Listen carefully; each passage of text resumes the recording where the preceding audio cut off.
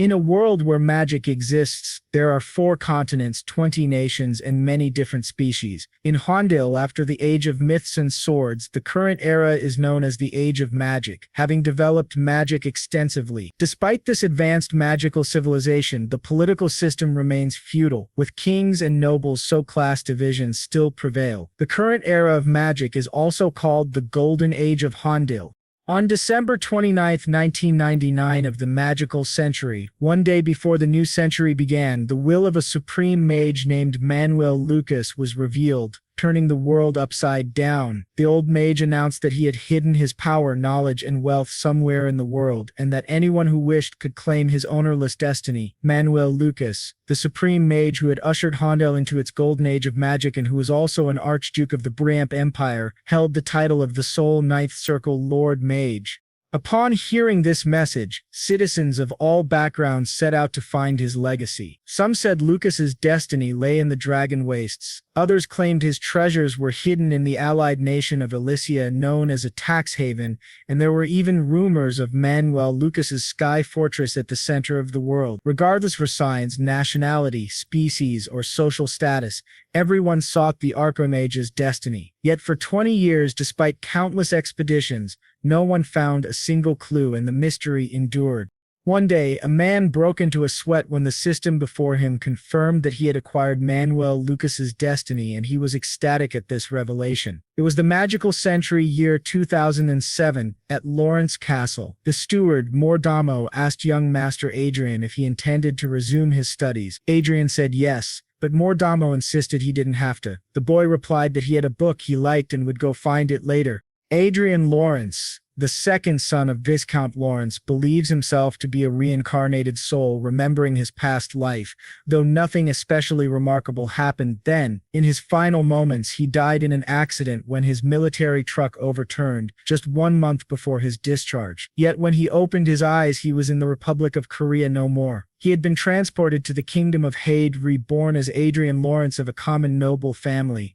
Confused at first, Adrian soon realized that his past experiences gave him a great advantage. He loved learning and excelled much earlier than his peers. His instructors praised him as exceptional. He gained recognition from those around him and met his father's expectations all at once. But such success also bred jealousy, and Adrian realized that despite Hondel's advanced civilization far beyond 20th century Earth, his earthly knowledge was of limited use. The only thing he could do was continually improve his own value, so he kept up his genius act.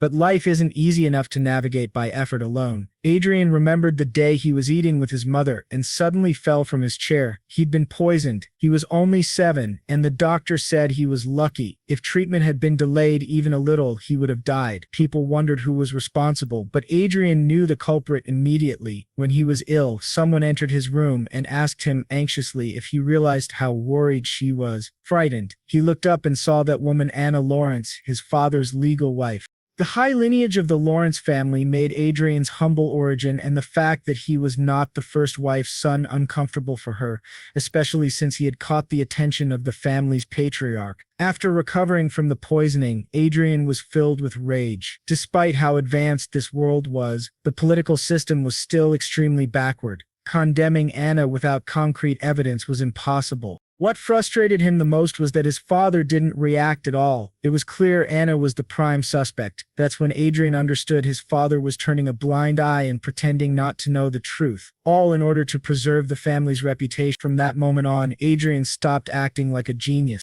About 10 years later, on May 1, 2019, Adrian was now 20 years old. He went to the same cafe he always visited. The staff asked each other if they recognized him and commented that he was the second son of the Lawrence family. Although he didn't look like a noble, he looked like a regular person. One of the staff told them to shut up and asked if she could help him.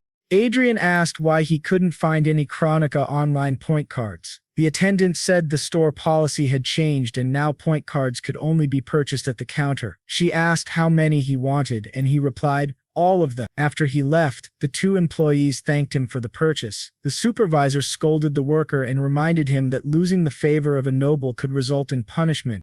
The male attendant, still puzzled, asked why someone like Adrian would come to the store personally when he could just send a servant. The woman replied that she didn't know either and was also surprised the first time he came in. The man asked how often he visited, and she said 2 or 3 times a month.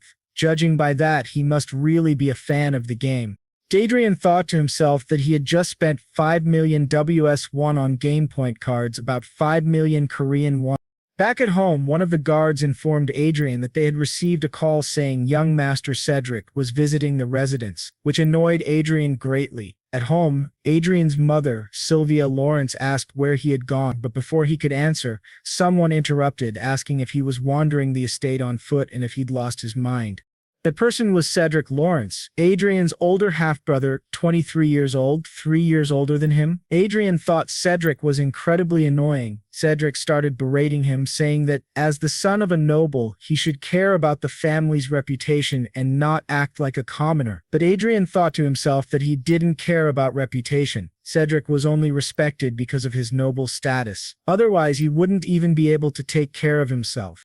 Adrian stayed quiet, knowing that if he argued back, it would drag on. Instead, he simply said that he had acted carelessly and would be more mindful next time. Cedric, still arrogant, said being a half-blood commoner was nothing to be proud of. Adrian asked what he was doing there. Cedric replied that their father wanted him to take over a business, specifically a FARS distribution enterprise, something Adrian had likely heard about. Adrian thought that noble families in Hondel, by Earth standards, were a powerful mix of conglomerates and politicians involved in many industries. The FARS distribution business was a key source of income tied to the mining sector, one of the industries managed by the Lawrence family.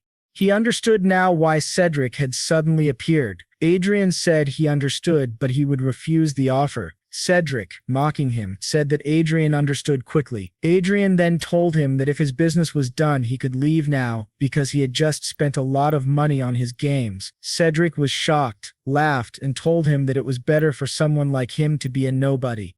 Adrian's mother, worried, asked if he would be okay. He said yes, staying out of family matters was safer. He thought back to how, ever since the poisoning incident, he had abandoned his genius image and isolated himself, minimizing contact even with his vassals. Maybe it was because his father had no interest in a concubine's son who no longer acted like a prodigy. Thanks to this attitude, Adrian hadn't faced any more life-threatening situations. For 10 years he had lived in the shadows, keeping a low profile. People in the mansion called him a game addict. There were even rumors that he had once been a genius, but now spent all his time gaming. Most of the servants under his authority were under the influence of the official wife, Anna, allowing her to speak freely in the household. Back in his room, Adrian picked up a VR headset. As he put it on, he thought to himself that everyone believed he was using games to escape reality, but they were completely wrong.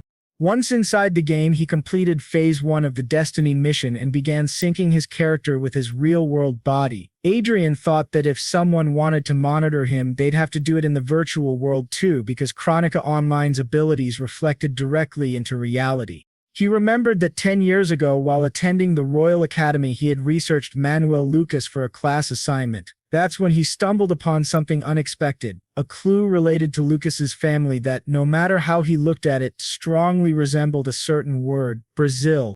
The word was Y, which made Adrian wonder how English could exist in this world. That led him to speculate that maybe Manuel Lucas was also from Earth. However, he told himself he couldn't jump to conclusions based on that alone. It could just be a coincidence. But it didn't take long for him to confirm that Archia Lucas was in fact from Earth. Adrian discovered that shortly before his death, Lucas had uttered a few final words expressing a wish to walk the beaches of California with Mary one more time. Although Adrian wasn't familiar with those place names, he had never heard of them before. This was the story of a great man and couldn't be ignored. The names written in the records by the butler who stayed with Lucas until his final moments confirmed Adrian's suspicion. This was no mere coincidence. The great Archduke of Hondel was an Earthling, just like Adrian. There was solid evidence proving his earthly origin. Lucas named his inventions using Earth-related names. For instance, he named an aura condensation device Washington, and called the first virtual reality device Hollywood. So Adrian used the knowledge from his past life on Earth to search for the destiny Lucas had left behind. He spent years searching and in the end finally found Manuel Lucas's destiny. Excited, Adrian exclaimed that he had finally done it. Now from this point on he could walk a path of flowers. But to his surprise, obtaining that destiny was far from easy. He had to fight numerous monsters, and since the virtual reality world was linked to his physical body, he felt real pain. He realized that after obtaining Lucas's destiny, his true suffering had only just begun. He wondered whether he could truly fight without fear, since the destiny of Archduke Lucas had been hidden in an unexpected location within the online world. In other words, within the virtual world Adrien called his own. Even though the virtual world was created to be as detailed as reality, a game was still a game. Usually he couldn't fully feel it because it was filtered, but in his case he felt real pain and struggled every time he fought. This was a seemingly impossible story to acquire Manuel Lucas's destiny. He had to synchronize the game with real life. Who would ever believe him if he told them that? At that moment, a goblin appeared and attacked him. Adrien managed to dodge, counterattacked, and defeated it. That was how he reached level 10. Now he could change his class and had officially completed the first stage of the Destiny quest. He was then transported to a secret space by the main god Ariel. After receiving several notifications, Adrien thought to himself that he had finally reached level 10 and completed stage 1. Basically, the abilities from Chronicle Online were now reflecting into real life. Everything he earned in the game would transfer to reality. Suddenly, a door appeared behind him, and a prompt asked if he wanted to go to the second floor of Manuel Lucas's magic tower. Adrien replied, "Of course," and opened the door. Inside was a gigantic library, very different from the empty first floor. There were many bookshelves filled with books. In the corner, he saw a treasure chest. When he opened it, he received 5 billion lote and was prompted to input his account number to receive the deposit. Adrien thought that finally, a prize that felt like a real reward had appeared, but even though he couldn't claim all that money in reality, the true value of the destiny wasn't the wealth, it was the magic circle he obtained. He had now changed his class to a mage, and the magic circle had perfectly bound to his real body. The system warned him not to log out, as his synchronized body could suffer serious damage if disconnected by force. He realized that up until now he thought the MP bar shown alongside HP was just mana, but he had never actually felt mana in real life. Now, with the creation of the magic circle, he could clearly feel the presence of mana in his chest. It hadn't been an easy process. This, he realized, was the true power of destiny, the synchronization between the game and the real world. Now that he had formed the first circle, he wondered if he could learn a technique that complemented it. When he reached for a book, a window appeared asking if he wanted to view the materials. Adrien thought it was very convenient, not needing to flip through all the books manually. It was just what you'd expect from the greatest mage in the world, Manuel Lucas. After a while, however, he began suffering from a splitting headache. While learning skills in magic just by touching books was convenient in games, the process of embedding those principles into his mind was extremely painful and uncomfortable.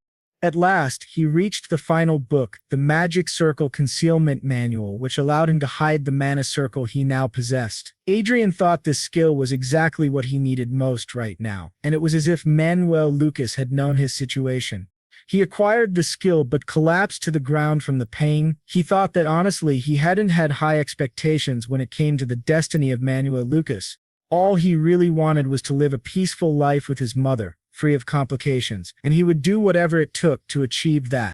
The next day, during a training session on the mansion grounds, a knight commented, "He's got more stamina than usual." Adrien asked, "You really think so?" The knight named Vice said that honestly he was surprised when Adrien said he wanted to train in swordsmanship. Adrien replied that his body had been feeling heavier lately and thought to himself truthfully, he thought that training his body in real life might help him in the game. But setting that aside, he could now feel the mana circle and his stamina improving. It seemed that improvements in his in-game stats were also having an effect in the real world. In other words, the skills he could use in the game were also usable in real life, which was insanely overpowered. Fortunately, he was able to solve the problem of hiding his mana circle from knights sensitive to mana using the mana circle concealment ability.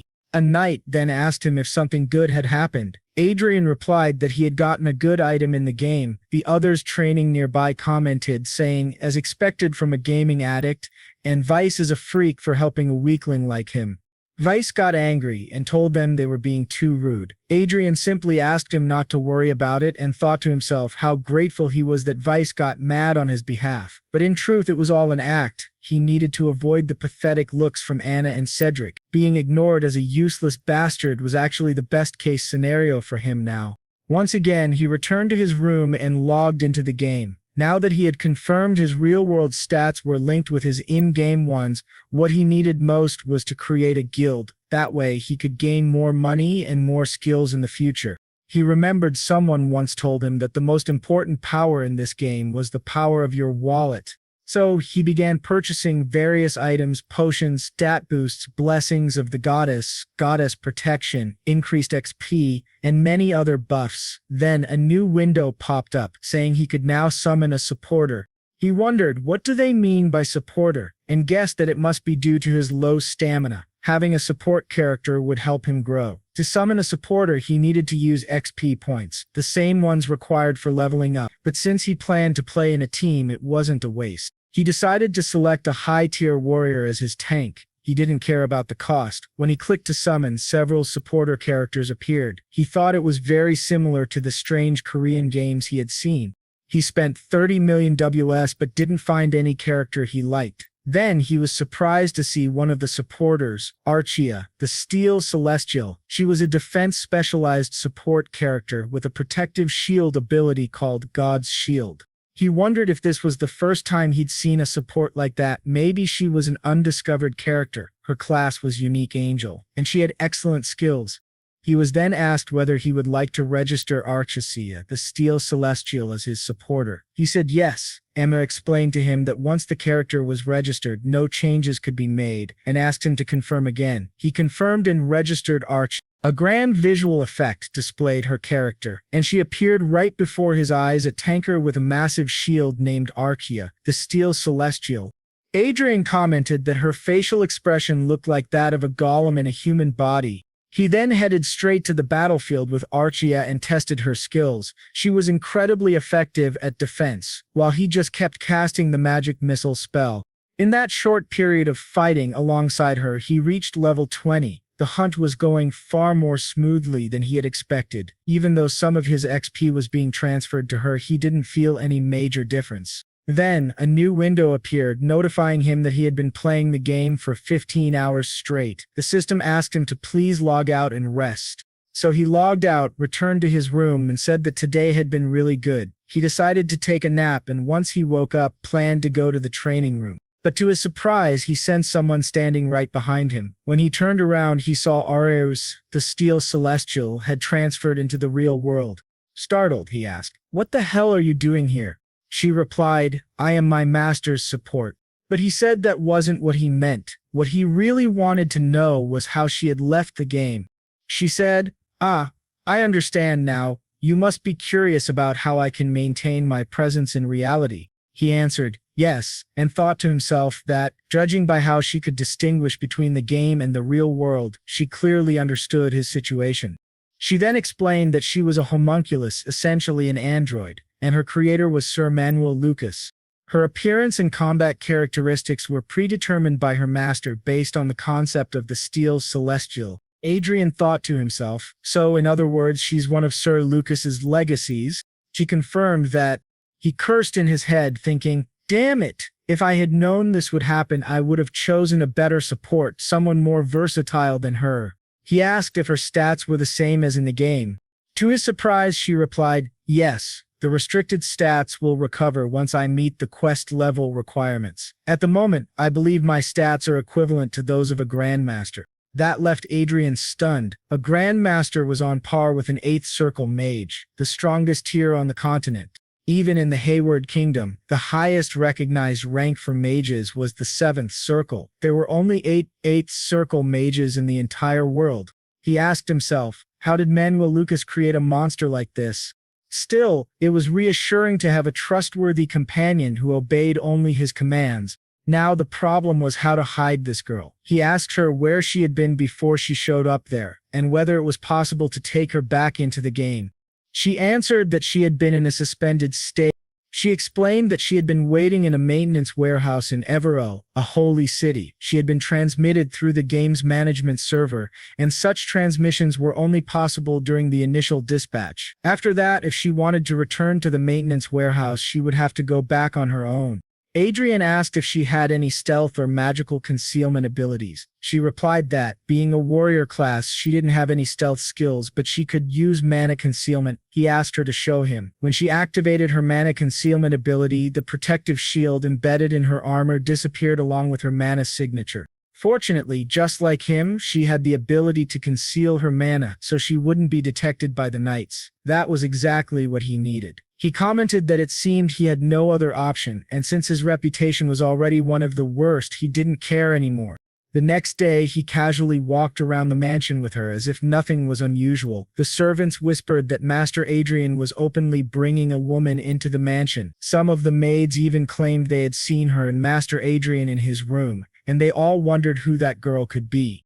When he went to speak with his mother, she was overjoyed and asked when he was going to marry, saying that the girl was very lovely. Embarrassed, he ran off and returned to his room to continue doing missions. Eventually, he reached level 30.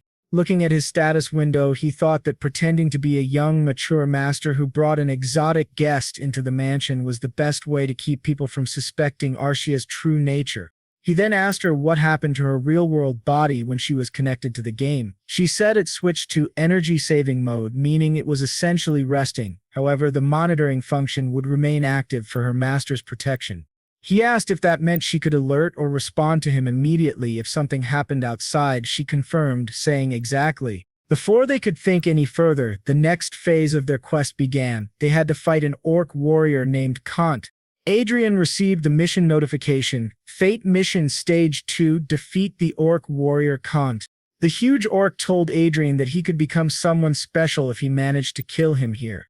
A warning window appeared stating that consumable items such as bombs and scrolls were prohibited during this battle. Adrien thought, so items that make hunting easier are banned. Looks like Manuel Lucas wants his disciple to grow stronger through raw skill alone. He called Archia and told her they were going to take down this orc. When the orc charged to attack, Archia raised her shield and blocked the massive blow. The monster seemed confused. While the orc was distracted, Adrien activated magic missile and launched it straight into the orc's eyes, scoring a critical hit. He thought to himself that thanks to his improved physical condition and high-quality equipment, the power of his magic missile surpassed that of a basic first circle spell. If this orc was a monster of the same level, it should be easy to defeat him. But to his surprise, the orc drew a sword and tried to finish him off. Archia managed to defend in time. Adrien shouted, "This is crazy." The orc, even blinded, kept charging at him without hesitation. He realized that the orc's HP bar hadn't even dropped to half yet. The orc began unleashing a flurry of blows at the two of them. Adrien thought he would die if even one of those hits landed. He was grateful that Archia was by his side. He admitted to himself that he would be lying if he said he didn't get nervous seeing such a powerful enemy coming straight at him. He had already died once, so he wasn't taking any chances. He activated Earth Shatter and a hole opened beneath the orc, causing him to fall into it. After knocking the orc down, Adrien reminded himself that at this level, he couldn't let fear get in the way. He had to clear this stage. He told Archia to let the orc stand again and then continued to launch attacks from various angles. After a long and intense battle, the orc warrior Kant finally dropped to 50% HP.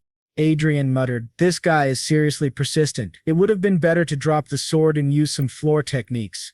As the orc charged at him once again, Adrien activated another magic missile and finally defeated the orc warrior, completing Stage 2 of the Fate mission. A notification appeared, conditions met to unlock the next area of the magic tower. The third floor of Manuel Lucas's tower has been opened. That night, in the office of Viscount Lawrence, the viscount stood by the window deep in thought. Someone entered the room and asked what he was thinking about, calling him darling. It was Adrien's father, Heiford Lawrence, and the woman was his wife, Anna Lawrence, his first wife. She asked why he was alone at that hour of the night. She wondered if it had something to do with the rumors that Adrien had brought a commoner woman into the mansion. Viscount Lawrence handed her a letter. Upon reading it, she realized it was a military summons. Tensions with the Crocan Empire had escalated, and there was now a strong possibility of war. Each territory had been instructed to gather their local forces.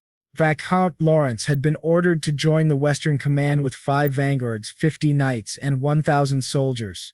Anna was shocked. She asked if he was considering sending Cedric, but she then pleaded, "Please send Adrien instead. He just plays games all day and does nothing else. As a member of the Lawrence family, shouldn't he start doing his part?"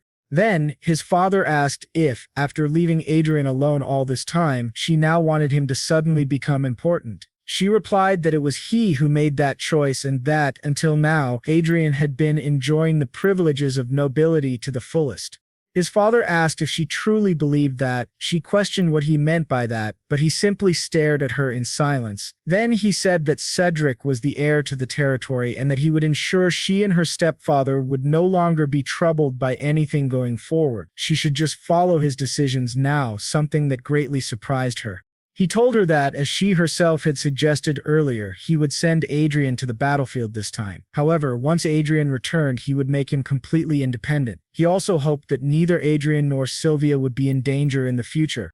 This would include surveillance and secret investigations. He asked her if that would be enough for her and then told her to stop interfering to let Adrien be free. The next morning, Adrien was training with a knight. The man remarked that Adrien's physical strength had improved drastically, thanks to their daily training. He said he could hardly believe such quick progress. If he had worked this hard in his own youth, he might have become a great man. But Adrien knew that his improvement came mostly from reaching level 30 and clearing the second stage of the Fate mission. The reward from the mission had been excellent, and most importantly, he had received a large sum of money and successfully formed his second magical circle. It was like having an inventory system in a game, his own treasure chest to hide items whenever necessary. If used well, it could serve more than just storage purposes. In fact, the game's stats had real-world effects. With enough effort, he could become a magician with the physical abilities of a knight. If he could fully absorb the stats granted by fate, he could become a monster far more terrifying than Archmage Lucas. Just then the butler arrived and called out to Adrien, informing him that his lordship had summoned him to the castle. Adrien was surprised and wondered why they were calling him now. Some time passed, and Adrien was now in the Lawrence castle, standing in the office of the family patriarch. He wondered why he had been summoned, but before anything could be said, his older brother Cedric began shouting at their father, demanding to know why that guy was being sent to represent the family on the battlefield. Their father explained that Cedric was the family's sole heir and he could not allow him to go to such a dangerous place. Adrien's mother then asked the father if he was saying that Adrien was less precious than the other son. Was the patriarch admitting there was a difference in value between them? Adrien realized he had been summoned just to hear this, which made him incredibly angry. Still, it wasn't entirely bad for him. He thought that anyone could enter the game as long as they had a headset, and since he was merely a stand-in for the heir, no one would dare mess with him. The most important thing now was to leave as quickly as possible to escape Anna's constant surveillance. He said he understood and that he would represent the family in battle. His father thanked him. Cedric, however, said he wouldn't say anything further since it was their father's decision, but warned that he wouldn't remain silent if Adrien brought shame to the family. Adrien found that amusing, his older brother who was staying home to rest warning him, the younger sibling who was heading off to battle. He thought Cedric had been coddled far too much as a child. Adrien said he would do his best, but before he left, the patriarch asked to speak with him privately. Adrien noted how the man asked the guards to leave and wondered what he wanted to say to him alone. His father began by saying that, if this operation went well, he would relocate Adrien and Sylvia to the royal capital. Adrien should consider it a reward for going in Cedric's place. There, he would be able to live freely, without interference from anyone.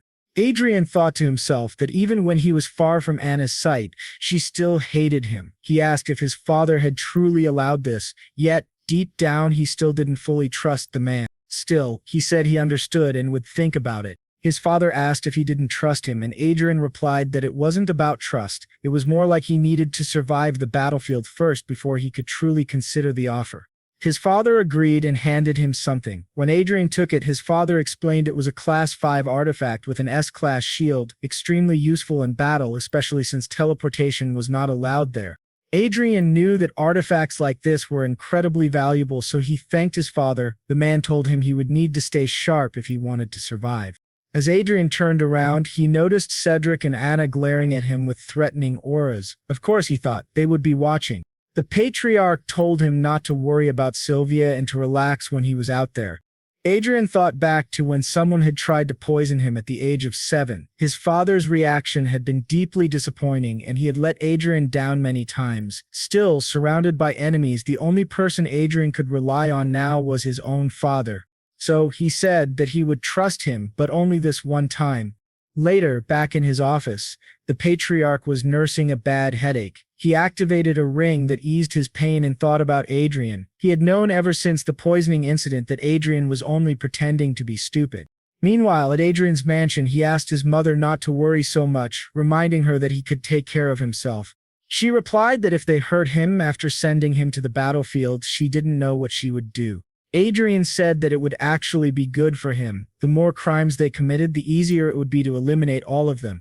This shocked his mother, and she asked what he meant by that and how he could speak that way. If anyone overheard them, they'd be punished. But Adrian replied that Archia was standing guard outside the door.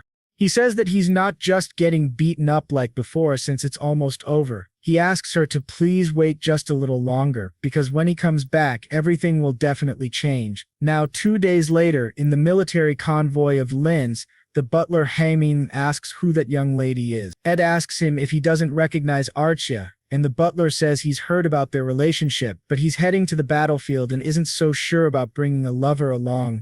Inside the conference room on the levitation train, Adrian says they'll still need to discuss Archia. He thinks that he can't leave her behind because she will save him if things go wrong, especially now that she has recently leveled up significantly and her attributes are close to those of an official knight. He still needs to improve his survival tactics. He spent 200 million in just 2 days of gaming and completed the 3rd level of the Luck Encounter quest with money. Now, he is about to reach the 4th stage. The rewards for the 3rd level each cost 100 billion. He obtained an omnipotent healing potion and 3 vials of elixir, which are now stored in his pocket dimension. He thinks it's the perfect reward for this situation, and he can't waste any more time there. He gets up and says he will rest in his room. He asks them to send a message when something happens. The others wonder what he's going to do, and he bluntly says he's going to play a bit, asking if that's a problem, which surprises everyone. One of them says that the rumors were true, which leaves her somewhat surprised, thinking that guy is a vanguard. He recalls that vanguards are a special force equipped with power armor and power swords. They are the centerpiece of war and are a key factor in evaluating a nation's military strength.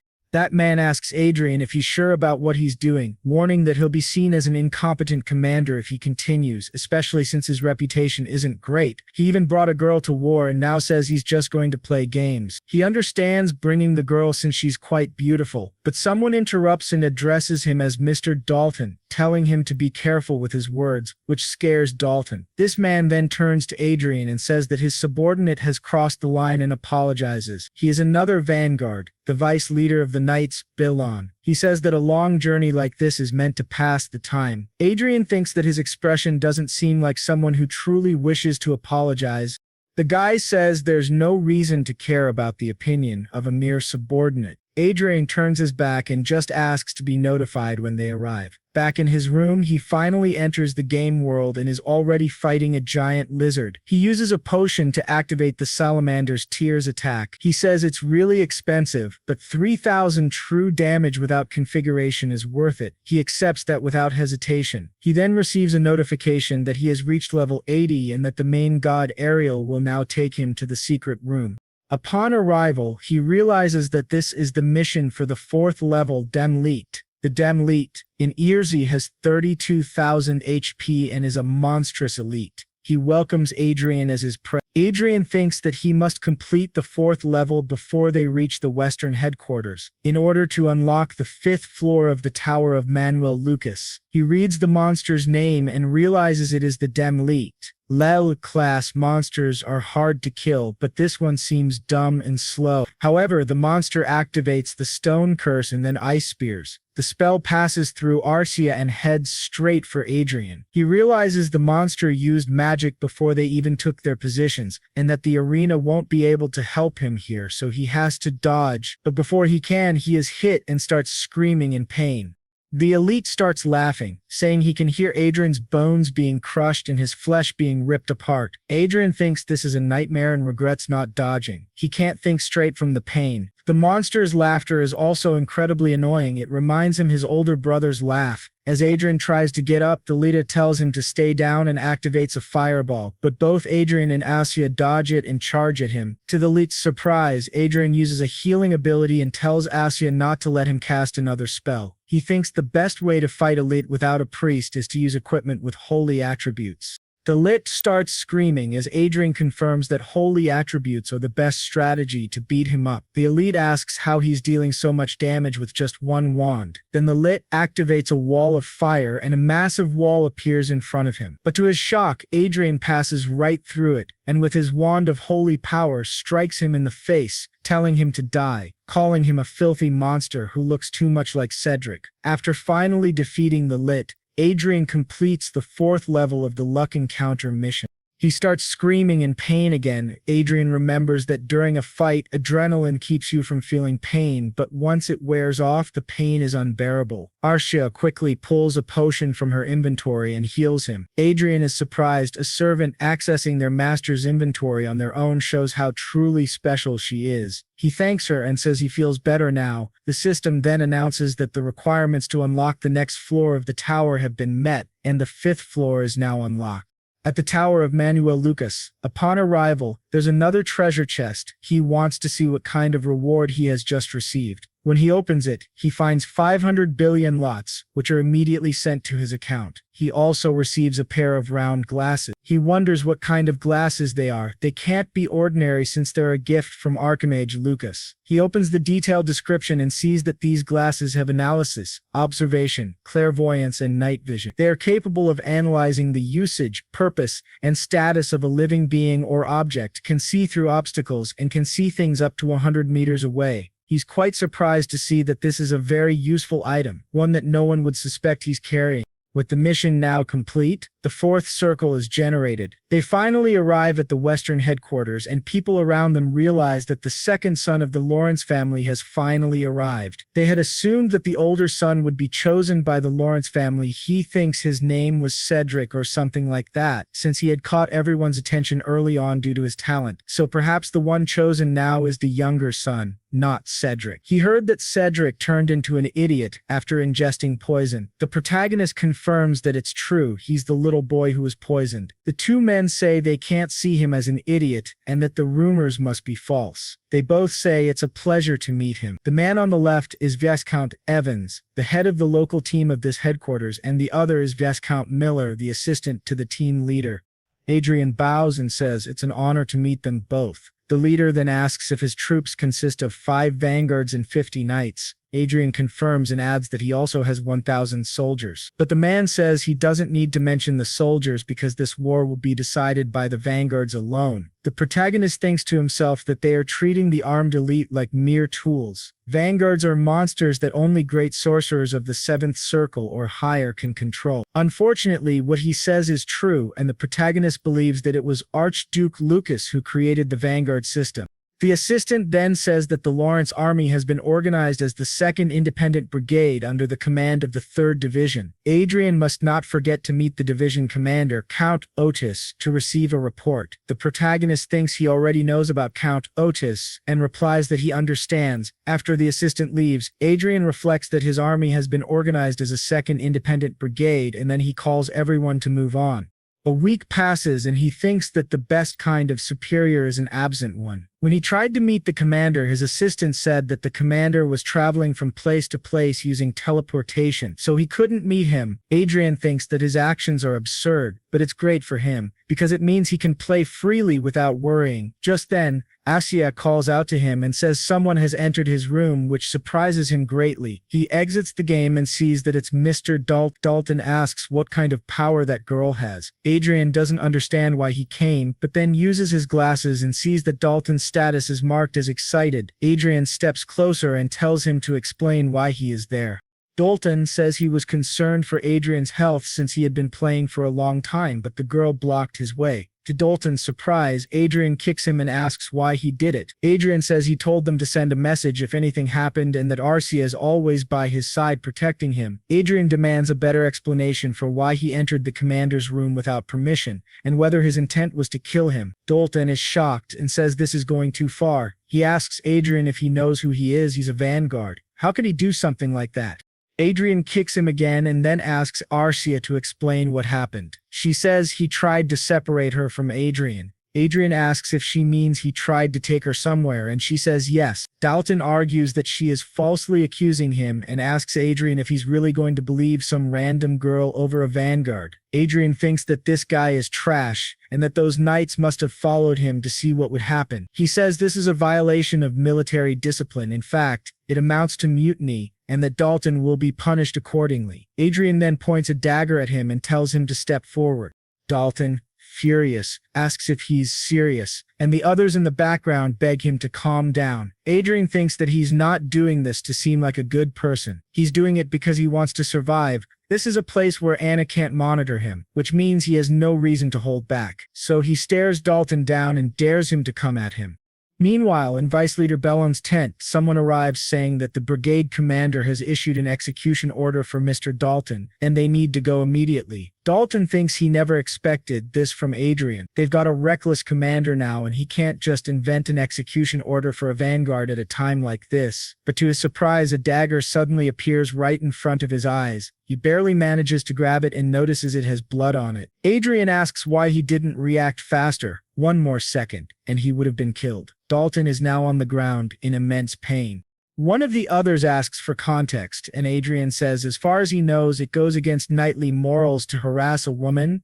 He asks the vice leader what he thinks, and the vice leader, clearly furious, demands to know what they've done. He then bows and admits that this happened because of his lack of tact, asking for forgiveness. While stepping on Dawson, he declares that Mr. Dawson is suspended from his position. He orders them to confiscate his armor and imprison him. Additionally, the three others involved will also spend some time in prison for insubordination and complicity.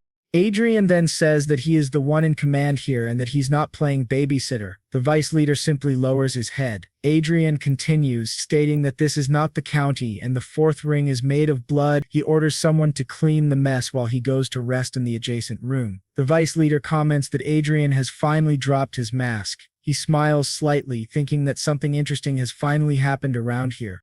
Once again, the boy locks himself in his room and resumes the game, fighting alongside Archia against more monsters. During the battle, he thinks about how he keeps targeting their weak points, yet they still manage to keep their distance. This is the knight fallen from Zenith, basically the boss of the 5th level. Charging toward them, he yells for them to die. Just as he is about to strike Adrien's neck, Adrien dodges. To the knight's surprise, Archia slams her shield right into his face. At that moment, the boy activates his magic, and strangely the knight smiles. He says that he is merely a stepping stone for Adrien's growth. With that, they defeat yet another enemy, and the 6th floor of the Tower of Manuel Lucas is unlocked. Upon reaching it, Adrien receives 2 trillion lots. He is becoming wealthier by the day. A new bank account is created for him in the Union Bank of Elysia. Adrien reflects that although it's an exaggeration, it's still very gratifying to see. However, he is surprised by 2 new notifications. He sees that he has received several new items: the scepter of Istro, the cloak of Istro, the armor of Istro, the shield of Istro, the short sword of Istro, the sword of Istro, and various other Istro equipment. Archia notes that the cloak and scepter are unique items that only he can use. The rest, he decides, will go to Archia. These are all incredible pieces of equipment, which is expected, considering they were crafted by Archduke Lucas. At that moment, he's informed of an intruder. He returns to reality as someone enters his room and apologizes for the intrusion. Adrien asks what's going on. The soldier explains that he sensed a powerful aura. The protagonist replies that he was just inspecting some artifacts and asks the man not to worry about it. The soldier apologizes again and leaves.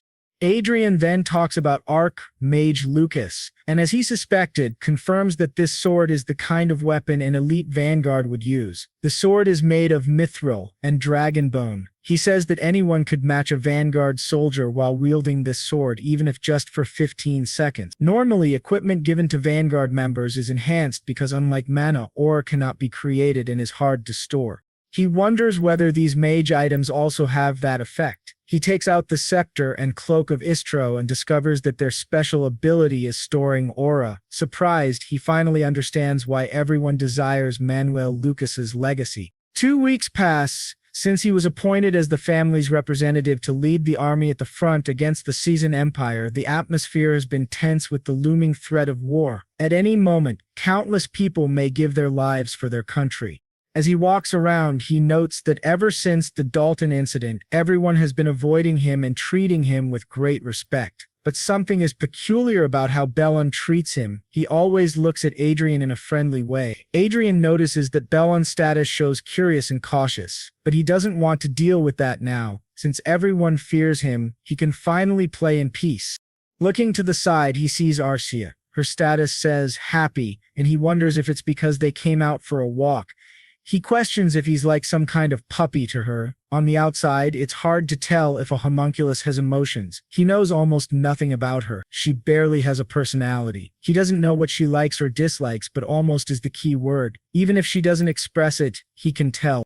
As he looks at her closely, her status changes to very happy. Later, when they return to the mansion, he tells her he's going out for a bit. She says she understands, but to his surprise, a soldier is staring at him. Adrien asks what the problem is. The soldier asks if they can have a drink together, if he doesn't mind, which surprises Adrien even more. He sees the soldier's status embarrassed and uncomfortable, and he thinks he understands what's going on.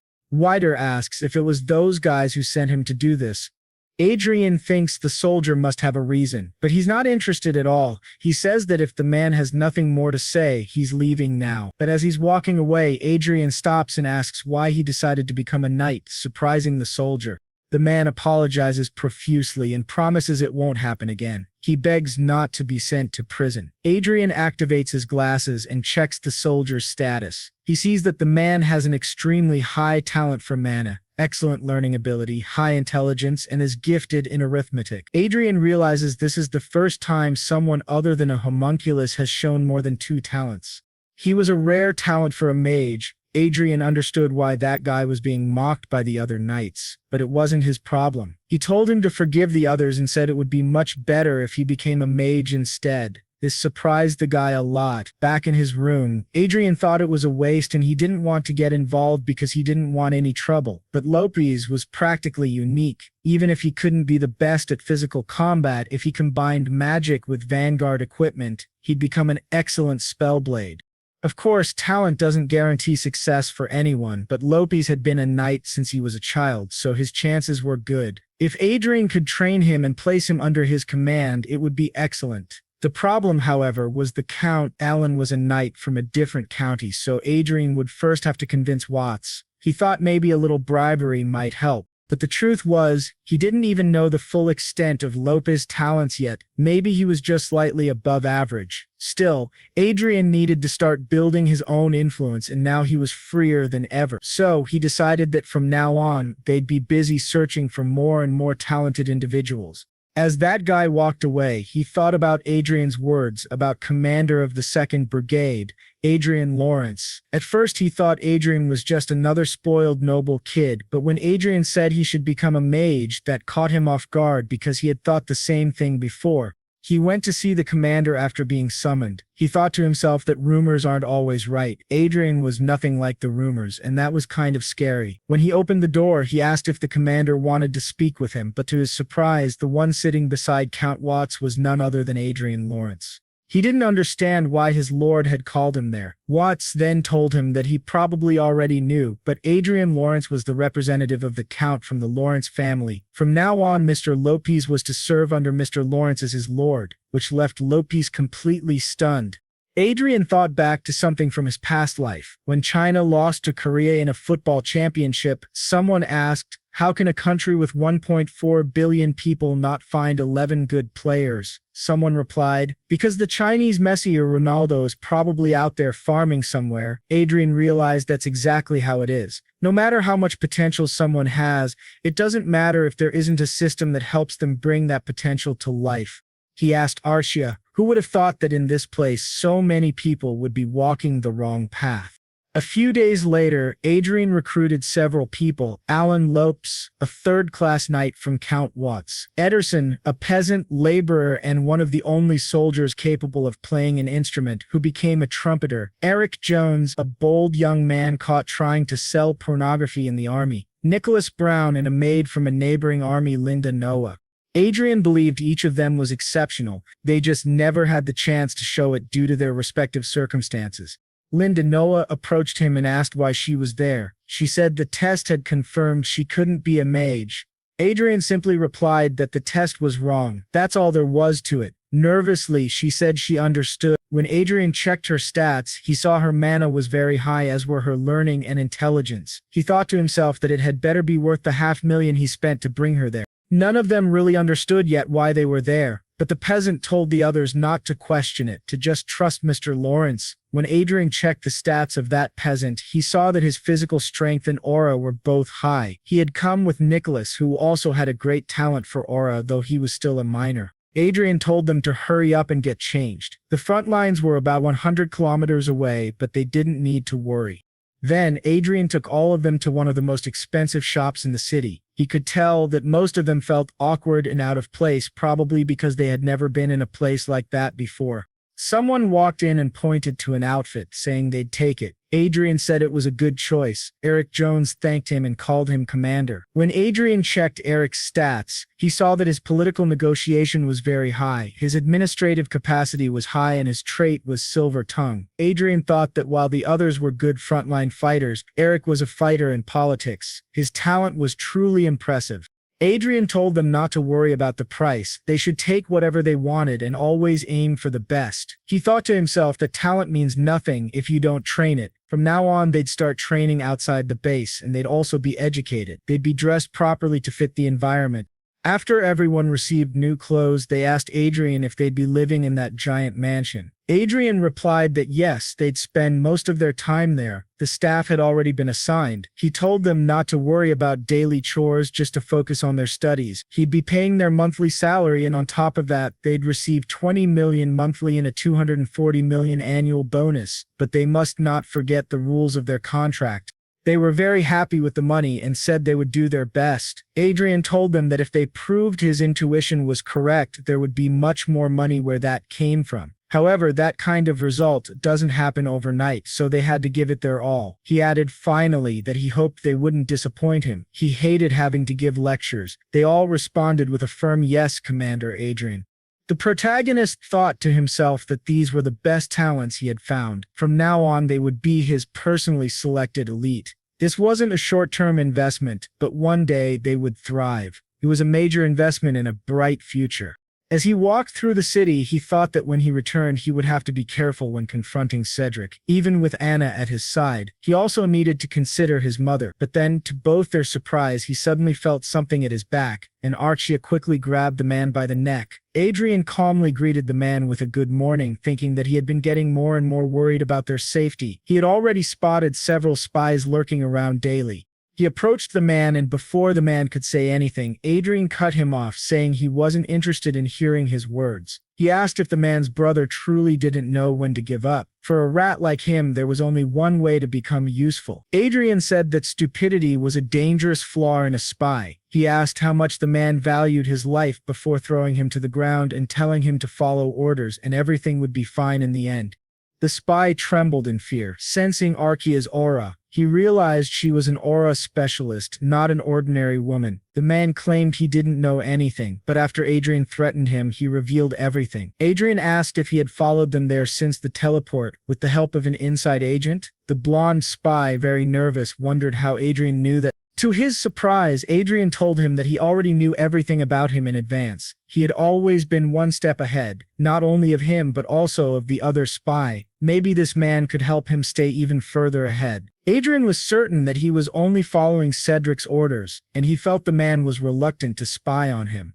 The man looked at Archia, visibly nervous. He asked Adrian if he was really planning to go against Master Cedric. Adrian gave him a sly smile, and the man said he couldn't do that. But at that moment, Adrian pointed a dagger at him and told him to save his words. If he feared death, then he must obey Adrian. If he wanted to live, The man responded, "Yes, young master." Adrian smiled and said, "That's what he liked to hear." Then he asked the man what he thought about working for him instead. He told him not to worry, he would never put him in danger. He always considered himself a merciful man. All he wanted was for him to write false reports. His little friend would be arrested in his place. Adrian asked if he accepted, and the spy said yes.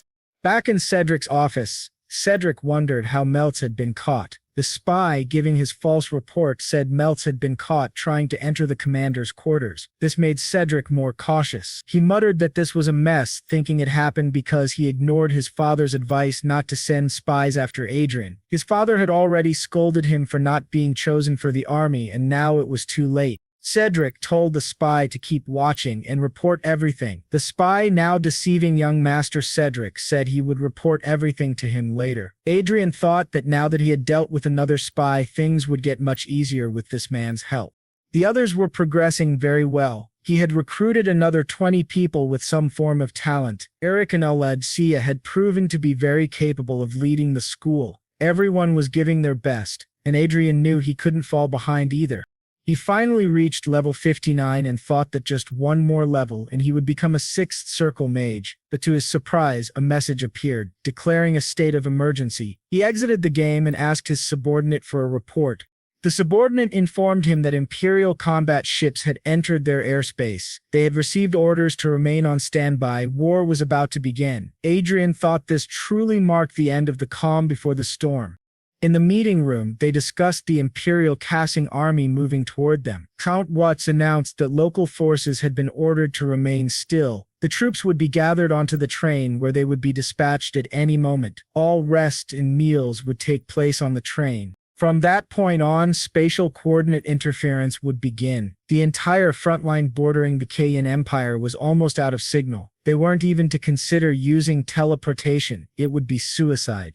From now on, all personal communication among the troops would be cut off. Except for the colonel and higher ranks, only radio communication would be allowed, and this applied directly to Adrian as well. Watts warned him not to stay in a room without a radio. Then Count Watts stood and told everyone that this was war, and they had to be ready at all times. Adrian thought to himself that the war had finally begun. He had just leveled up again, reaching level 160, and believed that now he would finally attain the 6th circle. He thought that in the end it was worth playing a bit, even though he remembered that other guy telling him not to play and to prepare for war. He felt a little guilty, but this was much more important to him. As a reward, he received more than 10 trillion lots, and the money he got was deposited in the Elysia Union Bank. He also received another reward, his sub-support, the supersonic Black Eagle, a gigantic eagle. He wondered if sub-supports were even supposed to exist in this game. This eagle was a combat support meant for an archer. He figured it might be easier to find correct information in reality than through the game system. When he returned to reality, he asked where the eagle was. He went outside to see if it was there. Stepping out of the spaceship, he thought the massive black eagle might appear the same way Archia once did, in a dramatic, chaotic entrance. But as he looked around, Archia noticed that the eagle was already approaching them directly. To everyone's surprise, the soldiers armed themselves and the brigade commander was told to dodge immediately, but the eagle landed right on top of the massive spaceship. The gigantic bird looked straight at Adrian and stood in front of him. Adrian gave the command for the soldiers to stand down, realizing that this was the supersonic Black Eagle. It was a chimera with the bones and legs of a black dragon and a body that could hardly be damaged, not even by an aura blade. With an ultra-high recovery rate, it had only one skill, shared vision. Like Archia, it would unlock other skills as it grew stronger. He patted the eagle and said that the most likely condition for gaining new skills must be completing missions. He wasn't sure how this suicidal dive-bombing behavior would be useful, but the shared vision was definitely a huge asset. It was like receiving information at the speed of light. A crowd began to gather around him, asking what that creature was. Adrian thought to himself that this was a mess. He was so focused on the Black Eagle that he didn't even notice the people forming around him. There wasn't much he could do now. So he asked the eagle if it wanted to stay by his side. The eagle nodded, confirming it did, and he began to pet it like they were best friends. Everyone was shocked, not understanding why the eagle wasn't attacking. Adrian, on the other hand, thought it was a little embarrassing and felt like the eagle might bite him later. It was then stated that after the war began, the situation didn't just spark small battles in other regions, it expanded across the entire western border. It had become a full-scale war, but thanks to that, his brigade was making its debut. Internet communication remained disabled, so he couldn't log into the game for now. To his surprise, someone came reporting that the vanguard pilot of the Crowing Empire was approaching. Adrien told them not to panic and to retreat the army into the initial formation. He also told Bilan to prepare the vanguards. Although many of these battles had occurred in the game, he didn't believe he would die so easily. The guy next to him just kept staring. Adrien asked what was wrong, but the man said it was nothing. Still, Adrien sensed enemy vanguards approaching and realized they were under attack. He told the 2nd Battalion to activate the energy shield, which surprised everyone. They quickly activated it just in time. To their shock, one of the enemy vanguards attacked them directly, causing a tremor in the spaceship. Adrien thought that the attack came from such a long distance and was unbelievably strong. This wasn't just a test. If they didn't have a 7th circle mage or higher, it was obvious they wouldn't survive this kind of battle. He asked for a status report, and the ship's operators informed him that the 2nd Battalion's energy shield was gone. It would take 90 seconds to recover. Adrien thought that the shield, which was supposed to protect everyone, was destroyed by a single attack. Archduke Lucas should have crafted some magical equipment for them, but Adrien didn't need to envy the enemy vanguard. If he reached the max level in the game, he would reach the 9th circle. Archia then asked if he was alright, and Adrien said yes. He thought that in the end he had an 8th circle grandmaster, Archia, right by his side. The vice commander commented that they had managed to survive, and if it weren't for Adrien, they would all be dead. Adrien replied that he was just lucky, but he hoped he wouldn't have to go back on his words. Now, he had to think about how to defend or counterattack. The size of their offensive forces wasn't all that different, but the issue was the enemy's fortress. The Crowing Empire had 2 fortresses in the sky, but they were significantly smaller than theirs, probably designed for a massive invasion. The vice commander said that unless the enemy had lost information, this was the first time they had used those fortresses. Adrien thought that in this war there were vanguards on the ground and fortified floating fortresses in the sky. The ground was completely devastated and all the variables seemed to be right there. To their surprise, the spaceships continued attacking. Adrien muttered that everything was a mess. Then he felt something else, a weapon detachment process. He asked what it was and what had just fallen. Some soldiers laughed, saying it had broken in the end, and it was honestly kind of funny, but Adrien began receiving several notifications of magical power overload and realized this was bad. He quickly ordered a message to be sent to the fortress because a total suicide attack was about to occur. To their shock, that suicide attack actually happened. A massive explosion took over the sky. Now, in the Sky Fortress, they received the message and realized it was a suicide attack. The commander orders an immediate evacuation and commands them to use anti-aircraft bullets, personal firearms, or anything else they have. Use everything. Meanwhile, the protagonist thinks he's going to break, so he activates the Great Shield on his ring, which covers his entire spaceship. In this way, they manage to protect themselves from the Great Explosion, but he thinks it was a close call. If he hadn't used the artifact his father gave him, they all would have died. He wonders about the Sky Fortress, but when he looks, he feels relieved. They didn't fall as they quickly retreated. If the Sky Fortress and their allied forces had fallen, the enemy forces would have massacred everyone. He then requests them to check the status of the vanguards and the wounded soldiers. After the incident, Condietz is smiling a lot and thanking the boy for his hard work. His performance was excellent. If he hadn't noticed the enemy's suicide attack in advance, the damage would have been colossal. The enemies attempted suicide attacks on 3 battlefields simultaneously, but his unit was the only one to detect the anomaly early and successfully protected the fortress. He told the local commander that today's victory was thanks to him, and he's sure the boy will receive a great reward. The protagonist responds saying that's great. Then, Condietz says that it's up to a good leader to ensure his subordinates are rewarded when they contribute. The protagonist thinks that despite many people worshipping their superiors excessively, Condietz is reasonably decent. That Count mentions that there are some strange rumors circulating about him. Adder asks what kind of rumors, and they heard that the brigade commander Lawrence tamed a mysterious giant eagle along with his companion. They say the way he communicates with the eagle is truly mysterious. Edra asks if that's true, saying he didn't know, but then thinks to himself that he actually did. That guy continues, saying that once they are domesticated, they never betray their masters and don't hesitate to risk their lives to protect them. Edra feels happy that the Archmage Lucas based this on real-life species. If he had given him a flashy support creature without reason, people would have been irritated, asking what that thing was. It would have been hard to deal with. Condiats. Very happy, says that it's no different from a dog and can be called an eagle dog. Then Laterace asks if now that the enemy has retreated, he can use the internet. When he is told yes, he takes that as his reward. The boy is very happy, thinking he'll finally be able to play again.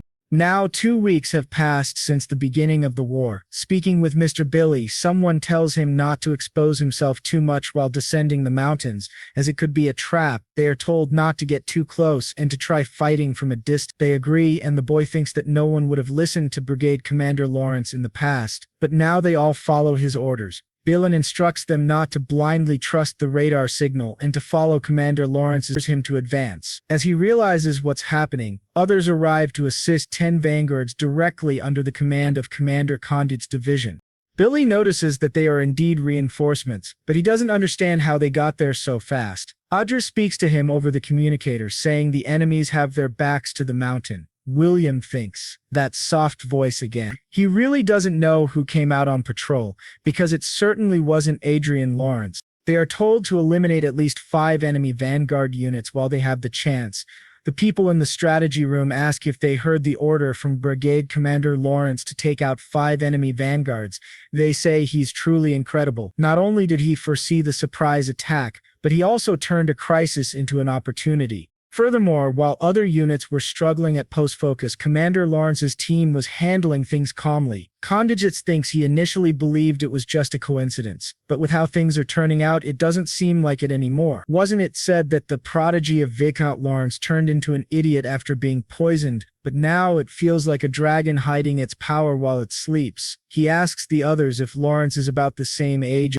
Michelle, if her family allows it, he would like to bring her there, which surprises everyone. Why would he want to offer his daughter to Adrian Lawrence? They say he already has a girlfriend and they're very close. He even took her to the battlefield. But Watt says that's not a problem, and if Michelle wants, she can be his mistress. They say Adrien is addicted to games, but Kodos defends him, asking if it's not better to be addicted to that than to drugs, alcohol, or women. He thinks to himself that he has already chosen Adrien as his son-in-law and no one will make him change his mind. However, some of the others say that considering Miss Michelle's fiery personality, if she hears that, they'll be in trouble. She's a bit hot-headed. Condats interrupts and says, enough about his daughter, they must send the performance report to the command corps, and they must make sure to highlight Commander Lawrence's major contribution. As the boy and Arcea are leaving, Billen asks to speak with him for a moment. Adrien agrees, asking if it's something important, and tells him to be quick. He notices that Billen's emotional condition has changed from curious and watchful to favorable and anxious. He wonders if it's because he saved him during the battle. Bilan then asks why he hides his strength. Many of his subordinates are worried about the future of the territory. If young Master Cedric becomes the Lord as things are going now, there will definitely be a crisis. He believes Cedric is unfit to be a lord. If Adrien has any intention of competing with his brother, Bilan would like to offer his full support, which greatly surprises the boy. He thinks to himself that the magical glasses don't show any false interactions, so this man isn't lying. Sir Bilan is one of his father's closest aides.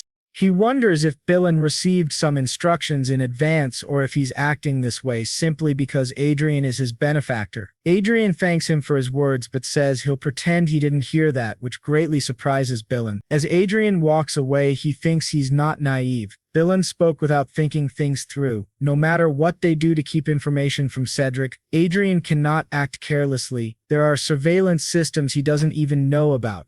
He thinks that he alone is more than enough, and the task of taking down and Cedric is entirely his. He has no intention of sharing that satisfaction with anyone. But for now, he will remember that there are people who are genuinely concerned about the beast within the territory. Thinking about it, he realizes he'll be awarded a medal for what happened. but he assumes it won't be a big deal. However, to his surprise, the man reading the list of contributions announces that the second son of the Lawrence family, Adrian, will receive the Golden Lion Medal, second class, awarded by Sias van Heerd, the 23rd king of the Hay Kingdom. All the soldiers around begin to celebrate.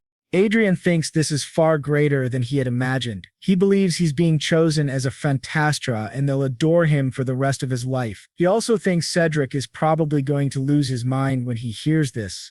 Back at home, after Cedric and his mother receive the news, Cedric says that everyone is talking about that idiot Adrien. If he had gone to war, all those merits would have been his. He asks what his father is saying about all this, and his mother tells him that his father is going to stay with that poor woman. Cedric says it seems like his father has been spending more and more time with her lately.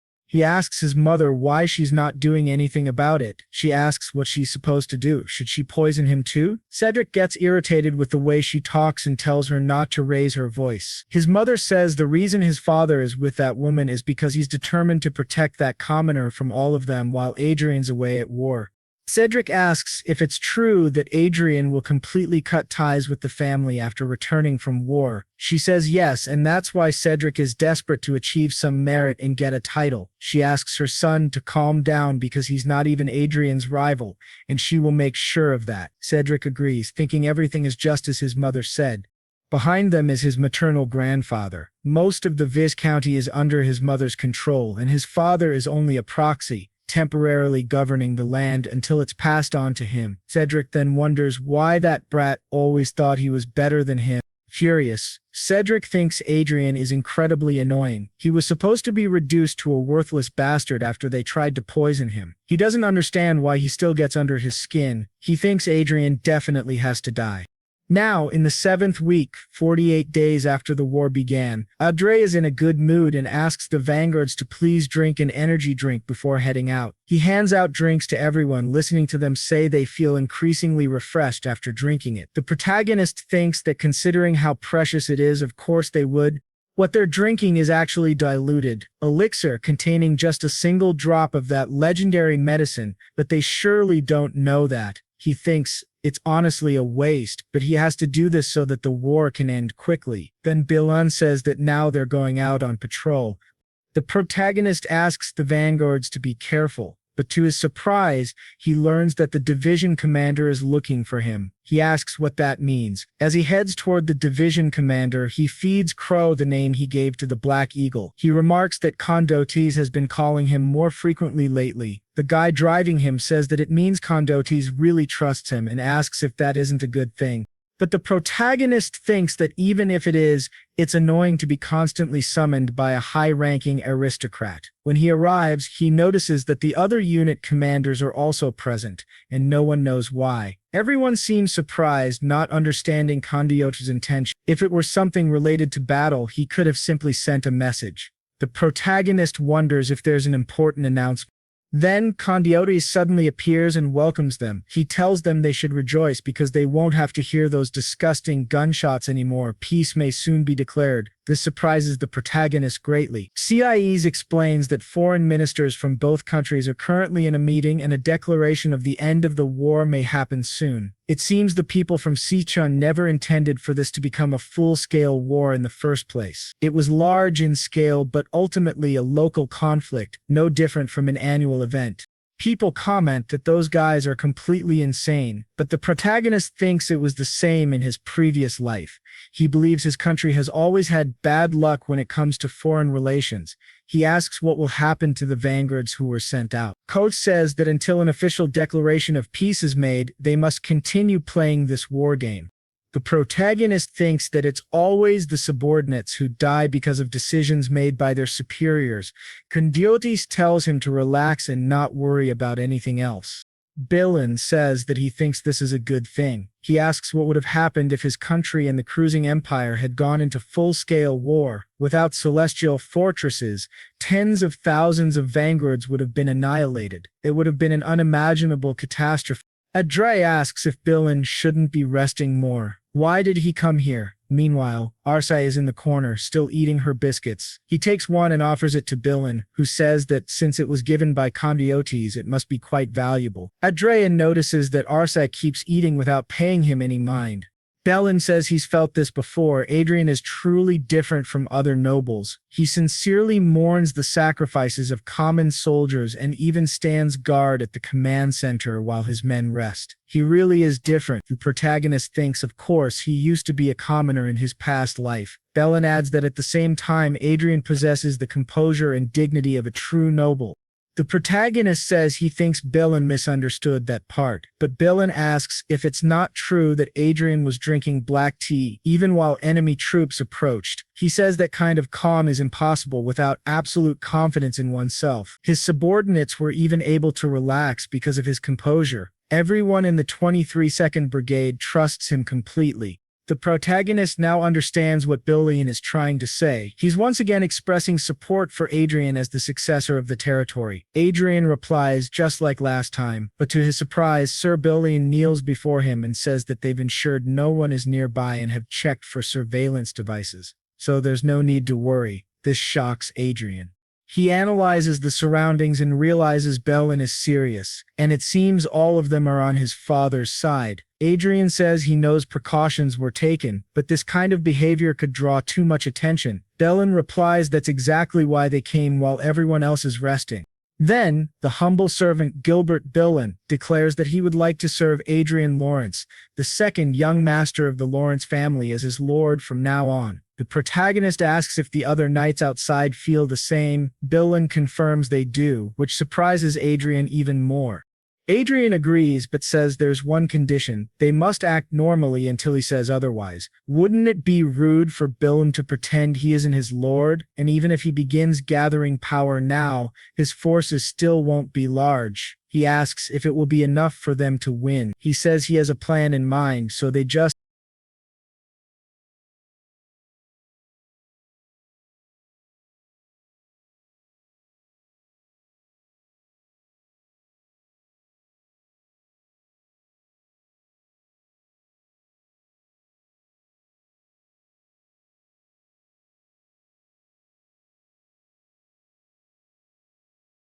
His lady plans to assign Sir Precious to him. Bellin believes it would be a good idea to recruit him in advance. This greatly surprises Adrien. He thinks about Sir Precious. Precious was originally the vice commander of the Lawrence Order of Knights, and with his superior skills he practically had He was considered a rival among all aura specialists with the exception of the knight commanders. But Adrien thought he had left the order because he was involved in the family's political struggle centered around Aneta. He wonders if someone like that is really coming back. Bellin says that maybe when he returns, many knights who were neutral might change their minds. Adrien thinks that Sir Precious was a typical warrior and a very popular knight. In other words, there is room to expand his power through him that might be enough to compete with Anna's and Cedric's forces. He realizes that recruiting Sir Precious isn't a bad idea, especially since he's a valuable talent outside of his immediate family. So he says that he needs to find him as soon as possible. He asks if Bellin could arrange a meeting between them. Discreetly, of course. Bellin says yes, he'll take care of it for him. Adrien thinks that soon he will have power, and that is certainly a good thing. However, his top priority isn't building his own power. His top priority is completing the next mission of the Lucky Encounter event, progressing in the game, and finally reaching the 7th circle today. But to everyone's surprise, the protagonist dies along with Archia, and even his new eagle dies too. The system announces that he was killed by a mysterious being. Then, the scene flashes back to a few minutes earlier, when they were still fighting that man. Adrien thought that even after hunting level 200 enemies, he had never experienced death before. He avoided dying in the game by overcoming difficulties, but if he were to die there, the pain would be beyond his imagination. He notices that Archia is being pushed back, something that had never happened before. She had always prioritized her safety in a fight. Then, as the eagle dives at the enemy, the man quickly defends against both and prepares to finish Adrien with his sword. His name is Death Knight Pasquiel. Facing him, Adrien realizes that he is not just an aura master, but also has a mission boss buff and an abnormally strong body. He is clearly on a completely different level. As a result, Adrien dies and respawns in a nearby village. Sitting on a bench in the village, he thinks the system is garbage. It shares all his senses. He can't even complain about the pain properly because there are too many people around. When he summons his support, Archia, she starts apologizing to Adrian, asks if she's okay, and if she feels pain, she replies that she does, but her senses in the game are far less intense than his. He thinks it's a relief, and reflects that he recruited her only because of her tank stats. The more he thinks about it, the more ashamed he feels for hiding his small body behind hers. That's why he wants to change his combat style. Fighting the Death Knight showed him the clear limits of his current fighting strategy. Archia blocks movement, the eagle blocks vision, and then he attacks by surprise. As a mage, he deals a lot of damage. It worked before, since they had many weapons, but this has a limit when facing someone like the Death Knight who's on the same level as Archia. That means the only way to keep enemies away during his casting time is by using the Black Eagle in combat. But he thinks about Archia's defense against the Death Knight and how, if he had more consistent damage output to support her while he casts spells, that would be the ideal combat style. He comes up with 3 possible solutions. Use lower-level magic circles. That would reduce casting time, though at the cost of power, but the casting rate would be higher. 2. Use the Black Eagle as a warrior instead of a support unit. 3. Archia should stop relying solely on her shield for defense and start using offensive tactics. However, the first option basically nerfs him, so the second and third are better. He tells Archia it won't be easy. Then they go into a second battle against the Death Knight, but die miserably again. The eagle didn't do much damage, but its distraction was helpful, so he wonders if he should equip it with a chest plate. He thinks he must do everything he can to complete this trial and reach the 7th circle. Now, they enter the 3rd battle and die again. Adrian, furious, says this is terrible. Then he tells Archia that they've started to recognize the Death Knight's pattern and they must try new things to regain their edge. By the 5th battle, the Death Knight asks if he's fighting a bunch of acrobats. He clearly sees Adrian as very talented and asks why he doesn't just change classes. Adrian replies that he must be confused, but then asks if he's ever heard of a human bombarder and fires magic at him. Adrian tells him to die, but the Death Knight blocks it with his sword. Quickly, Archie attacks from below and Adrian says, "Perfect." But to his surprise, the Black Eagle can no longer lift him, and simply lands, dropping him to the ground. The Death Knight says it's good to see him down there. Adrian looks up at him, completely unsettled, and his head is cut off again. They tried many strategies to defeat the Death Knight, but failed every time. However, Adrian notices that the damage dealt increased in the last fight. He continues casting spells while dodging attacks, which remains his biggest challenge. Now he wants to try using better items. He focused on his reflexes instead of concentrating on casting spells. Once again, he was defeated. On the next attempt, he was already dodging much better, able to avoid the enemy's strike and cast 2 spells in his direction. Archia also attacked from the other side, but that guy still managed to finish them both. However, the protagonist gave a small smile, thinking that this battle confirmed something for him. He had tried to be an aggressive mage, which reduced his overall damage, but allowed him to survive longer on his own. The result was a 62-minute battle in which he dealt 84% of the damage to the Death Knight. He believes that if he keeps trying, he'll definitely succeed. He logs out and returns to his room, realizing that he's exceeded the connection time. He tells Archia that he thought they'd hit level 200 by now, but instead they're stuck in an unexpected place. While stretching, he notices that the world seems to be moving more slowly. Archia explains that experiencing death countless times has side effects, so it's normal to feel some changes.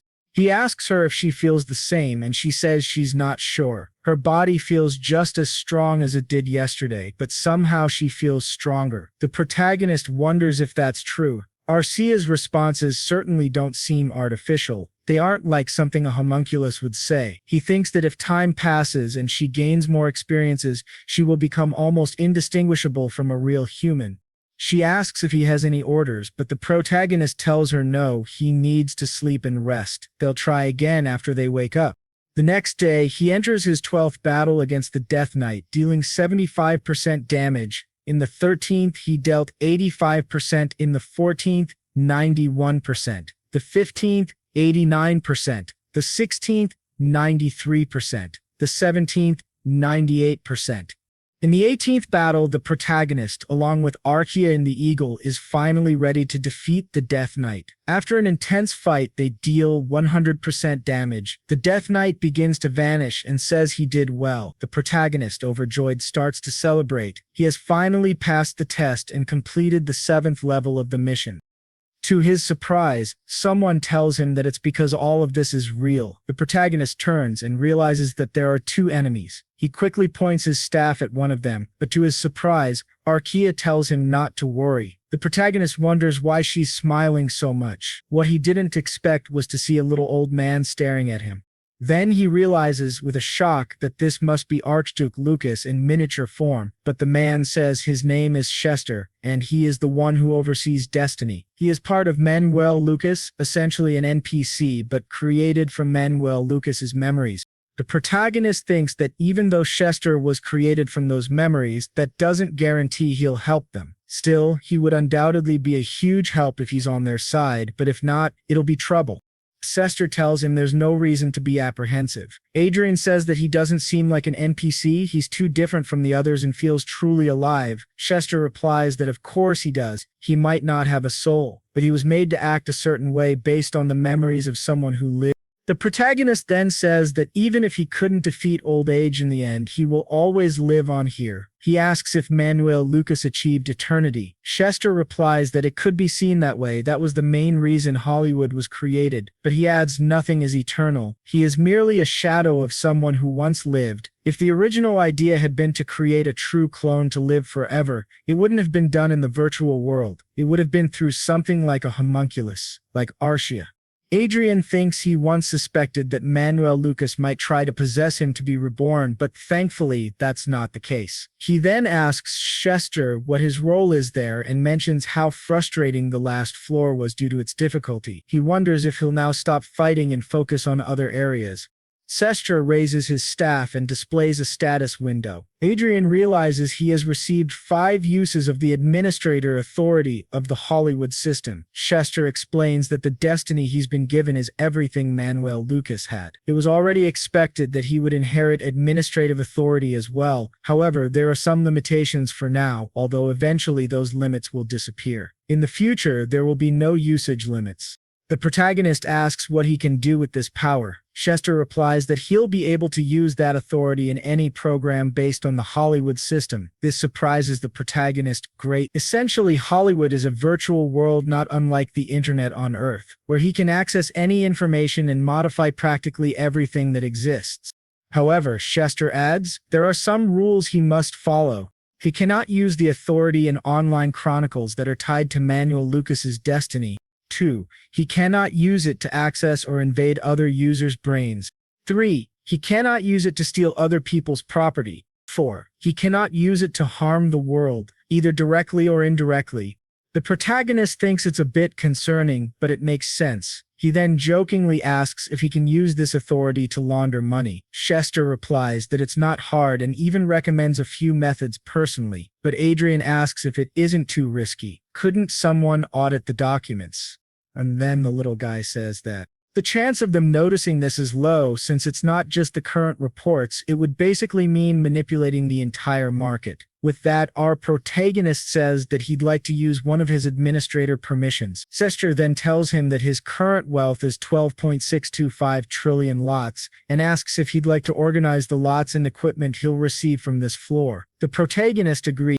Then Chester asks if there's anything else. The protagonist says that Archia needs a registration and it would be good to make her origin the holy city of Everil. Chester replies that of course, and that he will register her as someone whose family has passed away, marking her current status as orphan.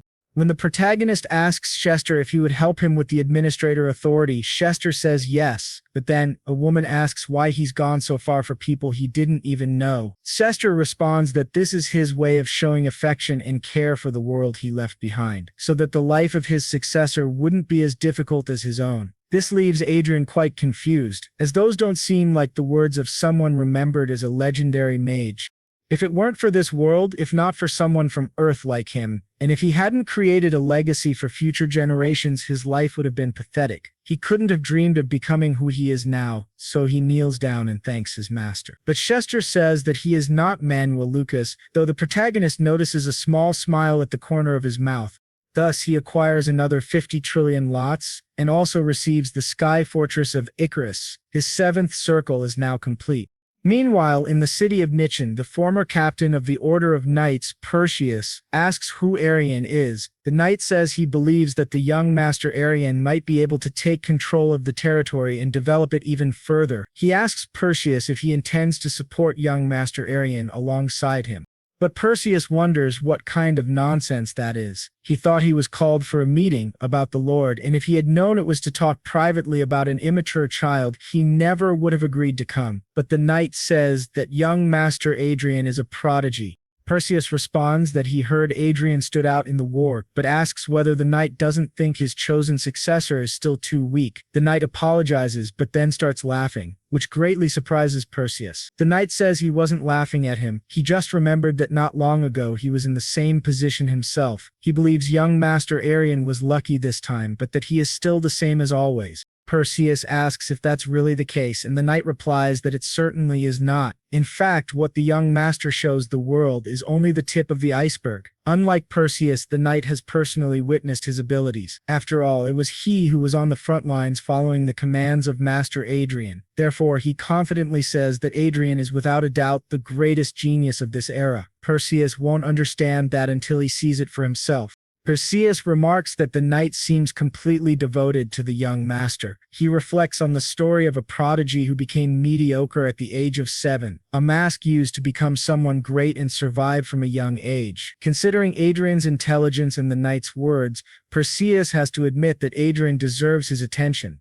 He then asks the knight Berlin what he wants to do. Berlin says Perseus should use his connections to convince the vassals to support young Master Adrien. Perseus says that it's a bit complicated, but still interesting. Berlin says he made a great decision, but Perseus responds that he hasn't decided anything yet. Before making any decisions, he should at least meet Adrien. So Balian says that young Master Adrien would be delighted to visit him soon and that he'll call him to share the news. While speaking with Adrien through communication magic, Perseus thinks to himself that Adrien is someone who spent over a decade hiding his power, waiting for the right moment for revenge.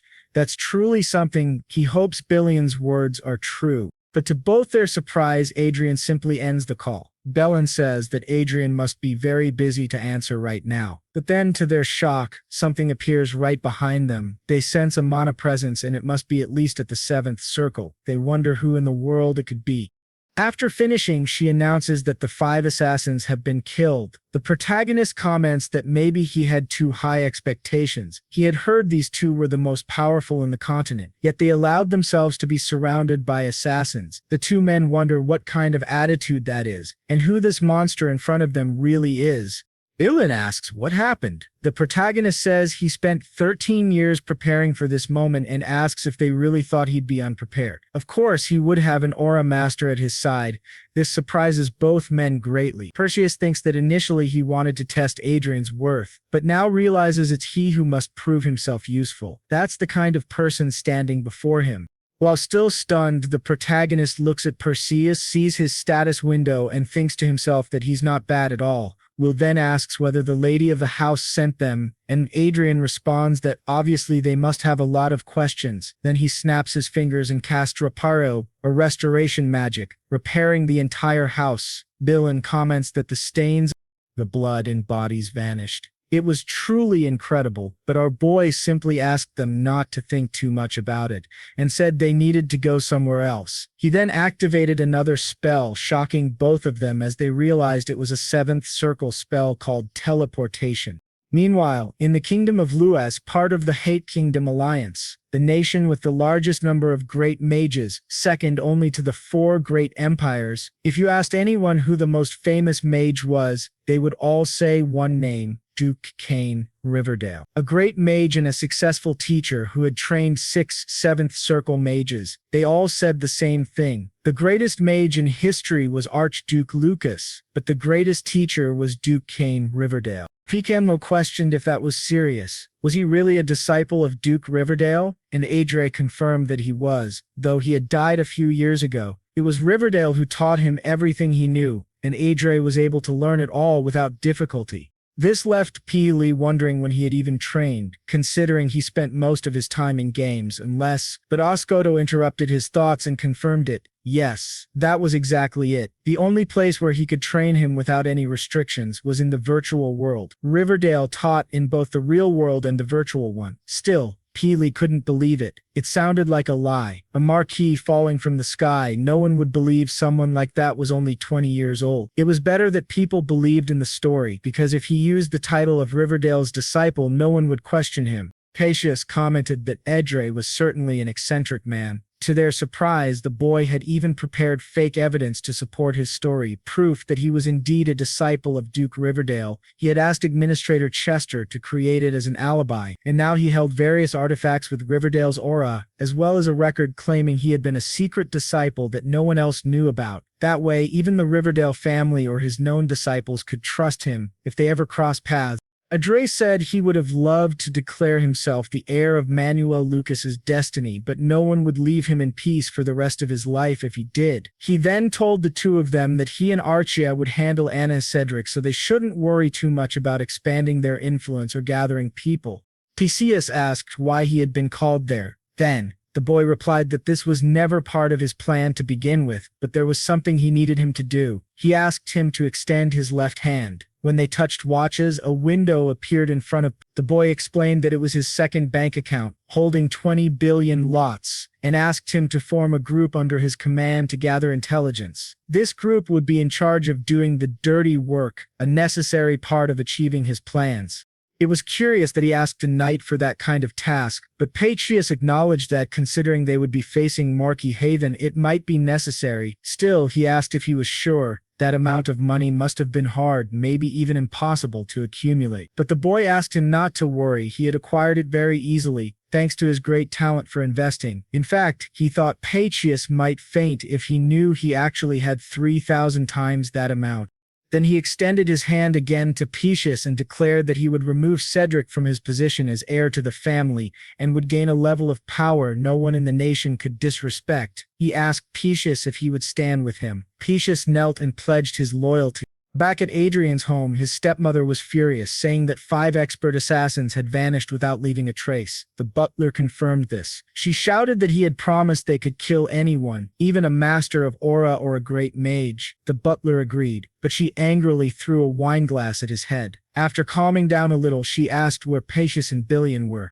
The butler said that Mr. Billion had returned to his unit, but Pacius had completely disappeared. She realized he must still be alive. Billion would have reported it if he were dead. She suspected those two were conspiring against her and couldn't ignore it. She remembered that her husband had told her to monitor Adrian and Sylvia closely. She felt she had no choice but to obey, because opposing Viscount Lawrence would be even worse. Still, if Billion and Pacius joined forces, they'd be unstoppable. She couldn't let them act freely because Cedric couldn't afford to have a rival. Time was running out. The butler asked if she wanted to deal with the Assassin's Guild again, since they had guaranteed they would finish the job. She questioned whether they should just kill Adrian, shocking the butler.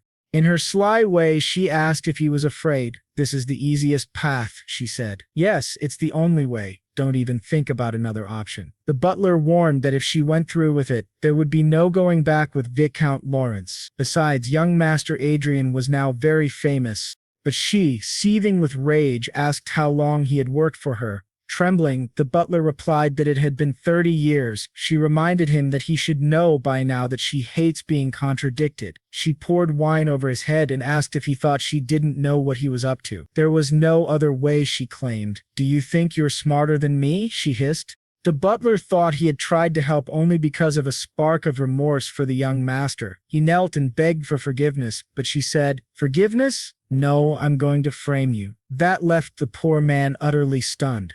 The Viscount is dying, and someone needs to take responsibility for it. All this time he had shown loyalty to her, so it would be easier this time. She asks him what's wrong and if he isn't loyal to her. Trembling, he replies that he understands and will prove his loyalty. She says that's the perfect answer and orders him to make sure they don't fail again, or else everyone will be killed.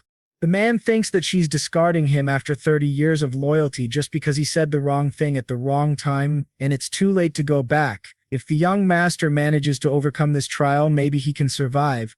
Meanwhile, at the house of Count Diotes, they are celebrating the victory of the 23rd Division. They say they can finally return, and Count Diotes says he never thought he would receive recognition, thanks to young Master Lawrence. He's truly looking forward to the ceremony. The men beside him say that their family status has also improved thanks to him. They assure him that they will be their family's heirs and invite him to visit any time, promising to welcome him with everything they have. Our protagonist thinks they're taking credit for what he did, but he understands this is normal. It all happened because His Excellency trusted him and supported him with his great wisdom. However, Count Diotes says it would have been better if the war had lasted a bit longer, which surprises our protagonist. He asks what he means, and Walton explains that if the war had continued, he would have received more recognition and possibly become a lord. But with the current situation, the compensation will be limited to him only. Our protagonist realizes there's a big difference between inheriting a title and earning one on your own. No matter how much he rises in rank, without a county of his own, he can't pass on his title. Seeing Count Diotes looking a bit down, he says he didn't fight expecting anything in return. Diotes replies that it's a real shame. He has so much potential but lacks an environment where he can truly shine. That makes him sad. Still, he asks the protagonist not to worry about that and says maybe he could get involved with his family, which surprises the boy greatly. Diotes says he has a daughter and that if the protagonist is willing, he could make that happen. Our protagonist smiles and thinks, wait, what? A daughter? Just like that? Diotes asks him to please think it over. He'll always be welcome. But the protagonist also recalls that Count Diotes' daughter is rumored to be a maniac. Still, he thinks that now he can finally return, and for Ina and Cedric, unexpected things are about to happen. Now, the day after the end of the war between Hay and Crescent, the provincial army was immediately disbanded. Back at the airbase, the soldiers thank our protagonist once again and tell him to visit whenever he can. Returning home, the boy logs into his game once again, thinking he's getting tired of leveling up like crazy every time he gets a bit of free time. The level requirement for the level 8 mission is 250, but his current level is only 202. It's been 10 days since he hit level 200, but he doesn't feel like he's making any progress. As he gets stronger, so do the monsters. The experience cap has increased as well, so it's no longer possible to level up once per day like before. He thinks the monster they just killed would require at least 5 people. Maybe he needs to recruit a new member for his group, but he shouldn't draw too much attention. Since he has a stroke of luck, it's better to advance slowly and steadily, eventually reaching the max level. He calls Archia, but she remains still, and he wonders what's wrong. Just then, a bird appears behind him. He asks what's going on, and suddenly he feels something. Looking around, he wonders if something happened outside. He quickly logs out and sees Archia fighting someone. He activates the large shield in his ring, and Archia says they're assassins, the same ones they dealt with last time. Adrian asks since when assassins use swords, and aura-infused ones at that. Archia replies she's not sure, but they're equipped with aura swords and armor, and there are 3 of them. Our protagonist remains calm despite 3 elite fighters trying to kill him. Archia says Mr. Bilwin was prepared for any attack and delayed them. Their vanguards are dealing with him now. Adrian thinks that if they have 5 vanguards, it shouldn't be hard. However, Archia says it won't be that easy, just as the roof of the ship is completely shattered. He looks up and sees a heavily armored golem. Archia says there are 6 in total. Our hero remarks that it seems the madam sent the devil after him instead of Bilan and Sir Perseus. He asks Archia if an aura sword should be enough. She says of course. He grabs his staff and Archia takes her sword. As the monster attacks, Adrian says it's pathetic she picked the wrong alpha. He then activates a flame explosion spell, burning the golems. Flying above the ship, he calls Archia to fight with him. Meanwhile, the assassin captain receives a call saying something isn't right and they must retreat now. The captain wonders how their plan failed so badly, but to everyone's surprise, 2 explosions send them flying. The man wonders, what kind of monster is hiding in the Lawrence family?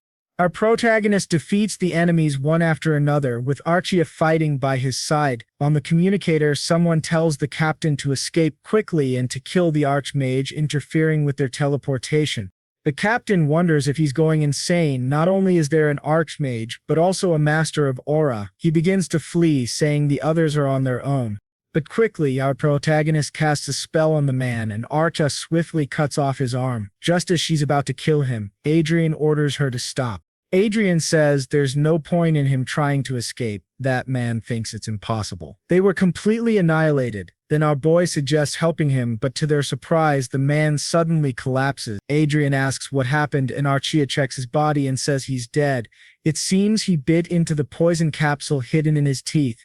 Adrien realizes he doesn't have much experience dealing with assassins and underestimated their determination. Meanwhile, the vanguards question whether young Master Lawrence is truly that strong and if the vice commander knew about it. Dayan responds that young Master Adrien is a disciple of Duke Verdile, which greatly surprises them. Dylan adds that not only they, but the entire family underestimated him. Everyone knows how incredible Duke Verdile is, but he believes young Master Adrien became this powerful because he's something special. He was making plans for the future while acting humbly and deceiving everyone around him just to survive. But now the tides have turned, and surely they should reconsider and join him. Adrien thinks to himself that Dylan is definitely skilled at influencing people.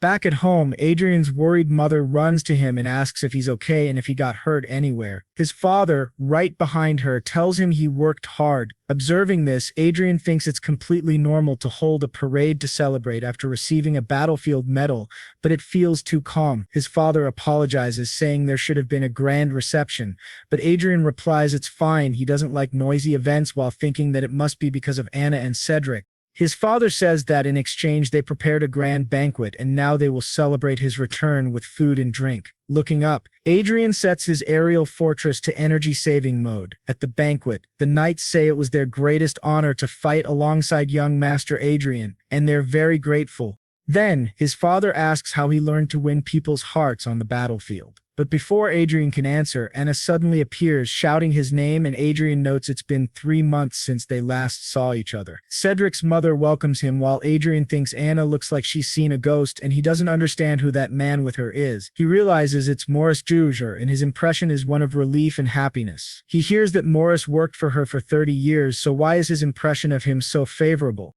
To Adrien's surprise, he notices that the one leading Enem and Cedric's faction is Commander Crone, whose impression of Adrien is hostile. Cedric comments that as someone bearing the family name, Adrien did a great job, though it's nothing special, and he should be praised. Adrien smiles, thinking it's nonsense. He'd love to cut their heads off right now, but he needs some justification first. After all the things these bastards did to him, how could he consider giving them a quick death? Cedric calls him a rude bastard and asks if he enjoys being praised. Adrien laughs and says he really thinks Cedric believes he'd be happy hearing compliments. He acts as if he's capable of anything, which surprises everyone, while Adrien thinks that what he truly wants is to create a scene and use it as justification so they'll deserve to die.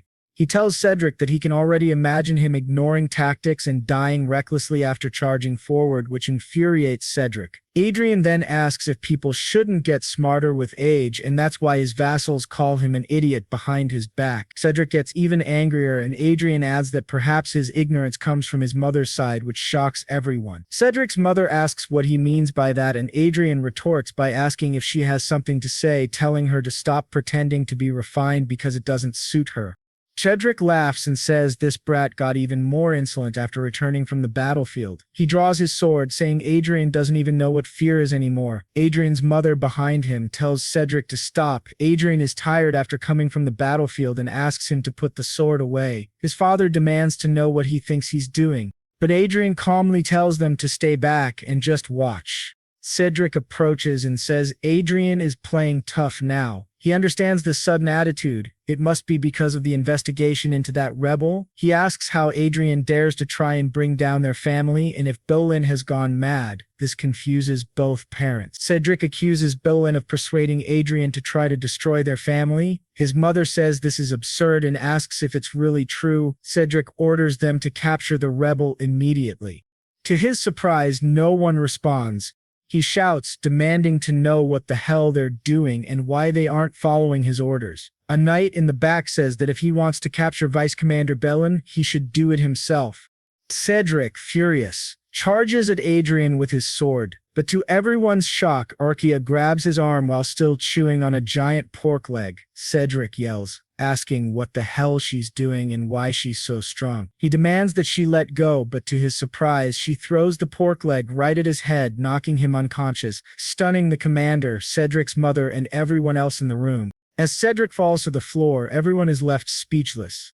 Adrien just smiles, looking down at the completely disoriented Cedric. But then from the back, their commander tells her to stop. If she crosses the line again, she'll answer to him. Adrien then asks if it's not him who's been crossing the line all this time, after everything he's done, so many things that he probably doesn't even remember. Cedric exclaimed that those bastards dared to hurt him and that they deserved to die. The commander agreed, stating that they indeed deserved death. However, as a vassal, he couldn't harm the second young master, a member of the Lord's family. Cedric questioned what he meant, and the commander clarified that the situation was different for the woman. He had no obligation to consider a commoner who laid hands on a noble. Pointing his sword at her, he questioned whether she thought she was a noble just because she was a noble's lover, and prepared to attack her. To his surprise, others defended her, prompting him to question their actions and demand they retreat immediately. Bellin intervened, stating he wouldn't have drawn his sword if he intended to retreat, and ordered the commander to step away from the Law of Alice. The commander, puzzled, wondered what the Law of Alice meant. He found it strange that even members of Cedric's faction sided with them. Noting that most of these individuals prioritized profit over loyalty, something felt amiss. Looking back, our protagonist noticed reinforcements had arrived. Cedric began to laugh, claiming it was too late for regrets, and that including Bellin, they would all be punished for their crimes. Our protagonist countered, stating they were in the presence of the Lord, and questioned how the Viscount's knights dared to oppose their lord. Cedric ordered the immediate subjugation of those bastards and commanded everyone to attack. Our protagonist assessed that, in terms of numbers, their forces had more soldiers, but they were properly armed, whereas Cedric's faction had over 10 well-equipped soldiers. If a large-scale battle erupted, it would be a one-sided massacre. The commander questioned the futility of their actions, suggesting Cedric had become intoxicated by his own victory and forgotten his position. He emphasized that the family system couldn't be altered due to Cedric's recklessness and that only their side would suffer casualties. The commander laughed, questioning whether he wouldn't be killed immediately. However, even if he survived, only hell awaited him. Our protagonist's father instructed him to use the artifact, and his trembling mother apologized. Cedric dismissed the idea of fleeing and ordered the others to attack. As they advanced, our protagonist labeled them as miserable fools rebelling against their lord and ordered the knights to protect their lord, surprising everyone. The commander questioned his actions, and Adrien declared that anyone could see they were the traitors and that they would end this situation immediately. He instructed Archia to leave those three to him and handle the rest, then removed the illusion magic. She complied, and to everyone's shock, she swiftly decapitated all those men, leaving the commander utterly stunned. Adrien remarked that Commander Crony had just said something interesting and that a traitor needed discipline. He then struck Crony in the face with his staff. Crony couldn't believe it. The woman was now an aura master, and this gaming addict had just inflicted damage on him. The commander declared that she was an aura master and that they needed to form a formation to confront her, urging them to remain calm as they could handle her. Adrien noted that, despite everything, the commander still managed to give instructions to his subordinates, showcasing his leadership. However, he asserted that nothing would change. The commander questioned what he meant. Our protagonist declared that he was a teacher about to impart a valuable lesson and began activating multiple buffs on himself. The commander realized that magicians could use magic 2 classes below their level without casting, meaning a 7th circle magician could use 5th circle magic without casting. Consequently, our protagonist used the memorize spell, thinking that once magicians became archmages, the so-called weakness of casting nearly vanished. Our female protagonist then unleashed a fiery explosion, burning the commander's body. After he collapsed, our protagonist approached the two trembling individuals, stating that they were going to have a lot of fun from now on and asked if they didn't think so. Despite his injuries, the commander lunged at our protagonist, who dodged and questioned why he got up, then proceeded to beat the commander in front of the two. After the commander fell dead, they wondered how it was possible and how Adrian Lawrence had become an archmage. Our protagonist approached them with a smirk, and they realized they were utterly doomed. Meanwhile, elsewhere, an old man declared that Adrien had dared to lay hands on his daughter Anna. This man was Raven Margrave, Anna's father and Cedric's grandfather. At the Margrave's residence, he watched all the footage of what had happened to his daughter and grandson. Infuriated, he noted that the video was spreading rapidly across various internet portals and platforms, and by tomorrow, most people would be aware of the situation. He dismissed the online chatter, stating that the opinions of commoners in the virtual world meant nothing. However, even among the nobility, some supported these speculations, though the most they could do was file complaints.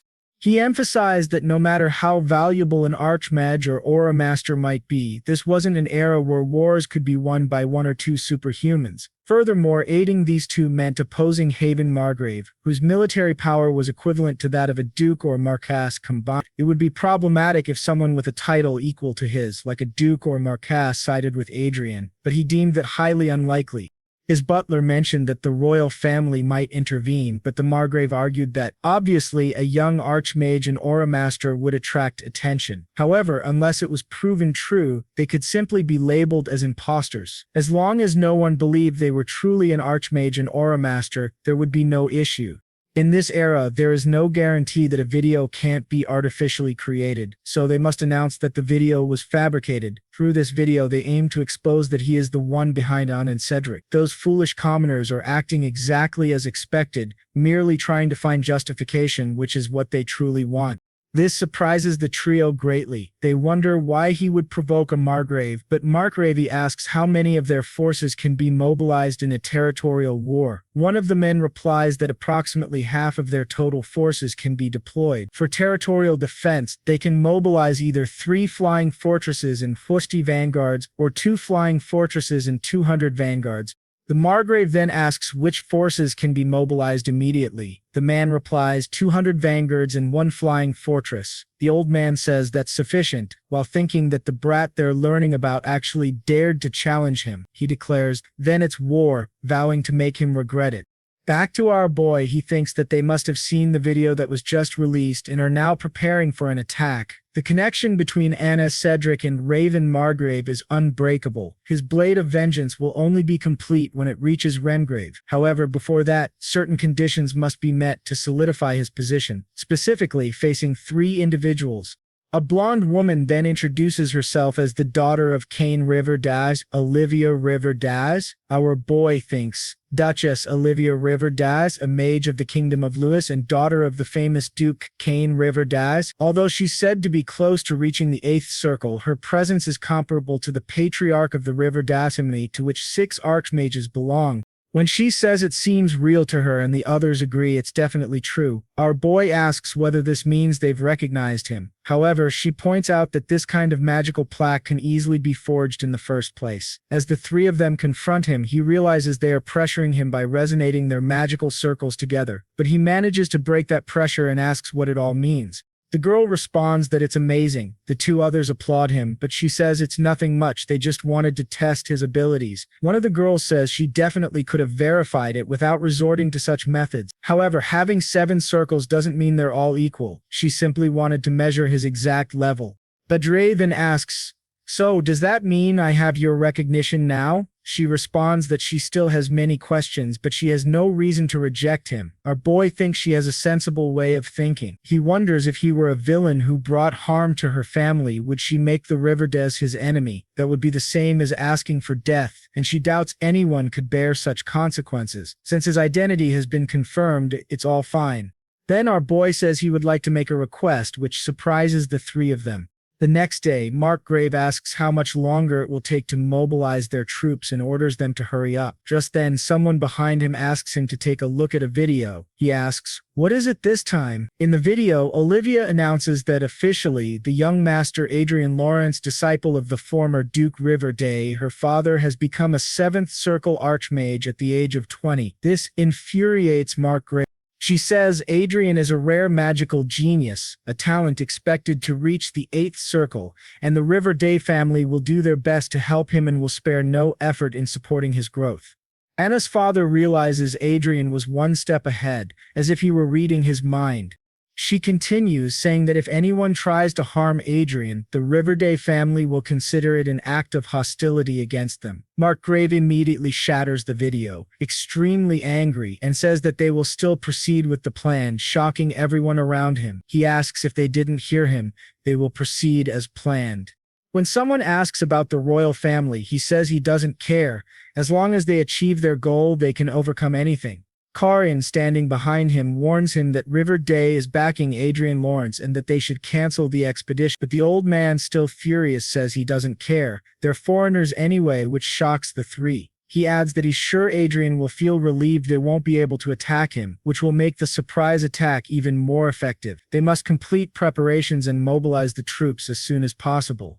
To his surprise, Adrian's eagle is silently watching them, relaying everything to Adrien. It flashes back a few moments earlier, with Olivia asking if he really wants to hold a press conference and whether that's what he's requesting. Adrien confirms, and she says she now understands the situation he's in. If he wants, she can offer him more support as a fellow disciple.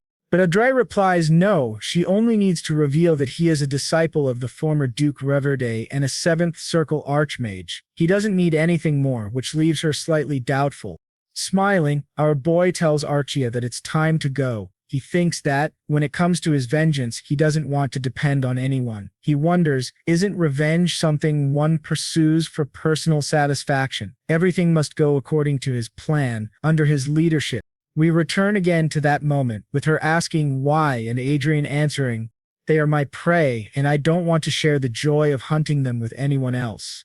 In the dungeons, they manage to break free and begin to flee. In Anna's hand is a key. As they run for their lives, she says that living like this is the same as being dead, and her father will never leave them alone. Cedric asks if they're really going to do this, but she replies, "What else can we do? We can't live like this." Cedric agrees, and she tells him to shut up and keep running. Now on the roof, she looks at the sky and clicks the key. A message appears and she is transported to the Airborne fortress. Upon arrival, they remove their cloaks and she says that the peasant is truly something, but she'll make sure he dies. If he really thinks she's going to stand by, he's wrong. With that flying fortress, she can destroy both him and the viscount. With her key, she activates the fortress. The system asks who she is and she responds, "Anna Lawrence, her identity is verified." When asked if she is trying to activate the fortress under threat, she says no. The activation is then completed. Anna orders the main cannon Firestorm to be prepared, aimed at Viscount Lawrence and fired on her command. But to her surprise, our boy tells her to shut up, saying she acted exactly as he predicted. He thanks her for unlocking the fortress's security. She wonders when he got inside, but to her shock, Archia has already defeated everyone and is holding Cedric. Our hero says that trying to shoot the Viscount with a flying fortress only adds to her list of crimes, and the Marquis Raven's troops are almost here. She and her brother will have to protect this land with their own bodies. This stuns her. Our boy says, "That's what I wanted to see. If you're guilty, then you should be nervous. Do you really think your crime should make you so proud?" He then throws her to the ground and says the fortress had many layers of security, but she kindly unlocked them all for him. Anna tells Adrien she's not sure what he's trying to do, but suggests they calm down and talk, as emotions are running high. But our hero isn't someone who tried to blow up a viscount just to talk. Then Archia starts beating Cedric. Our hero simply tells her to bring him over and she throws him beside his mother. Cedric asks why Adrien is doing this, since they're brothers. But our hero says that even brothers had a great shield above them. Archia then asks what they should do with the knights, who begin begging for forgiveness. Our hero suspects they're from Marquis Raven. He plans to send them back, but to their surprise, he simply opens the door and throws them out of the ship. He tells Archia he forgot to upload the video and asks her to edit and upload it for him. Meanwhile, the other two are banging on the barrier, begging to be released. With that, our boy says he will use media platforms politically. He posts the video of Anna aiming the fortress's main cannon at Viscount Lawrence's house. Upon seeing the video, Mark asks if he can just kill all the commoners making those stupid comments. Mardo says it's possible, but not easy. The site is under the jurisdiction of the Union of Elia, which doesn't release users' personal information unless it's a serious crime. The Marquess says those damned Elia people are truly stubborn. One of the men behind him says a flying fortress is fully operational with 200 vanguards and everyone is ready. The Marquess orders them not to fail and to depart now. The mages activate teleportation magic. As the ship vanishes, the Marquess watches and wonders if he should have gone in person. Meanwhile, his daughter, still inside the barrier, screams for her father not to come. Suddenly, above the Airborne fortress, the Marques's army appears in the sky. Our boy says, they've arrived. Inside the fortress, the monowave begins, shocking the two inside. They start screaming Adrian's name, apologizing, promising never to do anything again. But our hero says what he's doing now is something he learned in war. It's called a suicide bomb. With the Marques's army right above the flying fortress, the two scream in terror. Our boy raises his glass and waves goodbye to Madame Anna and Cedric, who watches from the sky as the fortress explodes with both of them inside.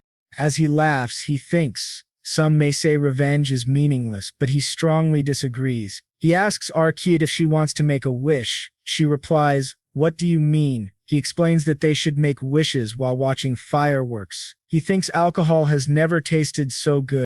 It's the era of magic. August 15, 2019. He has erased Anna and Cedric and caused great disruption in this world. But now he has achieved his absolute freedom, simply watching those fortresses and ships explode beautifully. Back in Marquess Margrave's office, he asks why the hell there's no communication. The operation should have ended by now. He wonders if the communication system failed. Still anxious, he then asks about the spies they sent. One of the men replies that they've lost contact with all of them. Marco Lev asks, "Are they playing with me?" One of the other men suggests that perhaps this entire situation was planned in advance. This infuriates the Marquess even more. He wonders how long this has been happening. If it's true, it means he's been in the palm of that boy's hand all along, a boy young enough to be his grandson. But then, to everyone's surprise, someone enters the room calling out to His Grace and says he was searching for online articles related to the Lawrence territory. This article was posted 3 minutes ago, and Marquez asks what it is. This scene shifts back to Viscounty Lawrence. After that explosion happens, the vanguards below are protecting the territory and hearing more and more explosions, with debris falling to the ground. Watching everything unfold is none other than Marquess Margrave. The butler says that, according to the video, an evacuation warning was issued an hour ago and all the residents of the Viscounty of Lawrence had already evacuated. The article says that while communication was completely cut off, a large explosion suddenly occurred in the sky, and they have just confirmed that communication has been restored. Along with it, there was an announcement made by the Lord's castle. Filled with rage, the Marquis slams his desk, shocking those around him. He begins to destroy his entire office and asks how many troops they can deploy right now. One of them responds that they can either send 65 vanguards or 25 vanguards in one aerial fortress. The Marquis reflects that if previously the deployed troops had a force equal to 5 aerial fortresses, then based on the video, it's clear that Adrien sacrificed his aerial fortress in a suicidal attack. Regardless of how old Adrien's fortress was, it should not have suffered any damage, yet its explosion released a massive flow of mana, tearing everything apart. This means Adrien knew his movements perfectly. Still, the Marquis believes Adrien could not possibly repeat such a feat a second time. The butler then says that unfortunately, this number of troops is not enough to overpower Viscounty Lawrence. They also received an emergency message from the imperial family, stating that the use of force against Lawrence is strictly forbidden. This surprises the old man greatly, and he begins to laugh, once again shocking everyone present. He asks, So, this is the price for underestimating that bastard. Damage recovery is still possible, but it will take time, and the costs are astronomical. Approximately 15 trillion to build an aerial fortress, at least 50 billion for vanguard equipment, and around 30 trillion for damage restoration alone. He laments that the power his family developed over generations has collapsed because of a single mistake. Then he asks, has communication with Ares been restored? The butler replies yes, and the Marquis orders him to immediately connect him with Adrien.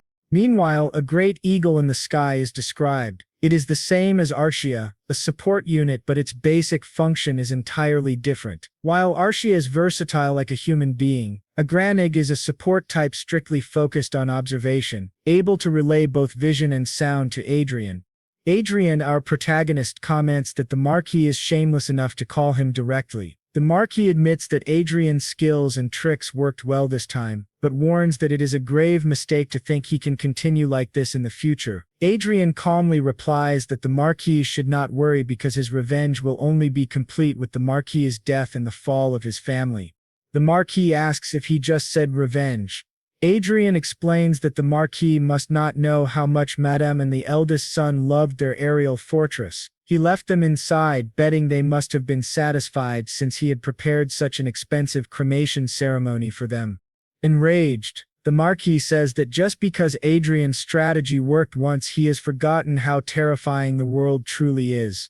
He vows never to forget this humiliation and promises Adrien will pay 1,000-fold, but Adrien, seeing how furious and noisy the Marquis is, realizes that he does not even care about the deaths of Amy and Cedric. Truly, they were pitiful after all their arrogance. They were nothing but tools. Adrien then asks the Marquis if he is inside the octagon of the Lord's castle. The Marquis is confused, asks what he means. Adrien replies that he has prepared a gift for him which should be arriving right about now. The Marquis wonders what it could be. Adrien asks if he has heard of memory magic, an advanced magical technique that reduces casting time by storing up to 10 spells. He then asks what the Marquis thinks would happen if he stored 10 seventh circle spells. Don't you think they could even shatter the Lord Heaven Castle's shield, the one you're so proud of? Looking outside, the Marquis sees multiple spells aiming directly at the building, shocking everyone present. Adrien declares that the gift he sent is none other than 10 seventh circle blasts. Instantly, all of them are cast together, merging into a devastating force that directly tears through the shield. Adrien listens with satisfaction to the terrified reactions on the other side. The old raven screams Adrien's name in desperation, but Adrien simply laughs, saying he will pray for their safety. He then ends the call. Immediately after, Belen appears behind him, reporting that as ordered they have gathered reporters in the conference hall. Walking through the mansion, all the butlers and maids bow before Adrien, trembling in fear. Adrien looks at them and thinks how amusing it is among all the servants of the Lord's castle there wasn't a single one who didn't despise him, and now they tremble just at the sight of him. It is time to say farewell to his former self, the fool who pretended to be an idiot. The second act of his splendid life has just begun.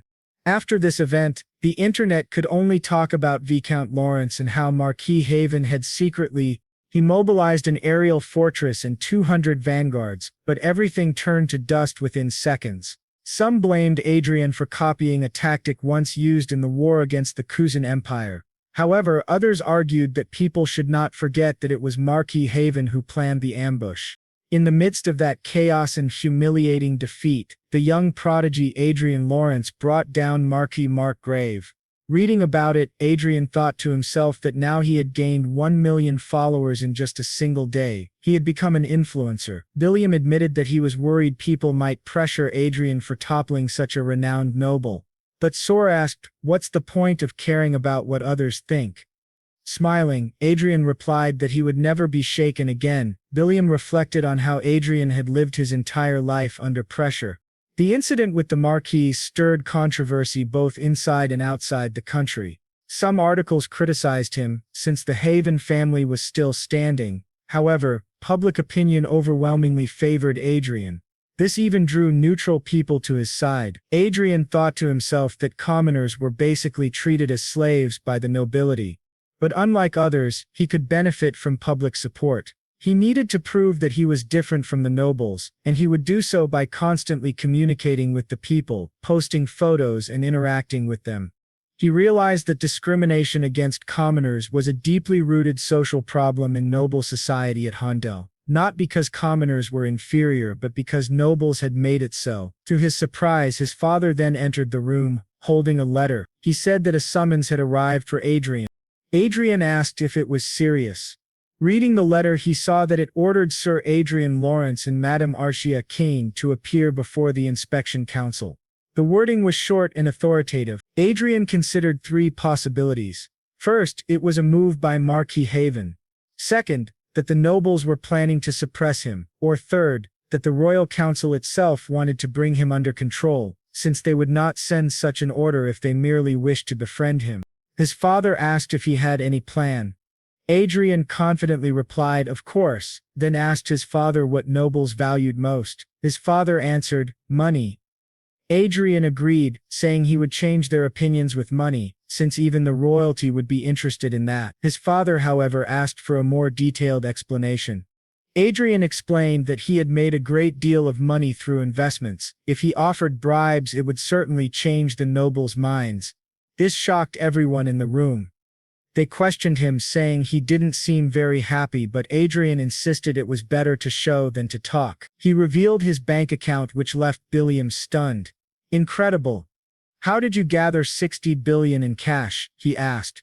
Adrien corrected him, saying he should look again. There were 4 commas, not 3. It wasn't 60 billion but 60 trillion lotus. Adrien admitted he had simply been lucky. Billiam asked if he could see into the future, while his father said the nobles would go crazy over that fortune. Adrien then asked how much of it might be taxed. His father answered that at least 1/10 would be taken.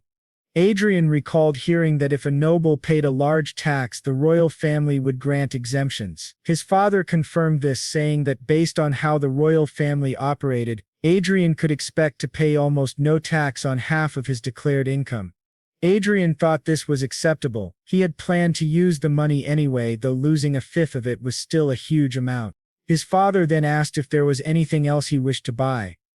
Adrien replied yes, he was considering aerial fortresses and vanguards. Soon after, shocking news spread worldwide.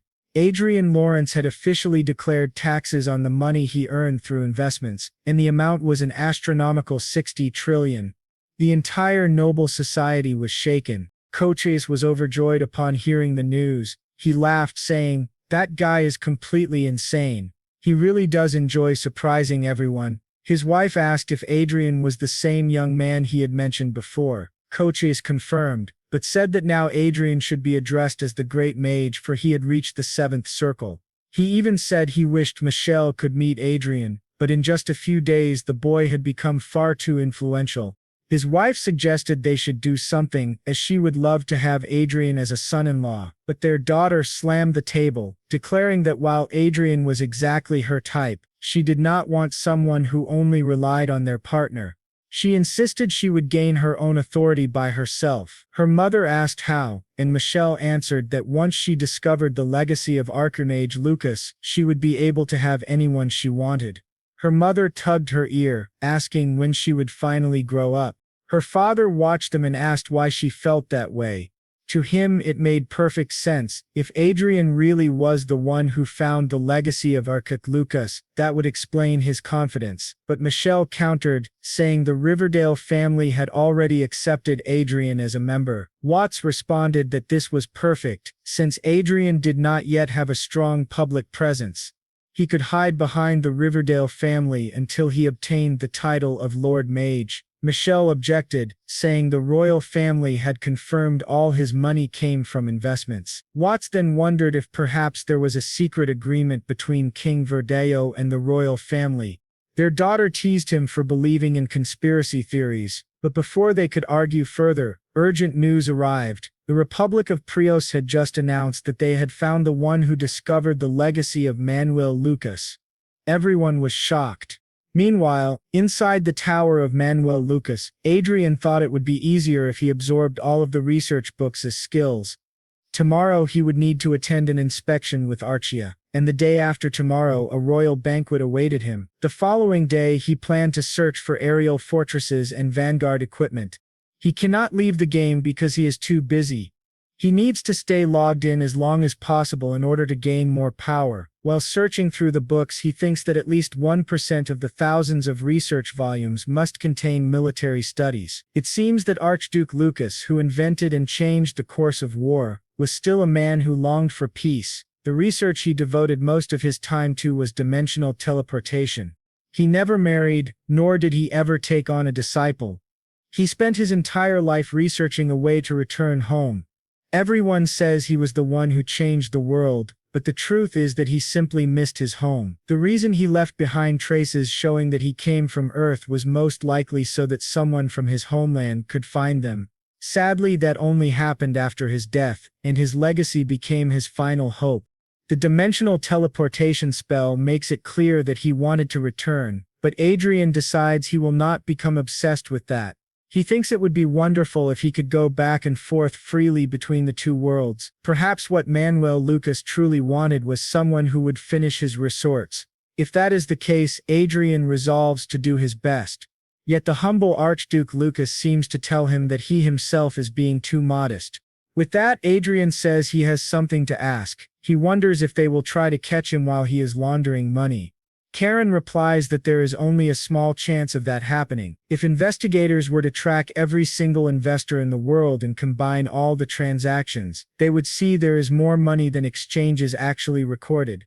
Adrien thinks to himself that indeed, no one would ever go to such lengths.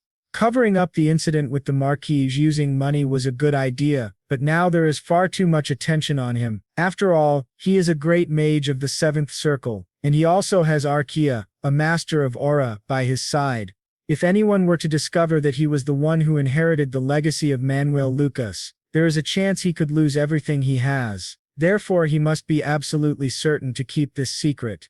That is why he came up with the plan of the false lucky heir. He asks, how is the operation of the false heir going?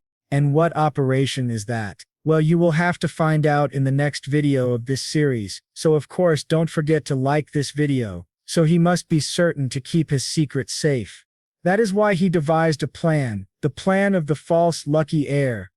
He asks how the operation of the false heir is progressing. The scene then shifts to the Empire of Prius, where a grand parade is taking place, with everyone celebrating and shouting, "Long live Louis Falmont." The young man at the center of the parade smiles, thinking this is exactly what he wanted, for them to continue celebrating him as their savior. This young man is the false heir of luck. At 29 years old, he is an intelligent agent of the Republic of Prius, and the son of President Shane. Yet behind the scenes, he is nothing more than a spoiled second-generation rich kid, constantly stirring trouble by using his father's name. Without even realizing it, he has become a pawn in Adrien's plan, the false lucky heir operation. Its purpose is simple: make someone else appear to be the heir of Manuel Lucas's legacy, drawing the world's attention away from Adrien and buying him precious time until he reaches the ninth circle.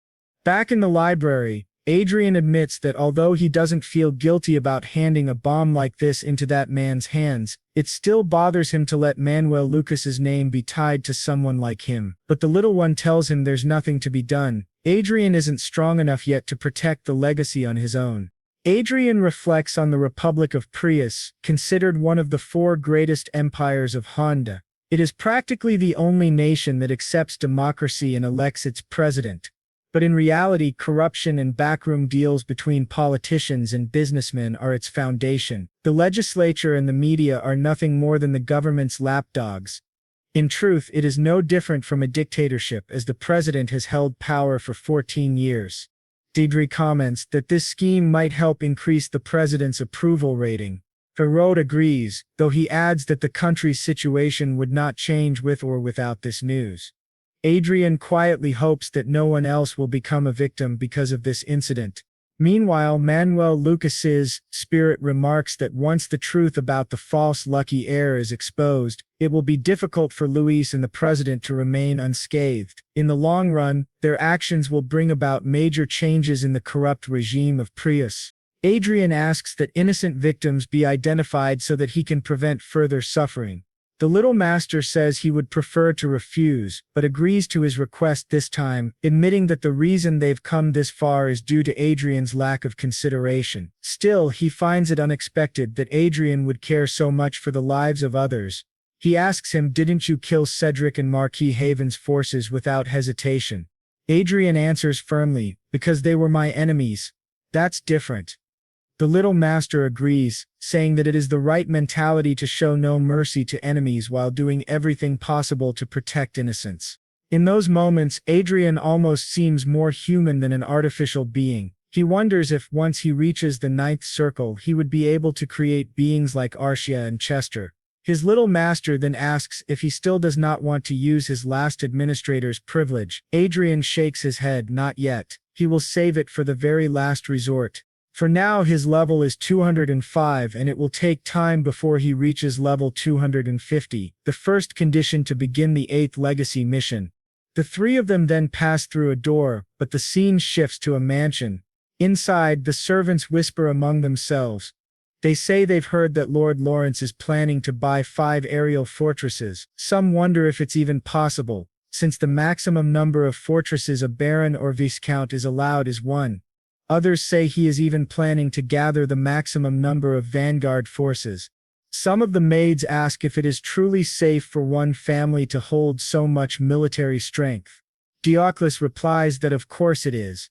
After all, titles are granted based on merit, and if talents like Adrien were treated carelessly, they might defect to another nation. He is not only a great noble in name, but also someone who will be granted the military power fitting of his station.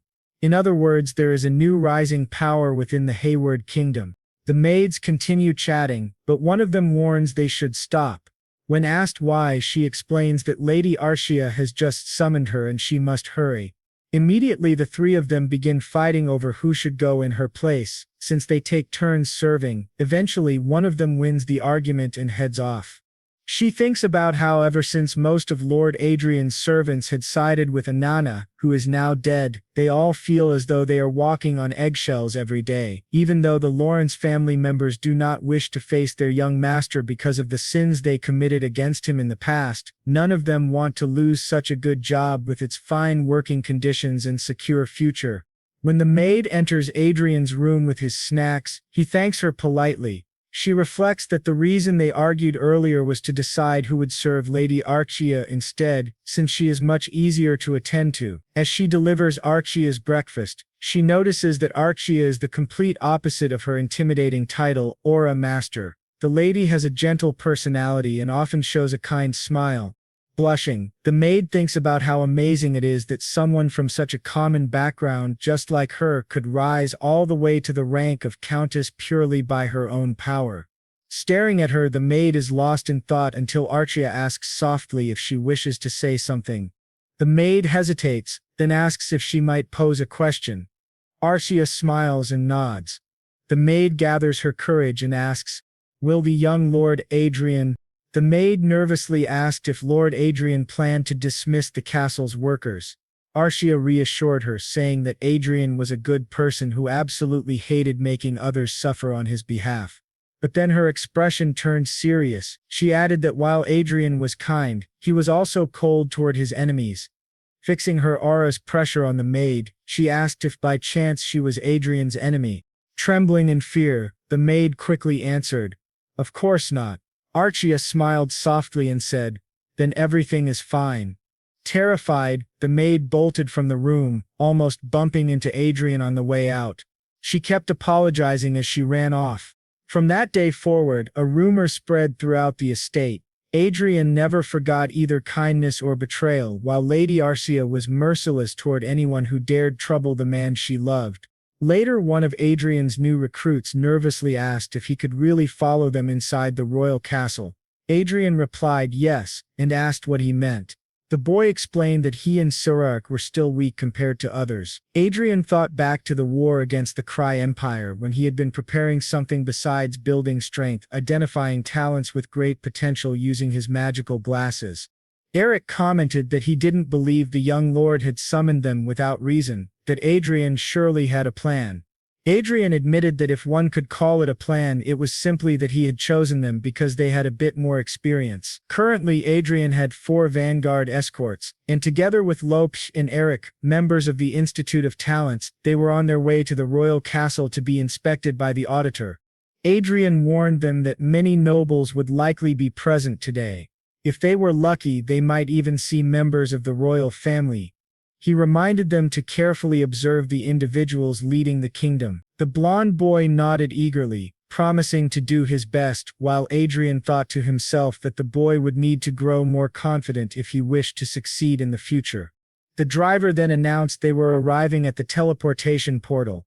Adrian instructed him to proceed. Once they passed through, they arrived in another city. The young recruit gazed in awe out the window, enchanted by the sight, while Adrian quietly reflected that they had finally reached the capital of the Hebert kingdom, the city of Leonal. As soon as they stepped out of the carriage, crowds of people whispered excitedly, remarking that Adrian and his companions looked even more handsome in person. They made their way toward the royal administrative building. At the entrance, a butler commented on their popularity. Adrian dismissed it, saying it was only the media that had placed them in the spotlight, but the butler replied that Adrian had no idea how frenzied the public had become over him recently, much to the displeasure of the higher nobility. This revelation surprised Adrian. The butler continued, explaining that Adrian had become famous among the non-heir nobles, admired for earning his position entirely on his own merit. Adrian put on his magical glasses and identified the man as Baron Harris, also known as Baron Walker, the leader of the noble inspectors. His talents included intelligence, administrative power, leadership, and learning ability.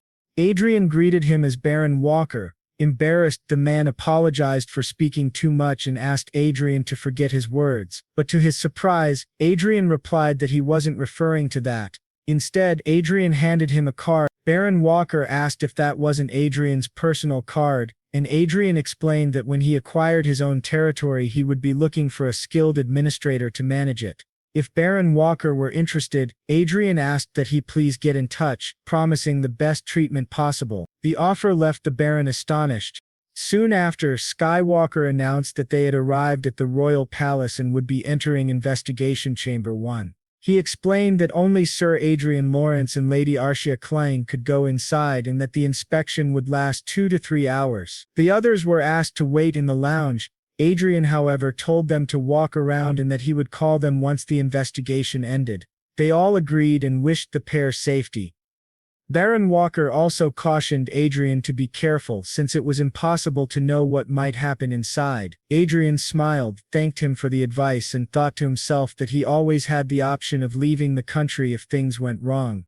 Upon entering, Adrian and Archia found themselves surrounded by several figures. To Adrian's surprise, he immediately understood Baron Walker's concern. 2 powerful figures were present: the chief inspector of the nobility, Douglas Hamilton, and the second prince, Luke Winhyde. Adrian wondered why the second prince himself was sitting before him.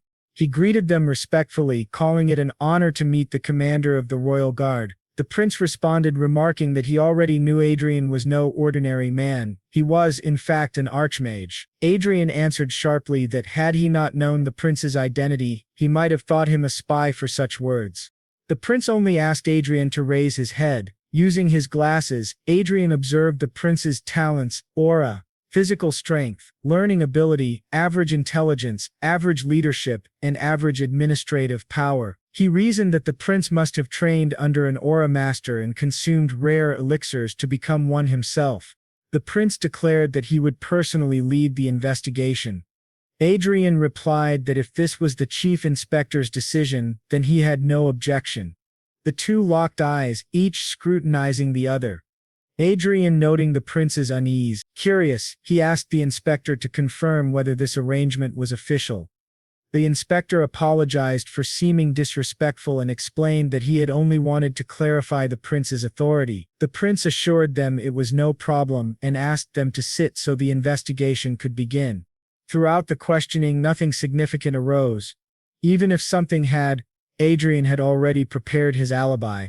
But during their conversation, the elderly man beside the prince suddenly asked why Adrien had caused such one-sided damage to Marquis Haven. The prince corrected him, saying he made it sound like an ambush, when in truth it had been a territorial dispute. The three men debated the matter while Adrien silently considered his next move. He was worried that his relationship with him might be one of hostility, but he seemed to be a fair person. Then the prince said there was no reason to continue the investigation, as there was nothing to look into. However, the elder beside him argued that Marquis Revan was a considerable force on their side.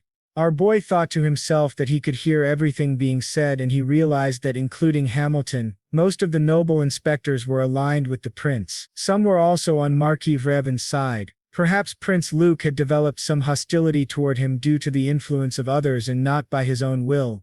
The prince then said that he was basically asking him to be rational and they would end it for now. He called Sir Lawrence and stated that he did not like stalling, preferring to go straight to the main point. He was competing with his brother for the crown, and until recently the competition was fair. However, things changed when Adrien appeared, especially regarding Marquis Raven, one of his main influential forces, who was defeated by him. Our boy apologized, but the prince said he did not blame him, as the incident was entirely Raven's fault. Still, if Adrien had sided with his brother, it would have been even worse for him. That was why he wanted to ask him directly before his brother did. Adrien then understood this was the real reason the prince had joined the investigation. The first prince was already the crown prince, but there was opposition because the second prince had become an aura master, balancing the scales. The second prince had gone this far even while knowing that the first prince had the right of inheritance in higher status, which meant things were in his favor. Although Marquis Raven's forces had been dissolved, it was not enough to cause a major impact. The real issue was Adrien and Archia, who had suddenly appeared. They not only had individual abilities but also financial backing. They were a heavy weight that could disrupt the balance. Still, Adrien thought there was no real benefit for him to get involved in political struggles. Above all, he had not even received his noble title yet. The prince then said that was precisely why it was more important. If Adrien joined him, he would elevate his status as an archmage, recognize his achievements in the last war, and support him in obtaining the title of Marquis. This greatly surprised Adrien, as becoming a Marquis would put him one step away from being a duke. He asked if that was really possible, and the prince replied that it was not, but he could make it happen. He mentioned that the Marinikov territory looked promising. Adrien thought that he had intended to remain neutral, but the prince was truly tempting him. He then said that it was indeed a very good offer and asked if he was really worth all that. The prince told him he was worth even more than he thought, and also pointed out that he had a beautiful aura master at his side. When the prince looked at Archia with that expression, Adrien grew serious. He asked if he could at least think about it for a while, which surprised the prince. The prince replied that it was fine. Mages were known for being cautious, especially one who had lived most of his life in hiding. He gave him a week to think about it and said that would be enough. Adrien expressed his gratitude for his consideration. As they stared at each other, the prince asked if Adrien did not believe that the crown should belong to someone with greater abilities. If the crown prince inherited the throne, the Herit kingdom would perish, he said, and as a noble, Adrien should consider the future of the country. Adrien replied that he would reflect on those words. Then he walked toward Madame Clen and remarked that she was smaller than he had expected. It was surprising that she was actually an aura master. She thanked him, and he said that perhaps they could duel later. She was the first female aura master he had ever seen. She accepted with a cold expression, saying it would be a pleasure. He said she was quite cold and that he would see her next time. As Adrien was leaving, the head inspector of the nobles passed by him and said that he had better stop thinking and accept the offer, because he was not used to being rejected. When they finally left, Adrien thought that he had only been stalling and that everything so far had just been formalities. Now he wondered what he should do, return home or wander around. He asked Archia if she was hungry. She said she was not very hungry but would really like to eat. Adrien thought she always only cared about food, and he remembered once more the smirk of the second prince, who had touched her hand and shoulder. To their surprise, someone appeared behind them saying that it was perfect, as he also knew many restaurants. A blond young man smiled at Adrien, leaving him and Archia shocked. Adrian wondered who this person was. Looking at him more closely, he realized he was none other than the first prince, Prince Michael van Huyt, a fifth circle mage. His talents included extremely high intelligence, extremely high learning ability, very high administration, high command, high political skill, but low mana, low aura, and low physical ability. Adrian thought it strange that the first prince was walking around so casually with no one noticing his presence. The prince said that they really were an archmage and an aura master, and it seemed they had recognized him. He commented that his disguise spell did not work on people who were not idiots like his brother. Adrian thought the way he was speaking did not resemble how a crown prince should sound. One thing came directly to his mind as he stared at him. He was certain he could never afford to make this person his enemy. So, he told the prince that he expected a luxurious dinner. The prince replied with a smile that he would guide them to the right place. As they walked together, Adrian thought to himself that the prince's profile was far too good for a mere human. His talents were heavily focused on politics and administration, but he had never seen anyone with three extremely high attributes, except for Archia. Actually, upon reconsideration, Prince Michael was even superior to Archia in terms of overall talents. Her strengths were concentrated mainly on her swordsmanship, while his were broad and deeply influential.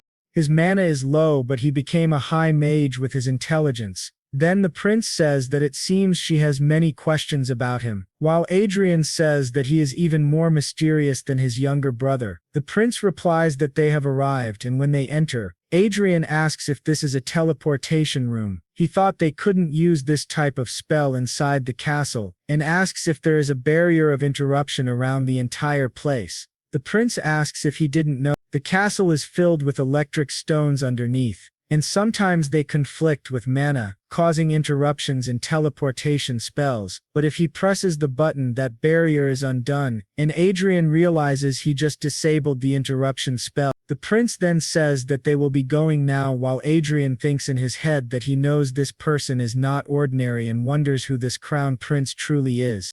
After they move to another place, the prince says they will enter here, and things will be more relaxed. Once again, he presses the button and activates the barrier, saying that the interruption spell is functioning again. Adrian thinks that it is the prince who is controlling it. The second prince probably has no idea that the first prince is playing with the castle's security, but there is no way for him to know because he is just an idiot. Adrian wonders if he should say that it is an honor to meet the crown prince, and the prince replies that yes, it is also an honor to meet them. The butler then asks if they are back, and Michael asks if the food is ready. The butler says yes. Adrian asks if this is the crown prince's palace, and the blonde prince confirms that it is exactly so. The head chef of this palace was personally hired, and he can guarantee he is one of the best in the country. The prince then asks if Adrian knew that he follows him on SNS. Adrian asks if he is serious, and the prince says yes. His username there is Grandos Eyes Closed. He explains that nobles usually do not care about the virtual world, but he does. He enjoys it very much. Adrian thinks that Michael van Huyt, despite having the title of crown prince, treats him like his best friend, and it doesn't seem like he is pretending. It is definitely not the way the second prince treated him. The two are complete opposites. Adrian notes that Michael seems to have a sense of humor, and the prince says yes, he loved seeing Adrian mocking Marquis Raven. He thought his appearance was more important to achieving that number of followers. Adrian replies that yes, it was very important. While the butler serves food to Archia, she immediately starts drooling. Adrian says that he saw the prince's fan club greeting him at the castle entrance. The prince agrees, and in the middle of the meal, Adrian asks why he invited them there. The prince asks if he doesn't already know, and Adrian says maybe he is recruiting him. The blonde prince confirms, and Adrian asks what he expects them to offer, but Michael says that unfortunately he cannot offer anything for now. Then Adrian asks if he will promise benefits if he ascends the throne.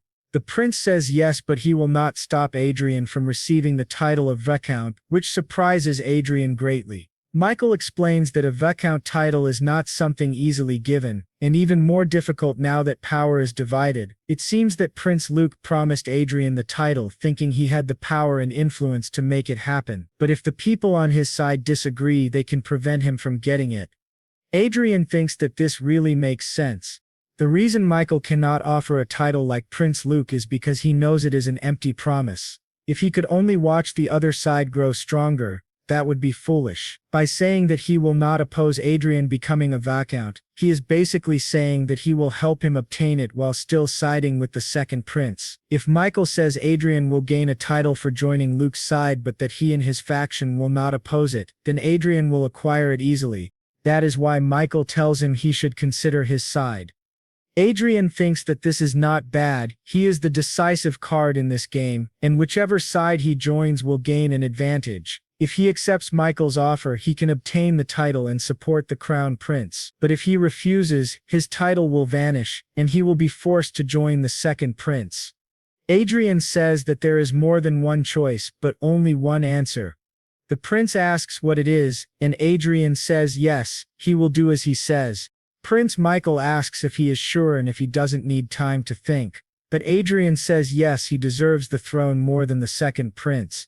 The prince tells him he cannot say all this and then side with Luke after receiving the title. Adrian replies that he cannot betray one who supports him, while Archia listens silently and continues eating.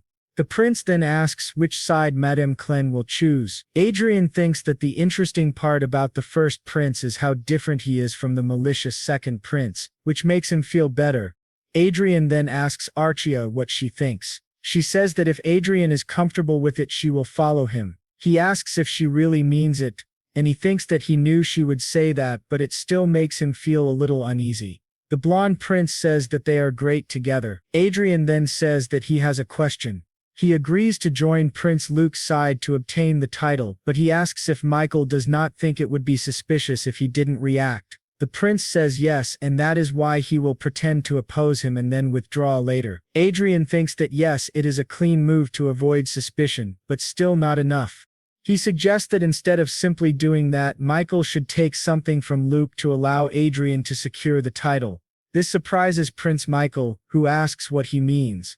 Adrian thinks that there is no reason to just give up without gaining something in return. He explains that Marquis Raven suffered a great loss by crossing him, losing 40% of his power because of his emotions while defending his territory. Adrian thinks that Raven does not deserve the title of Marquis.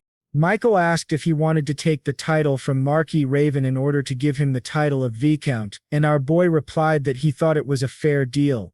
It would cause great damage to Luke's side by demoting Marquis Raven to a count. Michael then said that it sounded personal, and Adrian admitted he wouldn't deny it, while thinking that he always feels happy whenever he can hurt his enemy. He imagined it as having a knife pointed at someone there was no way he wouldn't stab.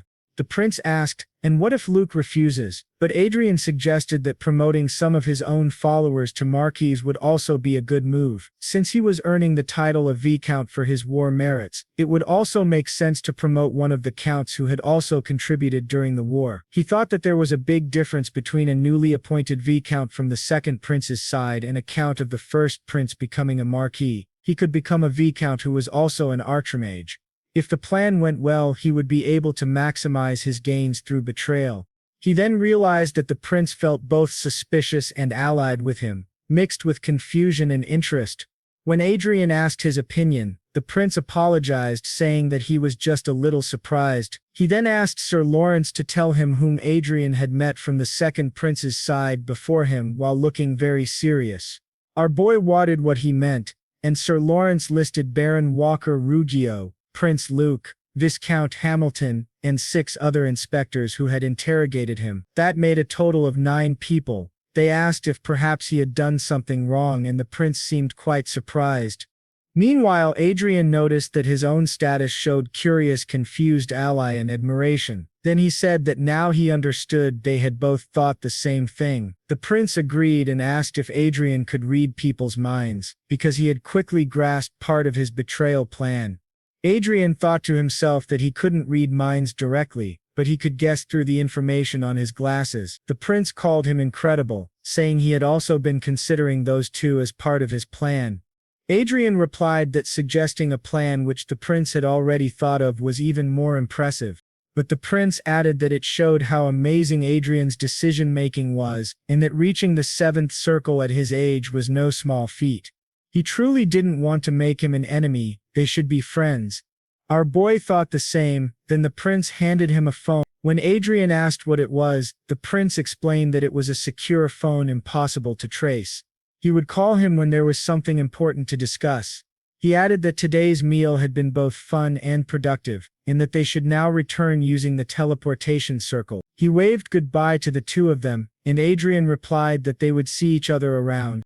After returning, Adrian asked where they were, and Archia told him they were in the warehouse near the entrance.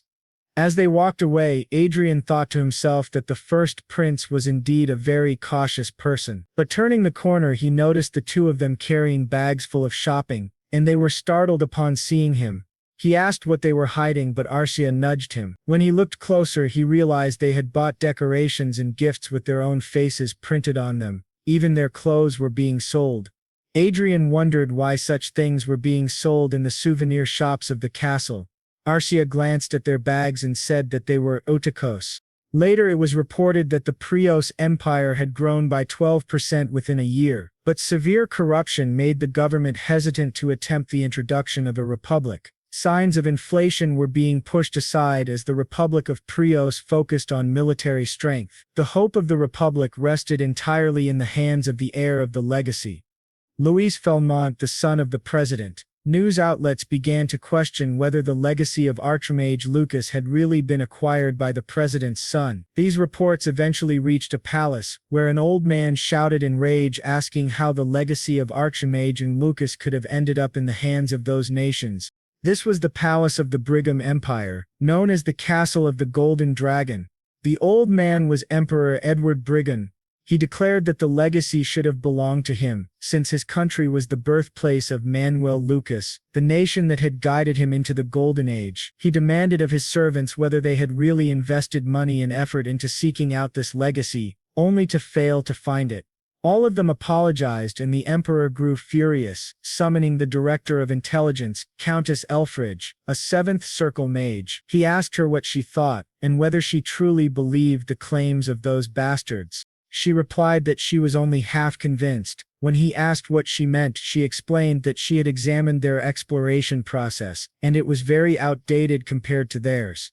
The location was also random, and they likely hadn't expected to find the legacy there. If it had been so easy to find, it would have been discovered 10 or 20 years ago. Most importantly, they had no idea about the true legacy, the encrypted text that Archduke Lucas had hidden by scattering clues written in code, called English. Yet they had supposedly found the legacy without even knowing this fact. It made no sense, unless the clues themselves were a trick. The emperor asked if that was why she gave it a 50% chance of being true. She explained that if the encrypted clues were indeed tricks, then perhaps someone else had already found the legacy and deceived the Prius Empire, making them believe they had acquired the real one in order to distract the others. The emperor wondered why such a person would hide and whether they truly needed a distraction. But the countess suggested that this person might have been exposed to some unknown variable and that they must consider all possibilities. The Lucas Kingdom and the Hyde Kingdom. And the emperor says that the highest probability lies with the allies of Eliza. He also noticed that the Hyde Kingdom is moving as well. She replies that yes, a young mage reached the 7th circle at the age of 20, and since his appearance his father has been in chaos. He also earned 60 trillion through investments. The emperor says that this is unusual, and he is far too talented. But he cannot possibly have the power to do all of this, especially since the Lucas Kingdom accepted him as one of their own. Many investors testified that there was nothing wrong with the investments, and there is no evidence that he owns the legacy. The emperor says it is interesting if all of this was achieved solely through his talent and asks if that is really possible. She replies that a long time ago in his empire there was someone far more talented than Adrian Lawrence, none other than Archmage Lucas himself. The emperor acknowledges this and says that in fact the Her kingdom is already facing a succession crisis, and in their current situation it seems impossible for them to deceive anyone. She states that they can classify the suspects as Elysia, the kingdom of Lucas, the kingdom of Harid and the kingdom of Krazen. Then he orders her to increase surveillance on the royalty and nobles of the nations she mentioned. She agrees, and he commands that they send a strong warning to Prius, declaring that the legacy of Archduke Lucas clearly belongs to them. Their actions will be considered theft, and they must realize the position they are in. The warning will soon turn into an ultimatum, and they will show the world who they are. He says that destroying a country to seize the legacy of Archduke Lucas is a small price to pay. He adds one more order. She must attempt to contact the young man from Hayward. She asks what he means, and he says to offer him naturalization. It is better for him to become a count of this great empire than to remain in a small kingdom where he currently is. Now the scene shifts to a luncheon where someone is speaking about how Adrien locked his stepmother and brother inside the flying fortress and killed them because they were bothering him. This shocks everyone, leaving them wondering if the rumors are true and if Adrien is truly the lunatic who watched the deaths of his family members as though they were fireworks, even posting pictures of himself drinking wine while watching. They are deeply concerned as they had thought he was merely an arrogant young man without backing, but now they realize he is the disciple of Duke Riverdale. They question whether they will be safe, since Adrien himself is a Grand Mage, and he also has a partner who is an Aura Master. This means he has gathered 2 counts and a viscount under his power, equivalent to the might of a marquis. They worry that this level of power is excessive for a newly appointed aristocrat. But the young lady in the center interrupts, saying she does not understand why they are so worried. After all, Marquis Heaven only lost because he led his troops poorly. She asks if they truly believe Adrien would lose in a head-on battle. This young lady is none other than Isabella Cascabel, eldest daughter of Marquis Cascabel and ruler of the southeast. The others remark that they thought she would be the most worried, since she was the one who provoked Adrien the most, but she dismisses them as cowards, saying they should have some common sense. Just because he has gathered a few counts, do they really think he would go out of his way to seek vengeance on them? Times have changed. It is no longer an era where they should fear a Grand Mage and an Aura Master. On the battlefield, flying fortresses are more defensively powerful than Grand Mages, capable of withstanding multiple attacks. Hearing this, they feel reassured. She then mocks them, asking why they fear Adrien when there are so many high-ranking nobles in the room. She calls them idiots. A noble at her side points out that it is because she belongs to a great family. Just then she receives a call, excuses herself and says her father has summoned her. The others ask where she is going, but she simply says even she cannot disobey her father.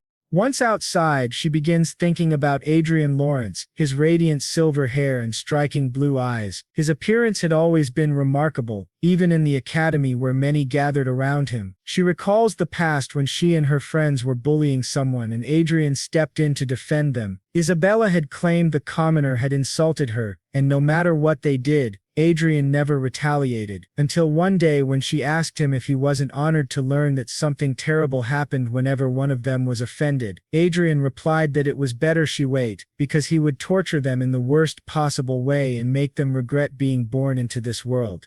Remembering this, she admits that she always liked him, especially his handsome face when filled with rage. She never thought a mere count without political foundation could do anything against her, as she dominated the social circle of the 6th Marquis family. To her shock, upon returning home, she asks her father what he had just said. He informs her that His Highness Luke has promised the Marquis title to Lawrence, and he will become a key figure in the country's future. Deeply worried, she asks how they could possibly grant the title of Marquis to the son of a concubine, and whether this is truly possible. Her father confirms it is. Prince Luke believes Sir Lawrence is worthy of the title since he became a 7th Circle Mage at the age of 20 and may one day reach the 8th Circle. Moreover, with his Aura Master partner at his side, whose strength is equal to that of an 8th Circle Mage, his existence is crucial to maintaining the balance of power. Bringing someone with such influence into their faction is an undeniable advantage.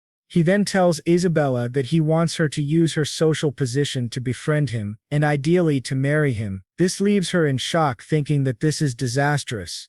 If Adrien truly becomes a Marquis of Haybert, it will cause great upheaval. Even though Marquis is only one rank above Count, the political weight is in an entirely different league. When she opens the door and calls everyone, she realizes they are all drunk. At that moment she knows she is in serious trouble, because these idiots have no idea what is coming. They serve absolutely no purpose. And now back to the game. Our boy changed Archia's hair color.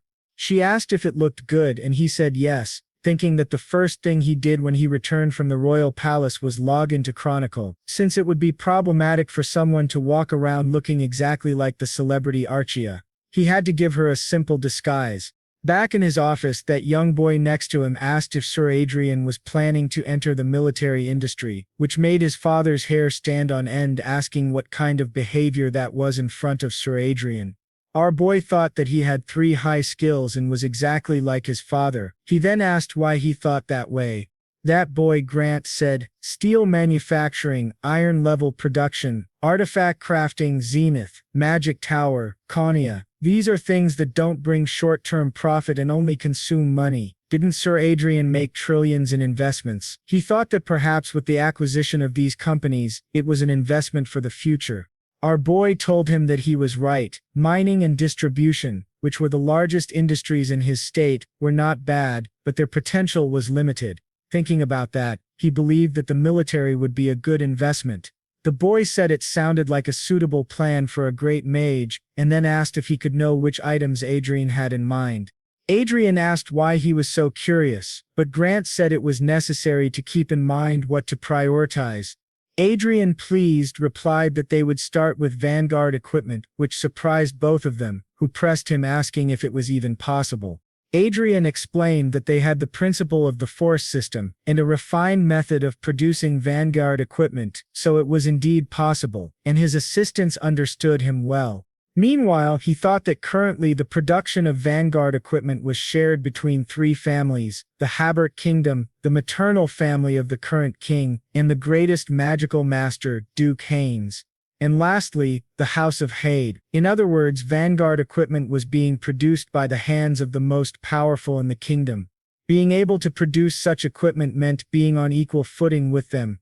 The boy then said that the current powers would not sit idly by, but Adrien said that wasn't a problem, since he had already thought about how to respond to them after his visit to the royal palace. Besides, the threats would not be so severe if they created something equal to or stronger than theirs in the first place.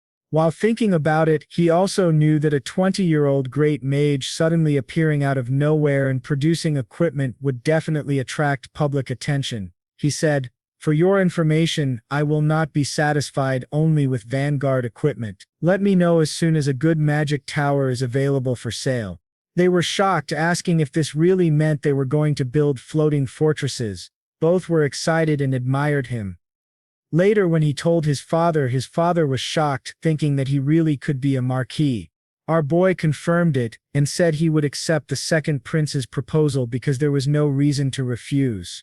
Pisk then wanted to tell him about the first prince, since a conspiracy of that level required great confidentiality. His father realized things were serious and thought that nothing had gone as expected since Adrien returned from the war. His mother, worried, asked if her son was really going to become a noble. Adrien told her that a count was also a noble title, just like a marquis. But she replied that they were on different levels. He thought that his mother, who had been the hostess of a viscount for a long time, was simply not used to this. Then he asked, how is being a marquis such a big deal? Does he need to become the king of the country and build a harem to be satisfied? But when he looked at the two of them, they were furious, with his father asking what he was talking about, and Adrien wondering what kind of reaction that was. His mother said he could not say such things when his beloved was right next to him, with Adrien glancing at Archia, who was calmly eating. For convenience, he had listed her as his fiancée, the one who would marry him, but in truth, they did not have that kind of relationship. He had spoken without thinking, so he quickly said it was a joke. His mother scolded him, saying there were things that couldn't be said, not even as a joke, and that he should look at Archia and see how she felt. Looking at her status, she seemed conflicted and subtle, but after a while she returned to normal. They asked what the hell that was. His mother, irritated, told him that he had to be kind to Archia and not do unnecessary things. Embarrassed, he said that, in any case, they had an important commission coming up soon. He wanted to finish the pending work in order to mark a new beginning for the Lawrence family. His father asked what work he was talking about. Adrien replied that it wasn't a big deal, just dealing with the vassals who had followed Anne and Cedric, taking unfair advantages and punishing the servants who had harmed him and his mother. That was why they had to be cleaned up, he said with a malicious grin. Now the scene shifted to a royal meeting where they were discussing how someone was not only a count but also a marquis. That was asking too much in the current situation of the country. Some argued against it, but others said that Lord Adrien was a rare genius who had become a grand mage at 20 years old and that this was a fair reward. They also pointed out that in addition to that, he had a fiancée who was a master of aura. Then Prince Luke said to his father, the king, that many countries were trying to approach Adrien after noticing his talent. Some even said that he would become the next archmage, Lucas, and treating him lightly would be like abandoning a competent young man who could one day lead their kingdom. However, Prince Michael countered, saying that, as far as he knew, for at least 200 years there had never been a case of someone being granted the title of Marquis all at once without holding previous titles. The second prince argued that since he had gained Sir Lawrence, he only wanted to strengthen him. The prince looked at him with his eyes half closed and asked if they really needed formalities between them. This made Luke furious, but the crown prince said that if he accepted his condition, they would accept his argument. Luke asked what he meant by that, and the prince replied that he should allow Marquis Raven to have his position as a marquis demoted, which greatly surprised the old man. Luke asked if he was suggesting choosing between the old influence and the new. The crown prince said he did not think it was a bad suggestion, and asked whether having one noble as a count and another as a marquis would not be the same thing, only the position would change. Luke said that there was no chance, and he could not do something so despicable as risking his people for his own benefit. The crown prince replied that he truly was incredible, just as expected of a leader. He knew Luke would refuse, as his personality would not allow him to accept something like that. Then the prince said he would make a new proposal. He hoped that Count Otis, who had made great contributions as Sir Lawrence's superior during the war, would also be appointed as a marquis. This shocked the fat noble, and he admitted that while Sir Lawrence had indeed made great contributions during the war, it was not an exaggeration to say that half of the credit belonged to his superior, Count Otis. Luke simply looked at him and said that was fine, and that they should stop fighting among themselves. At that point the king declared that it had been decided. They would accept the requests of both the Crown Prince and Prince Luke. Both thanked him. A few days later, the day of the victory celebration began. Adrien's mother was very happy and excited as she looked at the palace. She asked Adrien if she looked ugly, or if her dress looked tacky. He told her not to worry about that, since many sons of famous nobles would probably ask her to dance. Adrien's mother then said she thought Archia would look much prettier in a dress. But Archia replied that she really liked her own style. To Adrien's surprise, he saw 3 familiar figures who were shocked, asking if that was really Adrien. He realized that they were Viscount Dohart, Viscount Parma, Viscountess Karma, and Viscountess Ronnie, faces he had deeply missed. He commented that they were still together even after growing up. But Adrien ignored them and said that he would visit them when he had time and then they could talk as much as they wanted. Adrien's mother asked if they were his friends and he explained that they had been his colleagues at the academy. They were worried, however, thinking, "This is bad. Didn't you see that woman's look when we parted? It was like she wanted to kill us. It seems Adrien still hasn't forgotten about us." When Archia looked at them, she asked Adrien if she should kill them, but Adrien said no, at least not yet, because he had made a promise to them. Then the royal butler welcomed them, and showed them their seats. Adrien noticed that they were placed in the first row of the table. Everyone around started cheering for them, asking if they were not the Viscounts of Lawrence, calling them elegant, and surrounding them with questions. Adrien thought to himself that the high-ranking nobles must have already heard about his new title, which explained their behavior. But to his surprise he noticed an old man, Marquis Raven, staring nervously at him. Adrien figured that the second prince must have scolded him, seeing how he was keeping his distance now. The victory celebration began, and the Central Kingdom declared that Count Otis would receive the Order of the Golden Lion, be granted a coastal city in Ort, and be appointed as Marquis on the border of Aegis. Adrian thought that, thankfully, Count Otis was also on the crown prince's side. Meanwhile, he glanced at Prince Luke, who was speaking with his ally while Adrian thought about the man beside him, Marquis Vincent, who was without a doubt the strongest sword of the kingdom. When he looked again, both princes were staring at Archia, and Adrian thought that, as expected, she did not suit the second prince. Then the two princes approached the king, knelt, and the king took a sword and declared that Adrian Lawrence would be granted the title of Marquis in the territory of Marinkov. Archia would be given the title of Countess in the territory of Glendale. Additionally, each of them would be granted a fortress, and the king expected them to strengthen the defense of the country. The two of them thanked him, shocking everyone present. They were astonished that he had suddenly become a marquis. Then the king asked if there was anything Adrian wanted to say. Adrian replied yes. First, he said that he was at the mercy of his majesty and placed his heart in the justice of the country. He gave his thanks to the crown prince and to Prince Luke. Then he declared that now that he had become an aristocrat with his own territory, there was something he wanted to do immediately, and he would state his will before everyone present. He spoke the names of Viscount Dohart, Viscount Parma, Viscountess Karma, and Viscountess Rani. With a wide, gleaming smile, he declared a territorial war against those four families. This shocked the king, both princes, his own family, and everyone around. From that moment, King Sist van Hate began to feel growing concern in recent days. The problem of succession had already divided between Prince de Leer and the second prince. And now something even more troubling had happened, giving the old man an even greater headache. They were dealing with their children, and now a new lunatic had appeared in their country.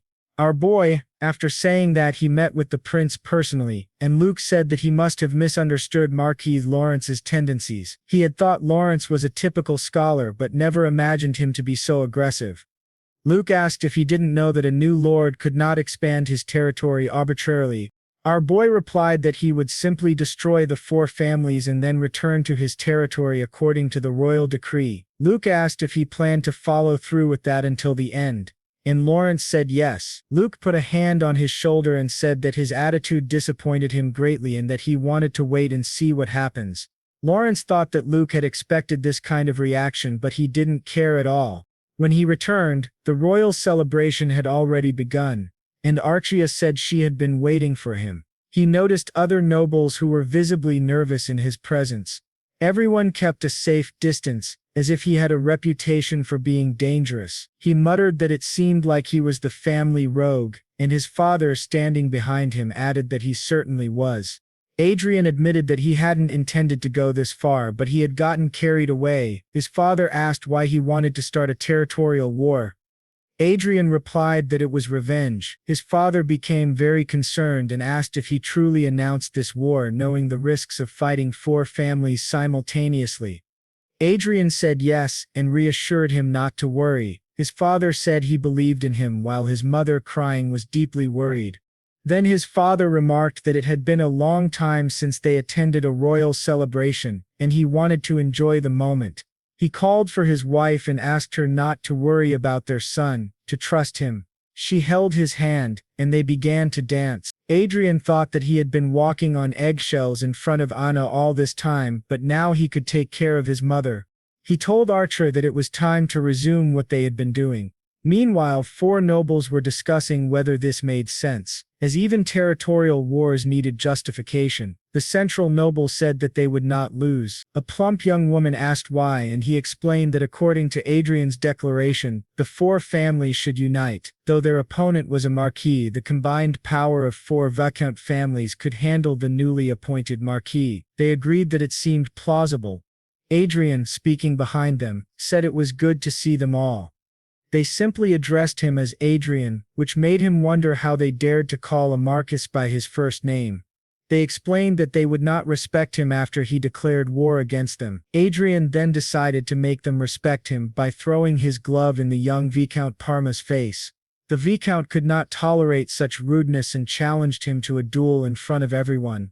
To his surprise, someone appeared behind him and said he was not allowed to join the duel. Adrian realized that these were the heads of the four families. They asked if he hadn't provoked them before. Moreover, there was a major difference. Such actions could not be justified under national law. Adrien said it was a pity because if he had allowed them to behead their son, he would have kept his territory out of the war. Levelout remarked that he did not know what unfortunate relationship he had with his son, but he was going too far. Adrien replied, "Too far? I am simply someone who keeps my promises. If I vow something, I must fulfill it."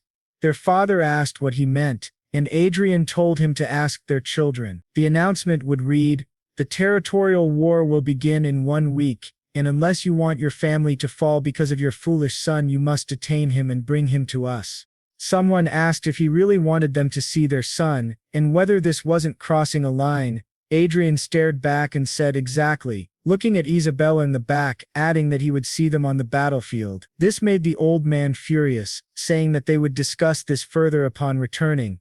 People began shouting for Isabella, asking why she had only just appeared. She nervously wondered what on earth was happening. Our boy read the comments and thought it was truly touching that, after revealing what those people had done to him, they were on his side. Meanwhile, they were in an office with Karan, discussing the specifications of a floating fortress that could be deployed immediately. This was the fortress catalog. Adrien thought that, as expected, floating fortresses were very expensive. People looked at him and called him irresponsible for waging a territorial war without proper military power. But he knew they were mistaken. If they lacked power, he only needed to purchase a little. He told the man he would buy everything, thinking that he now had 48 trillion saved, adding confiscated properties from Marquis Heaven's factions, Anna, Cedric, and other family assets. He had 70 trillion. The man replied that the transaction value was enormous, and half needed to be paid up front. Adrien asked for a tax exemption, citing the taxes he had paid recently. The man agreed, and after the deal was closed, Adrien thought that even after purchasing 8 floating fortresses, he would still have 20 trillion remaining. It was an unbelievably good deal. As he left, he encountered the Count and was surprised by him. Now he was no longer a Count but a Marquis. The Marquis was extremely happy. They also called him Marquis Lawrence. Our boy politely asked them to speak comfortably with him, and the plump man laughed, saying that he was still a Marquis. Our boy replied that he couldn't have spoken to him that way if he were a Count, but now that he was a Marquis it was fine. Then Watts said he should wait and asked what Adrien meant by becoming a Marquis. Adrien confirmed that he had just bought all the floating fortresses. Worried, said there was no choice but to act in reserve. Then a girl appeared, and he realized it was the daughter he had mentioned. She introduced herself politely, saying her name was Michelle from the Otis family. While looking at Adrien, Adrien replied that it was a pleasure to meet her. He introduced himself as Adrian Lawrence, and Archia clan as his fiancée. According to rumors, she was known as a lunatic with a bad reputation, but looking at her, she didn't seem that way. Examining her status carefully, Adrien was surprised to see that she had an English interpretation skill, which shocked him. He wondered if she really knew English as he did, and how she had acquired that knowledge. Michelle explained that she had been busy until recently, trying to locate Archduke Lucas's destiny. As he probably knew, he had appeared in the Republic of Prios, which caused her great distress. She insisted that the information in the Republic of Prios was false. Adrien asked if someone searching for Manuel Lucas's destiny would really have an English interpretation skill. Michelle said it was interesting.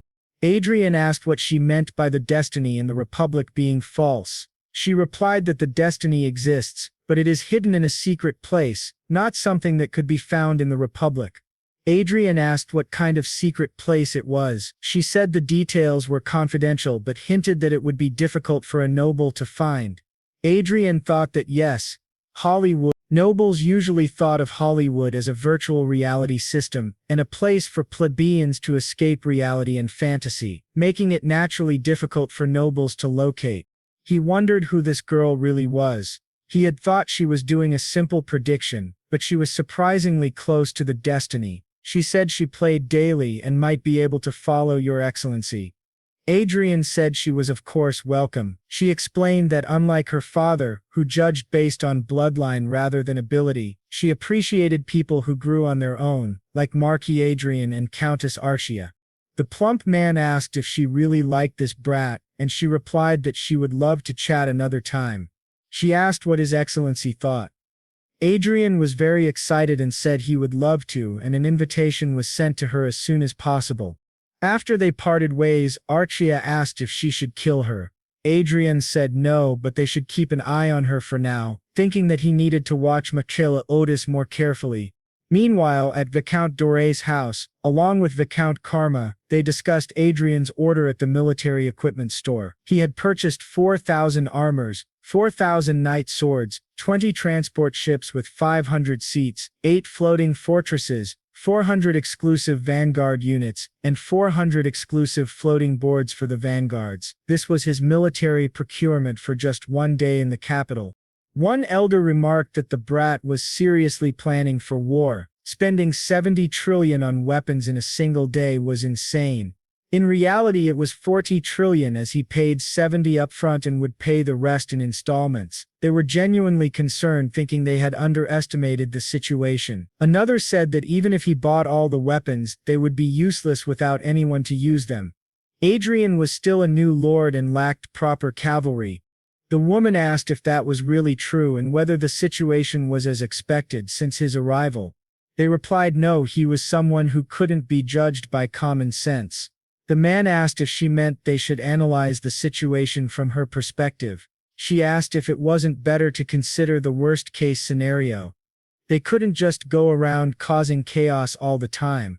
Another man added that, honestly, before Marquis Lawrence was officially honored with his title, he had posted a knight recruitment announcement on online diaries and social media, receiving nearly 4,000 applications from people wanting to serve him. They realized that they had all fallen into his trap, and he had everything ready for war. In the end, what Viscount Ronnie had said was correct. In a territorial war, it was possible to fight against the maximum power a marquis could command. Another man asked if that was all. The leader was an archmage, and his fiancée was an aura master, which was terrifying for everyone. They said a one-sided massacre was inevitable. They thought, however, that it wouldn't work in front of His Majesty. One of the fathers ordered the butler to bring that brat. He explained that there was a reason for all this. His son, Adrian, then flew across the metropolitan city of Marinkov, his new city, observing everything around him. He thought it looked very new. Looking down, he realized the city was enormous, and he truly felt that he had become a great lord. His guard behind him asked what he thought of the newly formed knight troops, and the two walked up to him. Adrian said that they were made at the last minute, but they looked good. Karen replied that it wasn't just good, it was almost a miracle to create a knight troop in such a short time. It was as expected from the Rodeo family. Your Excellency has excellent judgment, she added. Adrian said he was glad that so many wanted to work with him, and that it was a relief to see so many people looking at him favorably. The woman beside him remarked that he had truly surprised them multiple times, bringing in military supplements including fortresses and vanguard equipment. Now he had even prepared knights in advance. She introduced herself as the head of security of Marinkov, Baroness Helena. Both were deeply impressed by Adrian's planning and initiative. Adrian modestly said it was just luck, but they continued to praise him while he thought that he had only drafted the plan. Things had only worked out so well by chance. He then asked everyone what they thought of the knights and if they could be deployed immediately for the Territorial War. The commander replied that yes, he had selected those with good experience, so there should be no problem. Adrian confidently looked at his second-generation metal fortress, a first-generation metal fortress, another second-generation and a third-generation fortress. He thought that if they were giving these to him, they should have given him the latest generation instead of these outdated ones. However, since they were royal gifts, he could not simply discard them. He would use them for a while and then sell them cheaper to a smaller state. He then declared that they would depart, which surprised everyone. It's time for battle, he said.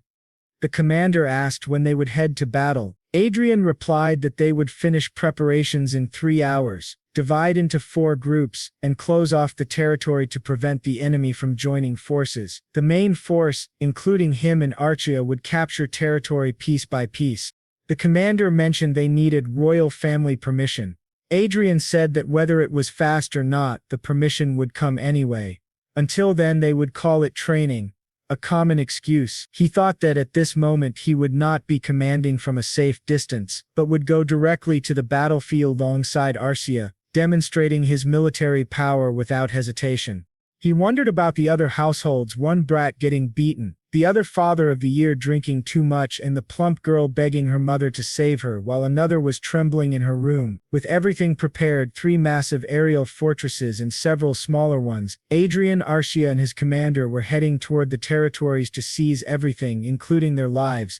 Meanwhile, in the Viscount Parma household, a girl was drinking juice, thinking this was troubling. She reflected that Adrian Lawrence had been granted his title, and His Majesty the Emperor had wanted to recruit him, but who would have expected such swift action? As soon as he received his title, he declared a territorial war against all 4 viscounties simultaneously. Soon they would know whether he was a lunatic without a plan or an eccentric with a strategy in mind. She was Elfred of the Bregon Empire. To her surprise, someone appeared beside her, the Duchess Olivia Riverdale, and she recognized the voice. They exchanged no words amid the crowd. Back to Adrian. 3 men in front of him looked nervous, explaining that it seemed like permission for the territorial war had not been delivered, but Adrian had positioned his troops in front of the viscounted territory. They wondered if he was ignoring the law. Adrian told them they were mistaken. This is only training, he said. One asked if they were at the viscounted territory. The guard replied no. Adrian reassured them that he was a man who upheld the law. He would not attack until permission was received, so they should not worry and continue their work diligently. One man asked if he would attack immediately once permission was granted. Adrian said, "Of course. For now the army is only training in front of you." The man, frantic, argued that this was coercion and went against morality.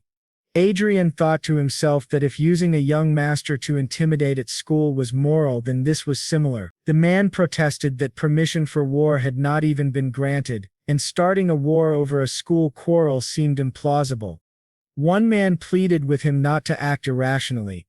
Adrian told him to leave because from that moment the person he had to convince was the Viscount of Parma. The only way for the territory's army to survive was to surrender. There was no other way to prevent this war. He gestured to the elder and began the teleportation interference spell. The spell activated. The floating fortress and the vanguard troops began marching with the objective of taking the Viscount Parma territory. They started advancing toward the house. One asked if Adrian would return or really had so much free time. The man, terrified, began to flee, while Archia, Adrian's companion, took his hand. Together, Adrian said, "From now on, Archia and I will be directly on the front lines." During this he left command to Sir Perseus, which surprised Perseus greatly.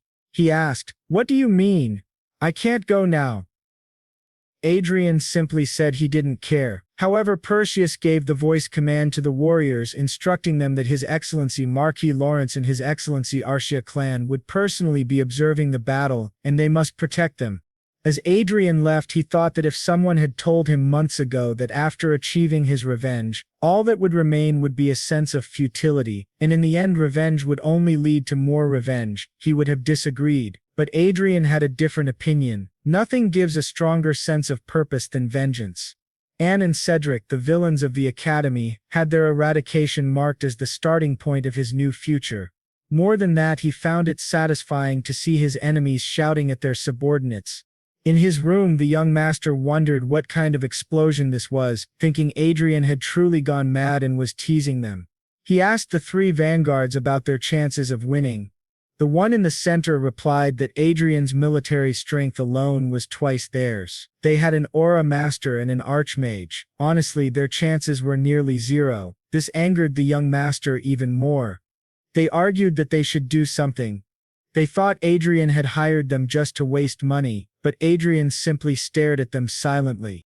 The soldier advised the young master, "Even in this situation, he only thinks of himself. If you want my advice, you should go and face Marquis Lawrence and die by his hands. If you let him have his revenge, you'll be a little less angry, and the territorial damage will be smaller." The young master asked how he could say that to him, when he was his young master. The soldier, furious, said that probably everyone in the castle thinks the same way.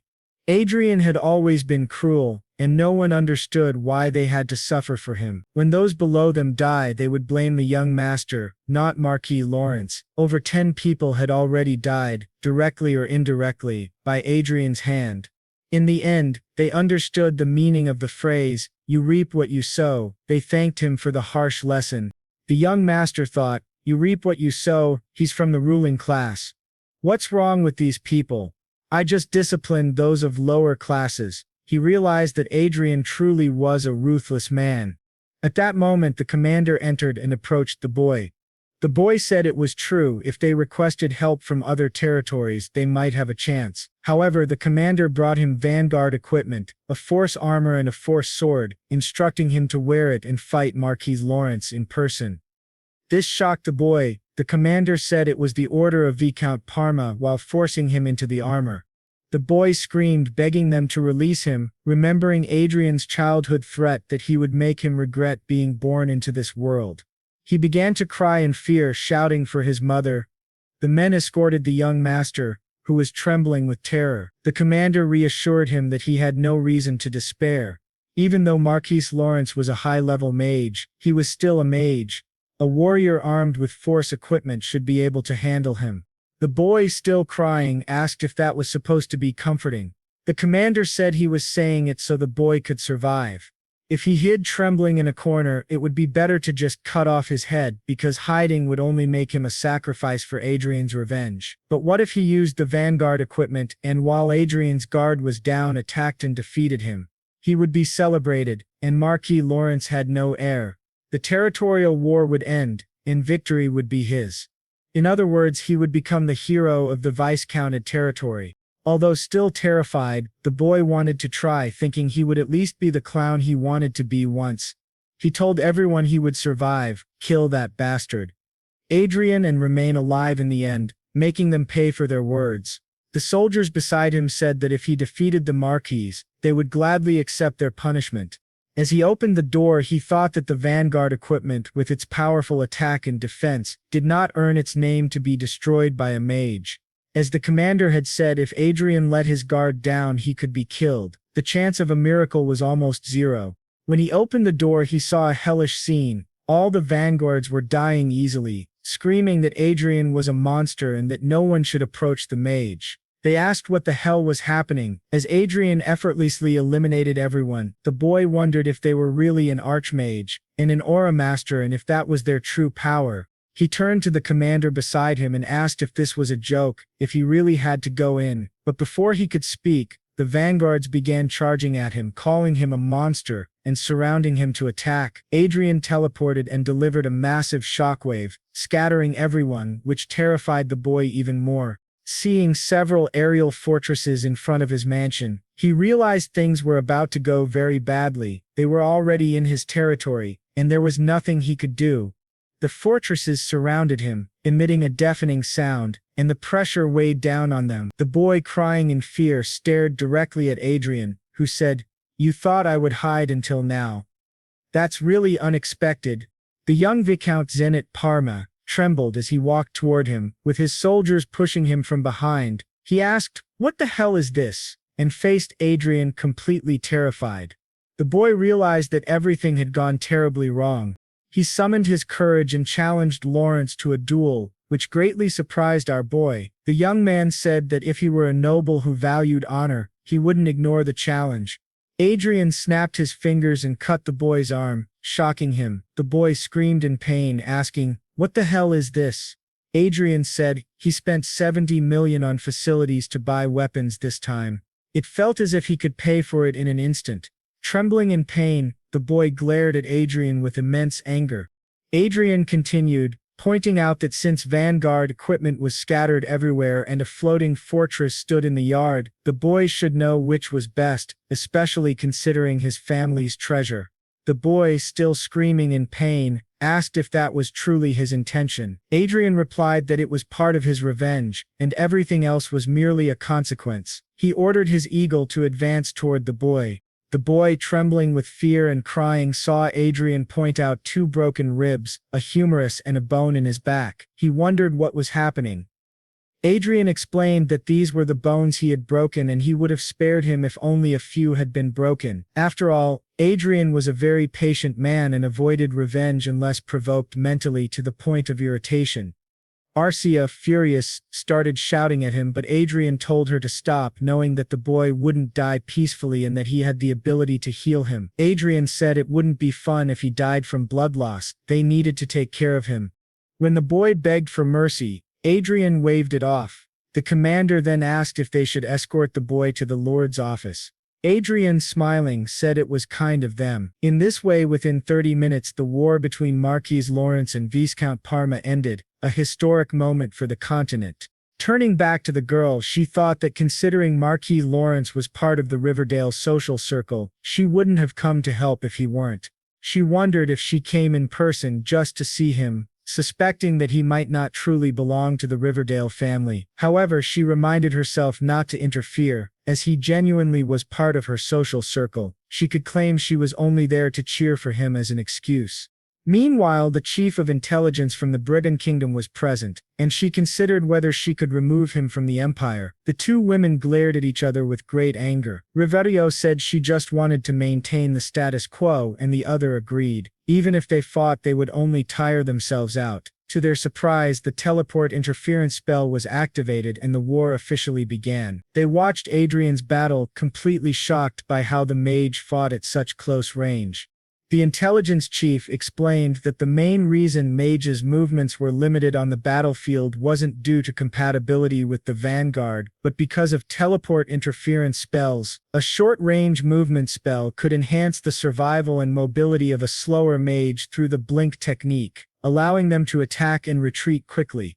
Teleport interference spells became common to counter this. Normally, mages couldn't escape vanguards, and most would be eliminated. She didn't understand how Marquis Lawrence could dodge attacks so effectively without teleportation. She asked Riverdale if she thought she could fight like that.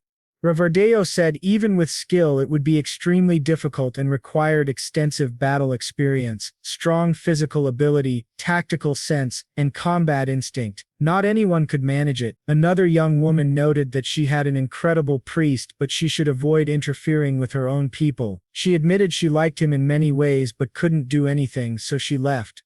Riverdale stared at Lawrence, recalling that he had told her he didn't want to share the glory of his hunt, and that she should just watch what happened. She saw many unique habits and spell techniques from him and realized she had underestimated him. Since she came on her own, she returned. To their surprise, Adrien was observing them.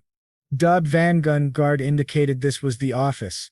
Adrien immediately destroyed everything, shocking the old man even more.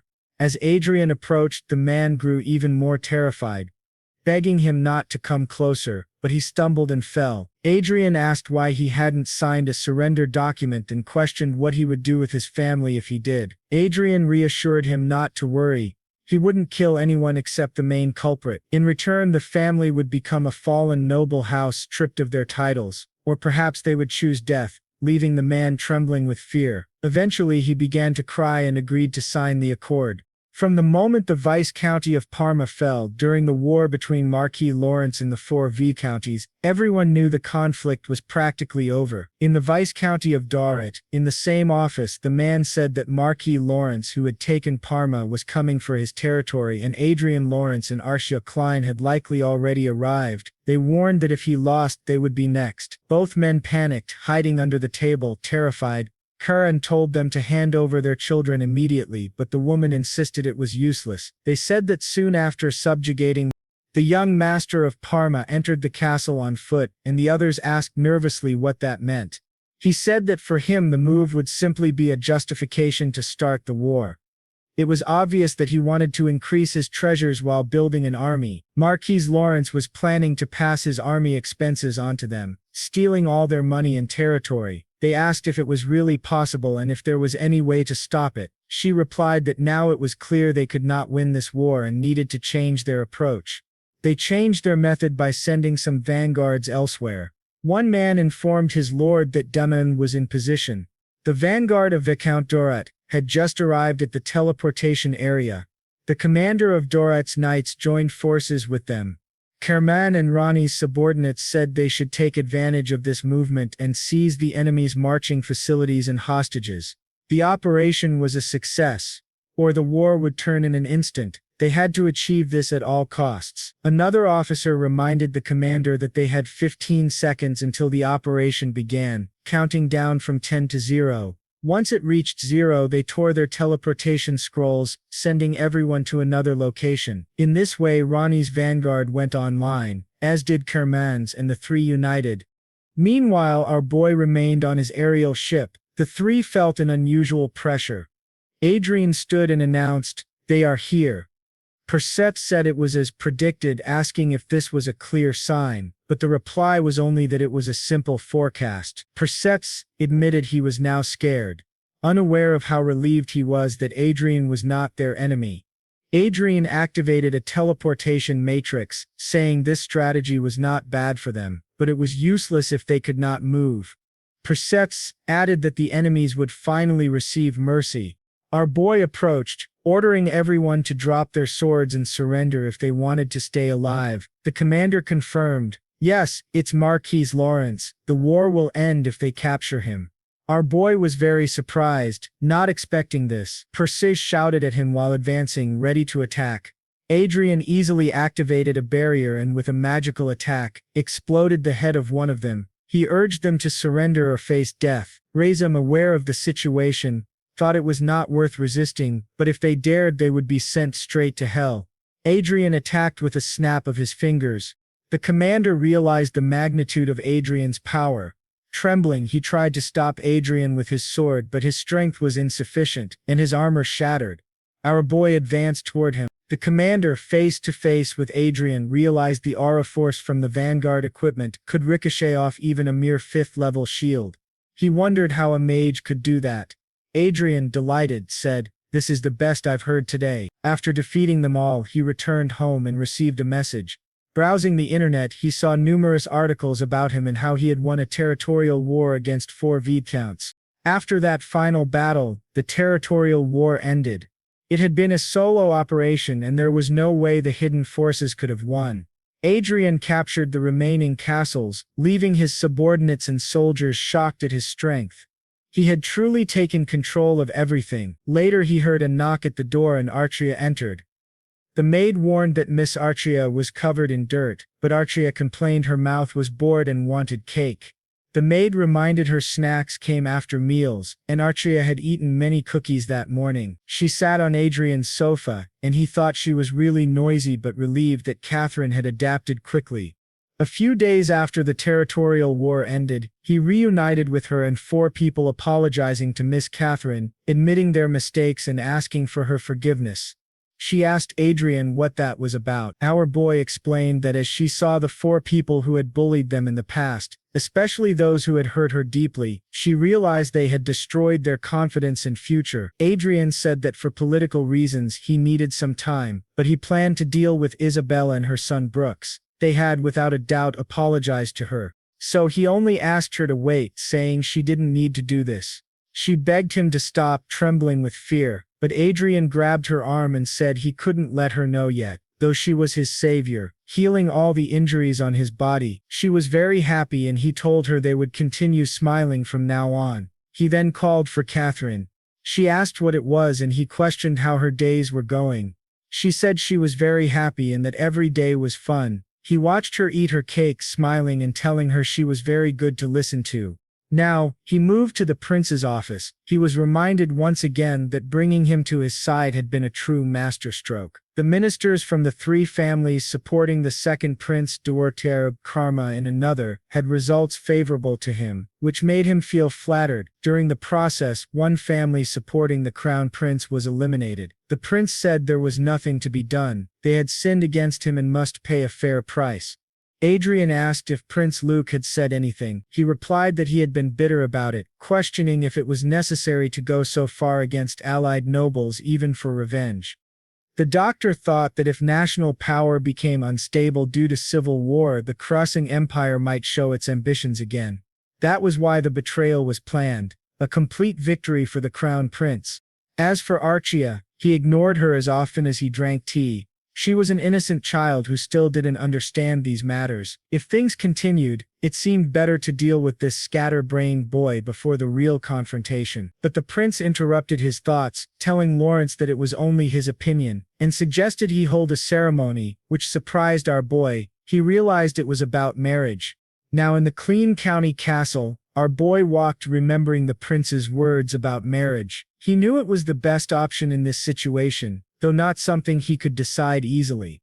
Archia and he were superficial lovers, not true partners. This was part of the legacy of the great Manuel Lucas. He was sure she would accept his decision without complaint, simply because she had been raised for him.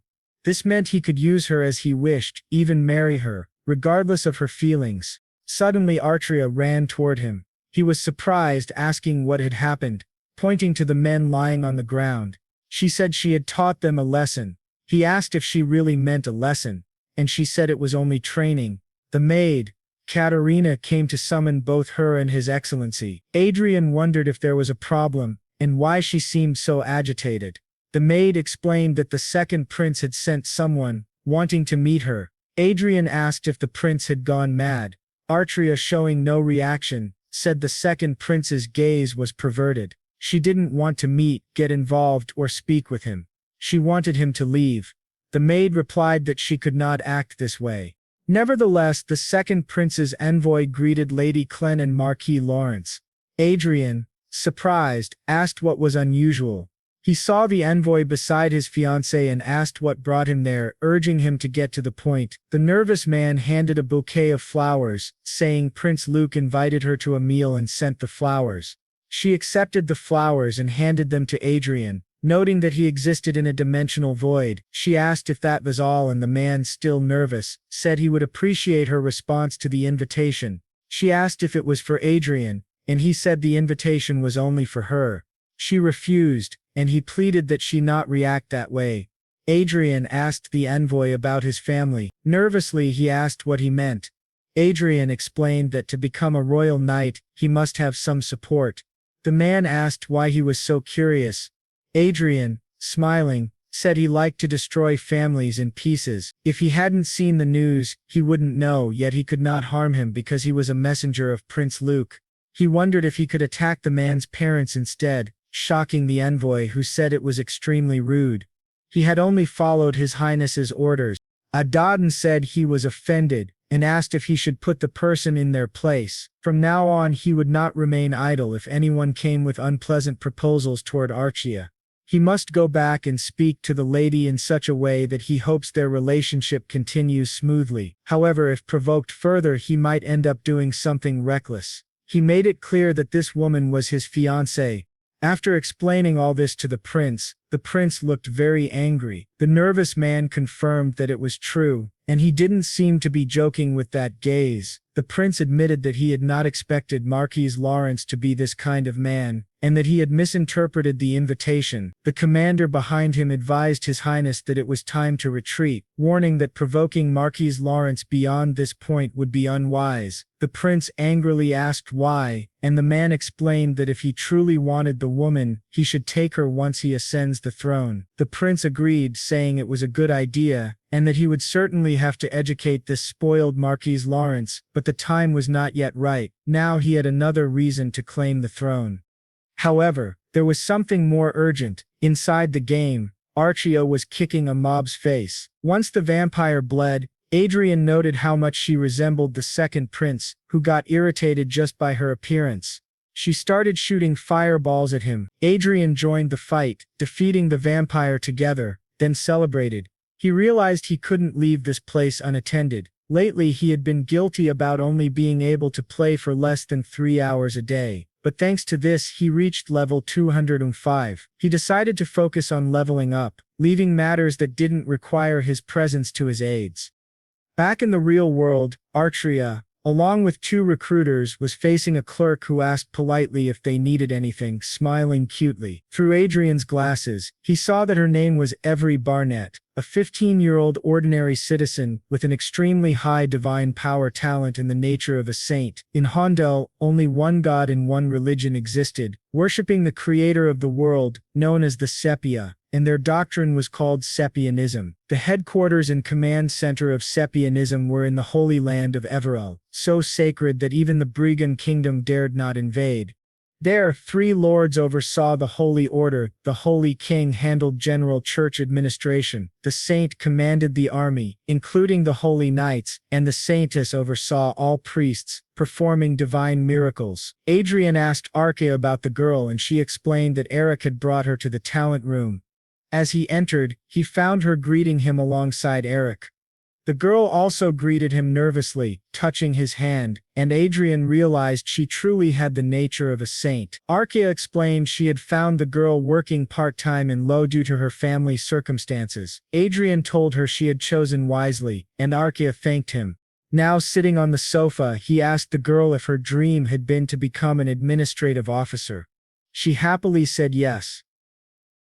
Adrien explained that, unfortunately, her talents were not suited for administration, which made her hang her head. He then surprised her, saying she had a talent for divine power and her nature was incredible enough to aspire even to the position of a saint. The girl was shocked and even Eric asked if it was true. Adrien confirmed it. She could not become a saint just for having potential. The Holy King chosen by the Sepia had been excluded by the royal family by blood. The saint and saintess were selected by God every 50 years. Regardless of one's status, candidates must perform exceptionally to be recognized by God. She asked for his advice. Adrien said that since God had sent her talent, she could not remain idle. He had researched and discovered that the competition to elect a new saint and saintess would occur soon. He planned to give her his full support to become a saint. Nervously, she asked if it was truly possible. She wondered how she could become a saint. Quadra explained that 7 out of 10 saints were ordinary citizens, so it wasn't impossible. However, she still didn't believe it.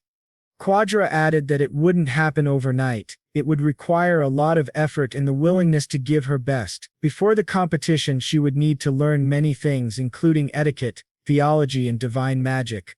For now, he was considering giving her an initial payment of 200 million and a monthly salary of 500 million. This impressed the girl, though she thought it might be a waste even if he offered 10 or 100 times more.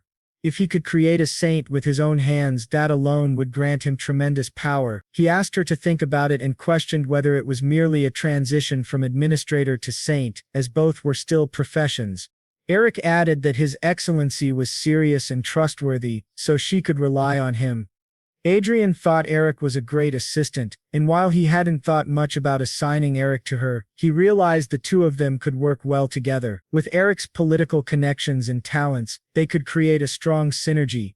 Adrien said she would become a member of the ladies' castle from now on and that her parents could visit any time. She was very happy and thanked him. Adrien told Eric to take care of her and they seemed to become quite close. Adrien smiled widely, excited about the prospect of her becoming a saint, eager to see what would happen with a saint by his side. As Everel adjusted to the new environment, Adrien and Archia were playing extensively. He guided her starting at 10 a.m., calling the Black Eagle to attack monsters, including a giant orc. When he swung his axe, Adrien dodged, then counterattacked quickly with magic. He used his free time to level up, but he thought the pace was slow and inefficient. Hunting in a group of 5 to 10 members was essential. They were equipped with various items and abilities, but the combination of just 2 people and an animal helped. The real problem was frequently encountering other players. Adrien got up to leave, but Al interrupted, asking politely how he managed to have support like an eagle, and inquiring how to get one. Adrien explained it was a wild animal temporarily tamed with magic, not a true support. It was the first time he had to explain this and wondered about the market capitalization of the online Chronicles game. He thought he should buy everything immediately, which didn't seem like a bad idea. If the user base consisted mostly of beginners, he would have a high chance of being underestimated. He checked and saw the market capitalization was 10.2 trillion. He didn't have enough money, so it wasn't feasible. He pondered whether to buy slaves or open a workshop. Though buying slaves seemed wrong for someone from a democratic country, perhaps he could use his last ticket as a wish. He wondered if there was a more efficient way to level up without encountering other users. He then had an idea, a highly convenient method without purchasing the entire game. monopolizing hunting grounds, which surprised the two of them. At the Black Dragon Guild executive office, one person mentioned that their country would double the game's access time limit. Another noted that long ago even in-game monetary transactions were blocked, so now they had to work hard. Someone asked if it was possible to sell items directly in a country where transactions were legal. The guild leader said it was increasingly difficult to play games. Then a girl entered the room, saying someone was looking for the guild's lady. She asked who it was and the girl replied it was a mage above level 200 requesting a meeting with the guild leader to make an offer. This surprised everyone. They assumed he wanted to use cheap tricks to enter the guild. The girl insisted it was a good idea to meet him. The guild leader asked why and she explained he had purchased 10 Claton hearts as gifts, which surprised everyone. She added that he was equipped with the best hybrid gear usable at level 200. Considering his equipment skills, he was stronger than most top-level players. During the meeting, Adrian introduced himself as Mind. The guild leader, Penny, found his name peculiar and noticed that all his equipment was extremely expensive, suggesting he might be a noble. She asked about his business and he explained that he wanted to rent the hunting grounds of the Black Dragon Guild to monopolize them. She asked how he could rent the grounds and he explained that it would prevent other players from accessing them while letting him use them exclusively. She had never heard of such an arrangement.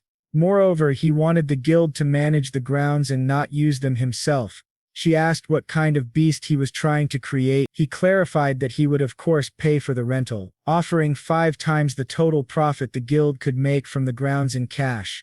She asked which hunting ground he wanted to monopolize and he said the Chimera Dungeon of Carton, shocking her. She asked him to wait, noting that over 200 people used the dungeon daily, which made it extremely profitable. Quadra confidently said it wasn't a problem, and in exchange she would ask the other users to enter the area. She asked if there was something special in the dungeon or a hidden quest, but Adrian replied that he only wanted to level up.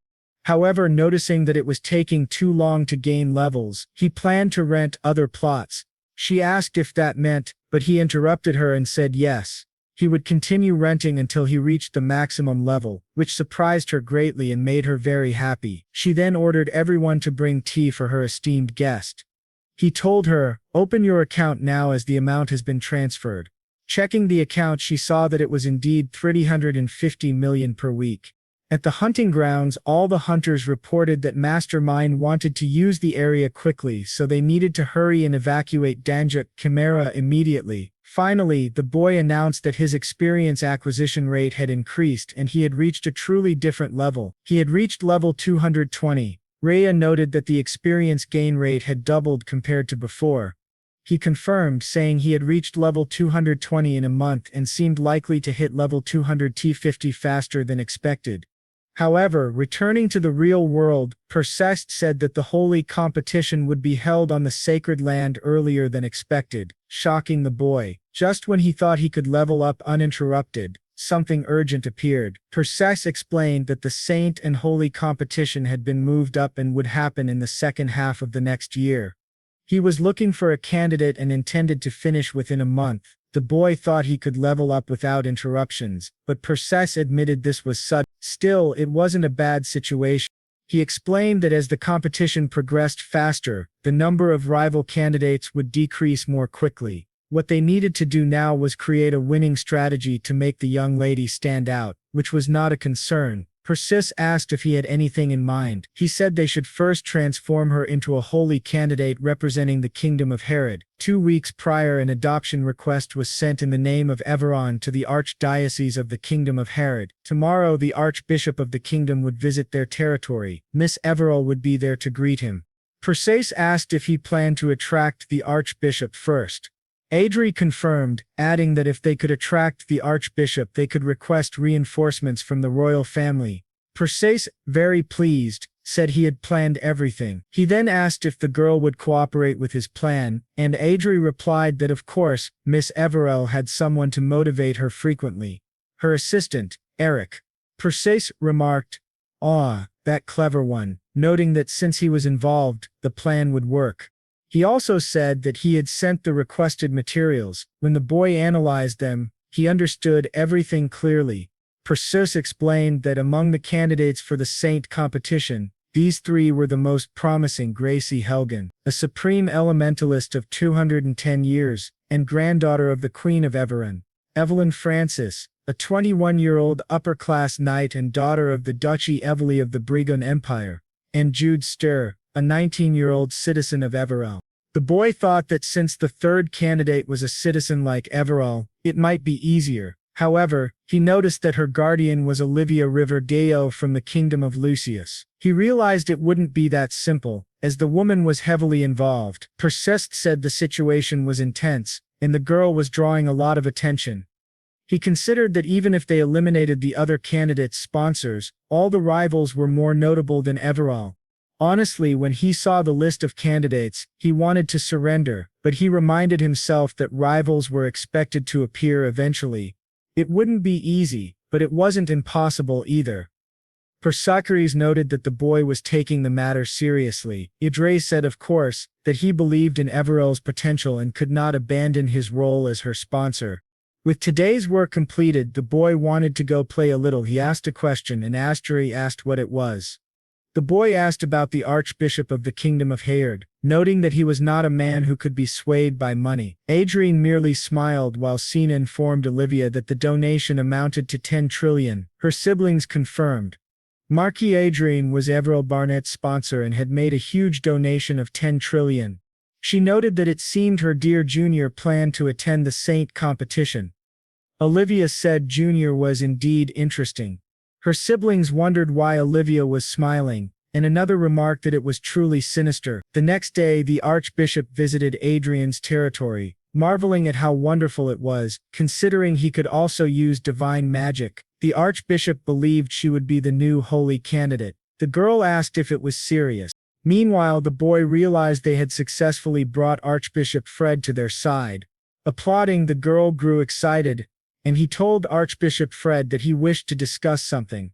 The elder asked him to go ahead. Adrien explained that honestly, Jude Ster's side suggested forming an alliance during the competition. Specifically, this was a request from her sponsor, the Duchy of Riverdale, rather than a suggestion from Jude Ster herself. The Archbishop said that Miss Ster was a good candidate, and believed the suggestion was worth considering.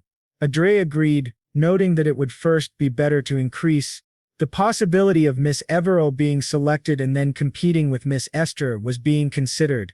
The Archbishop noted that it seemed the duchy had no desire to confront the Marquis, a fellow competitor, while Adrien thought that in fact his side was the first to suggest the alliance. The next step was to involve the royal family. The second prince said there was no reason to refuse. If a saint came from their country, the nation's status would rise exponentially. He planned to have a discussion with his father, and Adrien thanked him for his favor. Thinking as expected, he did not refuse the request, knowing that nothing good would come from continuing an uncomfortable relationship. With that, he announced he would leave, but the prince asked if he knew that the Marquisette's daughter and Count Acres had disappeared, which greatly surprised the boy. He explained that because of this, the heir prince's side was thrown into chaos. He asked for clarification, confirming that the prince was referring to the Marquisette's daughter, Michelle, the eccentric one, and Count Acres, the second-tier aura master after Marquis Fint. He had assumed they would be aligned with the heir prince. The second prince explained that the news apparently hadn't reached him, which was understandable as he himself had received the report only about an hour earlier. The boy, shocked, wondered what had happened and forced a smile, congratulating His Highness, saying it was not great news. The prince confirmed that it was indeed true.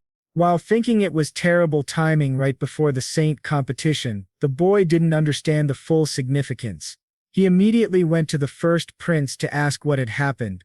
The prince said that judging by his expression, Lucas must have already informed him of the situation. He explained that the Marquisettes and Count Acres were cousins on the maternal side, essentially like brothers and very close. The boy noted that as nobles they shared similar political tendencies, but the prince added that Count Acres cared for Miss Michelle as if she were his own daughter, and had volunteered to be her personal bodyguard when he saw she would be traveling alone.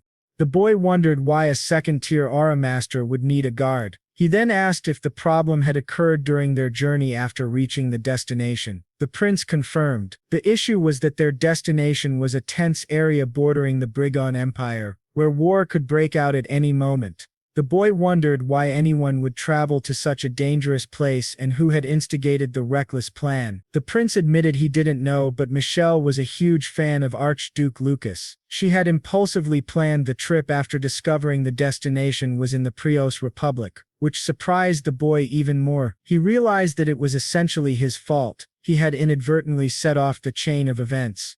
Meanwhile, in another location, Adrien was preparing to meet the second prince. She was instructed to stay out of the matter and not get involved.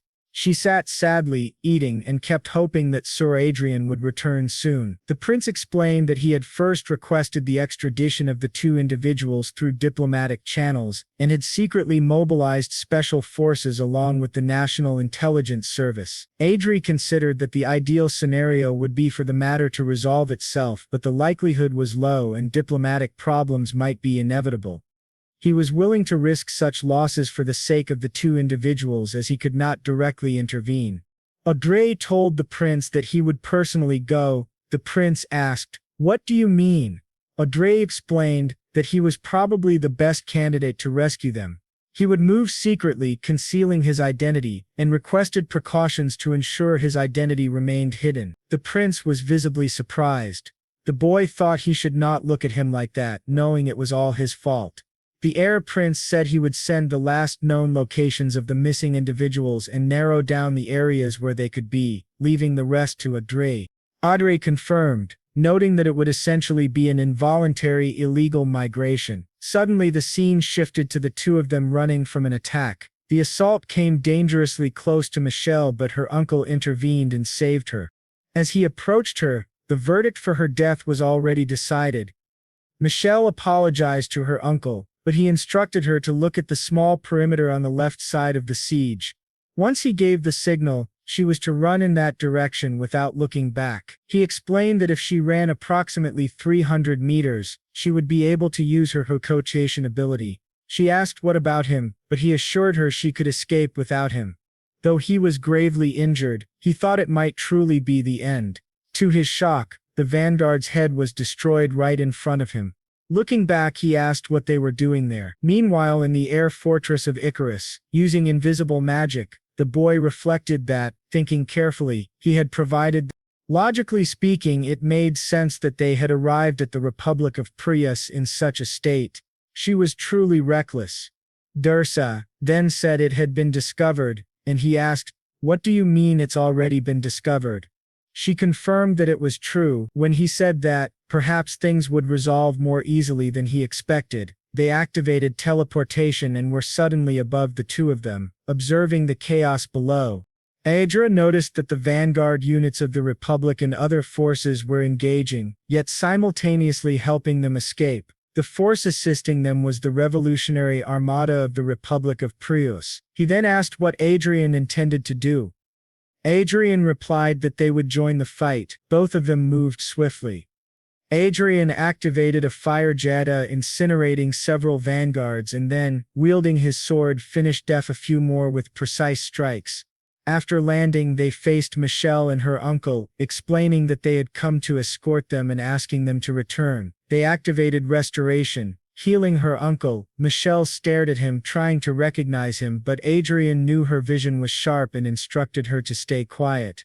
Understanding, she complied happily and stayed silent. He told her they now needed to return, asking if everything was truly over, feeling relieved that it had been resolved so quickly. To their surprise, someone approached and asked what was happening. The man apologized but added that he had something to ask the young lady. He asked if she had accessed the meeting of Lois Farmont, shocking the boy, who wondered how she had done it. The man questioned if the meeting was real. She explained that judging by its format, it seemed plausible. However, upon a quick glance, the content was far more inappropriate than she had expected. The man said there was a small chance it could be real, but it was more likely fake. The commander speculated it might be a false meeting created by the original discoverer, which once again surprised Adrien, who considered whether he should eliminate everyone. At that moment he cancelled his powers, thinking that doing so without knowing the strength of the Revolutionary Army or who was behind them would be dangerous. Since no one knew he had discovered this, it was better to remain silent for now. The man pointed out that because she had approached the meeting, she couldn't have physically infiltrated the president's palace. She explained that she had accessed him online, believing the meeting took place in a virtual world, not the real world. By accessing Li's 4-months terminal, she confirmed he frequently accessed a certain domain, which she assumed was the entry point to the meeting. Adrien thought, as expected of her, she was not ordinary and had investigated thoroughly. Had she not discovered it first, she would have become the owner of the meeting. The man remarked that she truly had a unique talent, only accessing 4-months terminal. Adrian interrupted, noting that the pursuit team would arrive soon, so they needed to conclude and escort these people. The man asked them to wait, saying he had not finished and that his commander had invited the two of them. Now in the Republic of Prius, at the northern glacier, he met with his commander. Adrien observed that the guards were all Lara masters. The man from earlier explained he was a citizen of Hebrews, visiting the northern glacier for the first time. The boy realized this man was Israel Oscar Prius, the Marquis Mage of the 7th Circle, a 27-year-old human, former prince of the Prius royal family, and commander of the Revolutionary Armada. He expressed surprise, noting that the aurora seen at the northern glacier was a rainbow aurora. Truly remarkable. The boy admired his talents. They were all tall, and his attribute was justice conspirator. Israel Oscar Prius said it was a pleasure to meet them, and that they would never forget his kindness. The man asked if it was proper to act like a human, and Adrien thought it was clear he had ulterior motives. Israel remarked that he had known the recently prominent Marquis Lawrence in the Conda clan. The boy laughed and the man apologized for surprising them. For the record, Marquis Lawrence and he followed each other on social media. One of the girls asked if it was true that Marquis Lawrence was awake, but Michelle told him to be quiet. At that moment they removed their masks and faced everyone. Michelle asked if it was truly necessary, and Adrien asked the man how he discovered this. The man, a young man with long hair, said it was a secret they had exchanged. The boy realized that Israel Oscar Prius was indeed a clever man, surprising everyone. The man, suspicious, asked how he knew him. Anderson said it was a secret shared between them, and they simply stared at each other. The commander then asked them to remain calm, explaining that it had been purely intuition that led him to know both, a duo consisting of an archmage and an aura master. It was merely a guess based on their youthful voices. Adrien thought he had been foolish to fall for it. The man then asked how he had discovered their identities. Adrien explained that he had been interested in the Republic of Prius and its revolutionary army for a long time. Ken admitted he could not gauge the depth of his insight and noted that he was certainly someone one would not want as an enemy. He then asked the young lady, Otis, if she had copied the research materials of the Archduke she accessed, which greatly surprised her. Adrien considered that copying research materials was indeed plausible. If she had only investigated the meeting superficially, it would have been naive. Even if the meeting was fake, its value could not be ignored. The man asked that if she had not been foolish, she should share a portion of the research materials. Of course, they would provide appropriate compensation, which left her quite startled. She explained that the meeting could only be obtained step by step. She could not acquire the full meeting that Louise Farman had. Most of the information he had accessed had already been commercially distributed. There were some problems, but she asked what he meant. He explained that it would have been better if they could have obtained equipment designs for the current superior generation, but they had no other choice, as even they didn't have access to them. What he wanted were materials to research the vanguard forces, and he considered the information basic, even within the industry. He thought he had indeed discovered something significant. Seeing her nervous, he considered it natural, as her actions could potentially start a war. She explained that Marquis Lawrence had revealed his identity, being a descendant of his former royal lineage. He thought they understood how much blood had been shed in the disputes with nobles, until the royal family established a republican political system in the country. Adrien thought that the democratization of the Republic of Prius had been achieved in a very strange way, in his opinion as an outsider, and that the Prius royal family had initially advanced toward a republic. The last king, though remarkable, had forgotten something crucial. He had created a democratic country for the people, but it was not a democracy earned by the populace. It was a literally unilateral democracy. The current president, Catro Farum, had, according to him, established a public illusion of governance, turning the country into a dictatorship worse than feudal states. The prince noted that the future His Majesty the last king had envisioned did not unfold as planned. Dedri explained that he decided to correct the error as a descendant of the royal family. He said they would inform the people of the Republic of Hebrews, introducing a fair system and properly establishing the foundations of the country. Adria thought it still seemed like a long road ahead, but it might be better than the current regime. He told Michelle that they seemed to have plans to establish an agreement. She apologized, saying it was a huge decision to make alone. The prince understood her concern and assured her that he would take the lead to protect her. Adria thought that if the situation continued, it could easily turn into a transaction resembling extortion combined with threats. He wondered if he, a citizen of the Korean Republic, could help her. He stepped forward and asked whether, if it didn't matter, the deal could involve Archduke Lucas, since he didn't make agreements with him. This surprised everyone, as it suggested he could simultaneously open a path with a new business partner while infiltrating the country. The prince noted that what they wanted was a Vanguard Force equipment project. Adria explained that he could produce and sell Vanguard Force equipment at any moment. The man asked what that meant.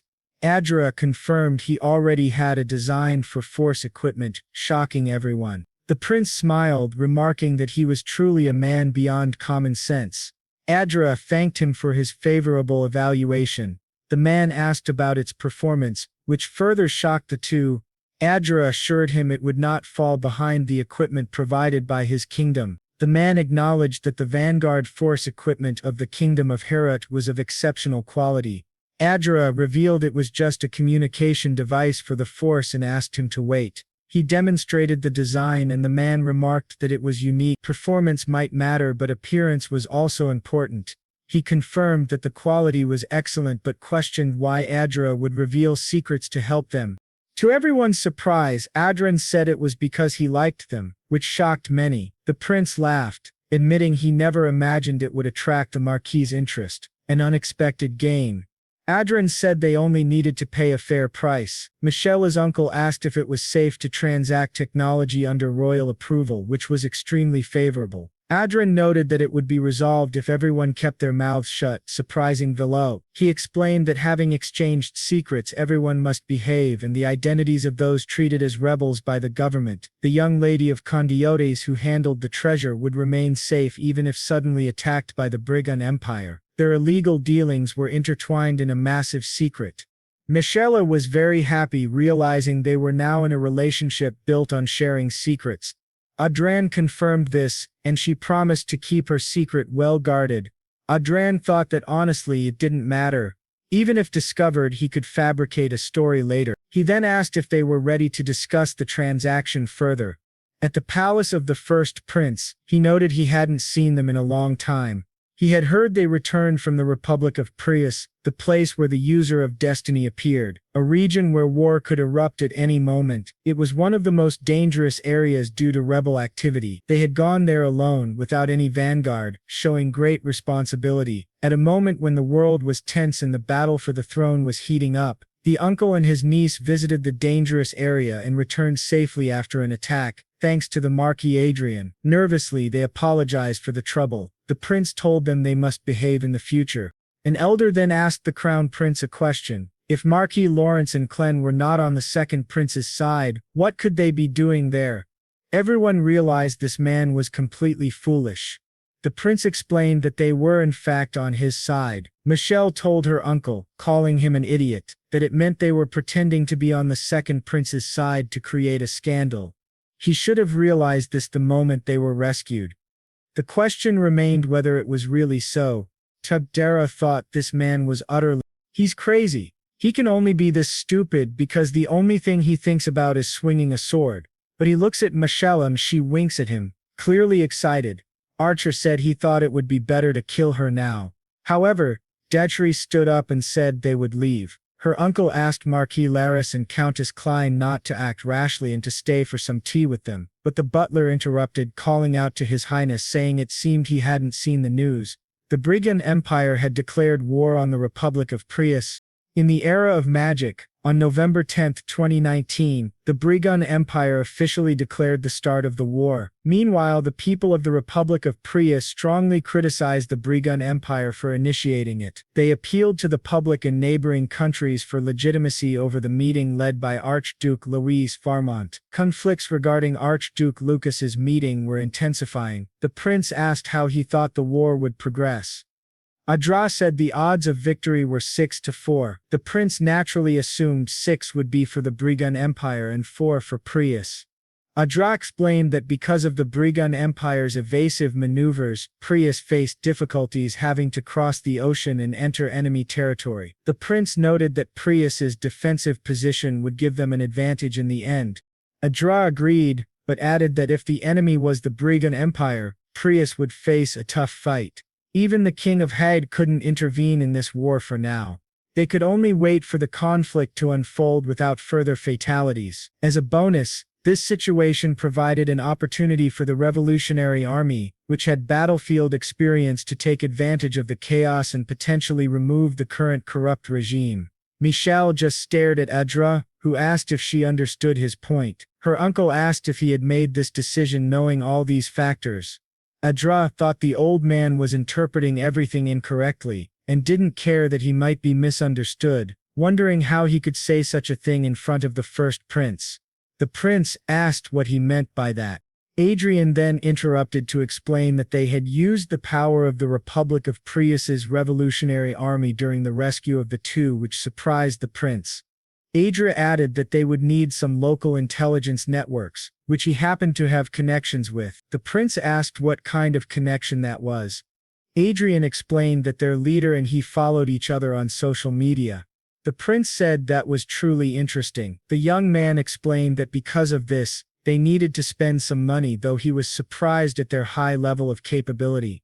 The prince remarked that in a way, the Revolutionary Army might use this situation as an opportunity. Adrien said that for now it seemed they would not publicly declare anything about the war.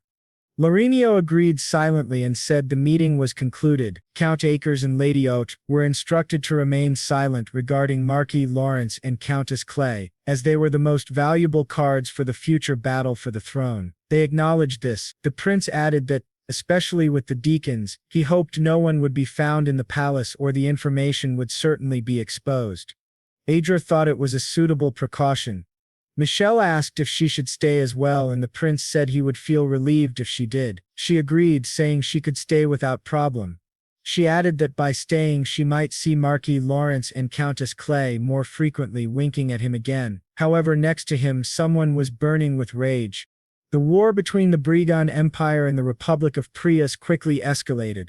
Upon the declaration of war, the Brigand Empire's expeditionary forces deployed at an alarming speed, seemingly preparing to surround the Republic of Prius. In response, Prius leveraged its homeland, forming a solid defensive line. Although direct clashes had yet to occur, experts predicted the confrontation would happen as early as possible, or within 3 days at most. Once the world heated up due to the war between Prius and Brigand, another major announcement might be overlooked. A host named Anthony would present a program of varied comparisons to satisfy viewers' curiosity. For the 10th anniversary special, featuring the episode of the Magician and the Knight representing the Mages, they brought in Archmage Adrian Lawrence. Adrien introduced himself, saying it was a pleasure to meet them. He was the new star of the Hade Kingdom. The scene then flashed back a few days, showing Adrien's assistant explaining that Everil currently lacked competence compared to other candidates for sainthood. To address this, both would have to put in significant effort. Marquis Lawrence is a mage, and even if he performs well in the strength comparison test, they will be able to secure new investments again. However, if he does poorly, his reputation will suffer. So, he has no choice but to be careful. Our young man, excited, says they don't need to worry because he will eliminate the prejudice against mages when he is there. He shouldn't be overwhelmed and should proceed with everything. Anthony says he will stay calm. He then introduces another participant representing the knights, Count Felix, a proud new master of aura from the kingdom of Lucius. Nora, observing him, wonders if he looks familiar. Anthony explains that in many ways, he will be compared to Marquis Lawrence in today's recording. He asks why Felix decided to participate in the event. Felix replies that he accepted the offer, thinking it would be a casual event. Anthony asks if he feels confident facing Marquis Lawrence. Felix says he heard that the River Dedio Duchy praised his exceptional talent, but now that he sees Marquis Lawrence, he believes her affection for her junior influenced a hasty judgment. Today he will show Marquis Lawrence that reality is not as simple as he imagines. At that moment, our young man recognizes Felix and thinks he resembles Cedric, even acting similarly. Anthony says that today's presentation will be a declaration of war and asks Adrien for his opinion. Our young man asks if his name is Count Ugiel Felix. He has no idea who he is, as it's the first time he has heard the name, which angers him. Adrien, excited, thinks Felix is an interesting man who became a master of aura. The implication is that he is no ordinary person. The nervous presenter says this battle will be nerve-wracking from the start. They proceed to the test location for the comparison. The program director, enthusiastic, believes this episode will be a great success. The two are taken to an island with a massive duel arena known as the Isle of Duels. Today, specialists are invited to analyze and comment on their training. Loyal viewers who won the 10th anniversary event are in the audience. He approaches them and asks if it would be better not to use magic to compete. Knights prepare with equipment, while mages fight empty-handed. Felix says he doesn't mind. If Marquis Lawrence wants it, he can fight using only normal equipment. To his surprise, Adrien says he doesn't care and questions how he could lose to an inexperienced master of aura. Felix is shocked, insisting that Adrien is also an inexperienced archmage. Adrien replies that they are in no way equal, which angers Felix even more. Anthony announces they will begin the training, starting the countdown. Our young man faces Felix. The armored knight wonders why he's being stared at this way, realizing he will soon see who is on top. At 0, Felix charges at Adrien, yelling for him to die. Within seconds, Felix is completely defeated, his armor broken, and the Master of Aura loses. Anthony announces that the final spell was a 6th circle blade cannon and asks if Adrien memorized it beforehand. Adria says no, he just cast it during the fight. He calls Miss Everell to heal Felix. She rushes to him, begins praying, and his body starts to heal. The audience wonders if these are angel feathers. Anthony remarks that he heard the medical team was invited by Adrien, but he didn't expect it to be a young girl. Adrien explains he preferred to call someone he could trust. The presenter asks if she is a bishop-level priestess at such a young age, which is shocking.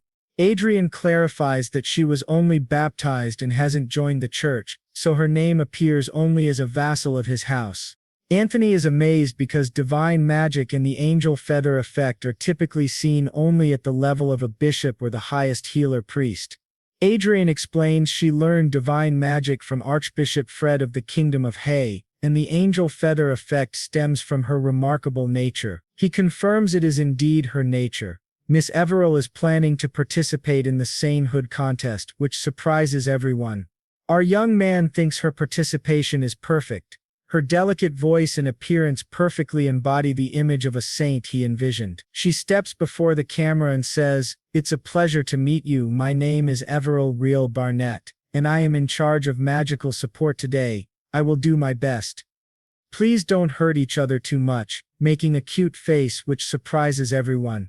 Our young man thinks he understands what just happened and realizes it's thanks to Eric doing an excellent job.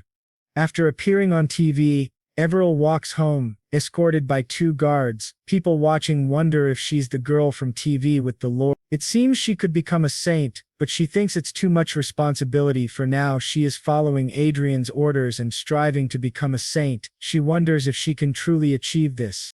A short time later, she works part-time at a convenience store, opens the door and says she's home. Her mother asks if she has really arrived. To her surprise, someone says it's lucky that Everil is here. This man calls her Ever and says it's been a long time since they last met. Everil, angry, stares at him seriously. The blonde man explains that he is her uncle and asks if she remembers him. Another person comments that her shoes are very expensive.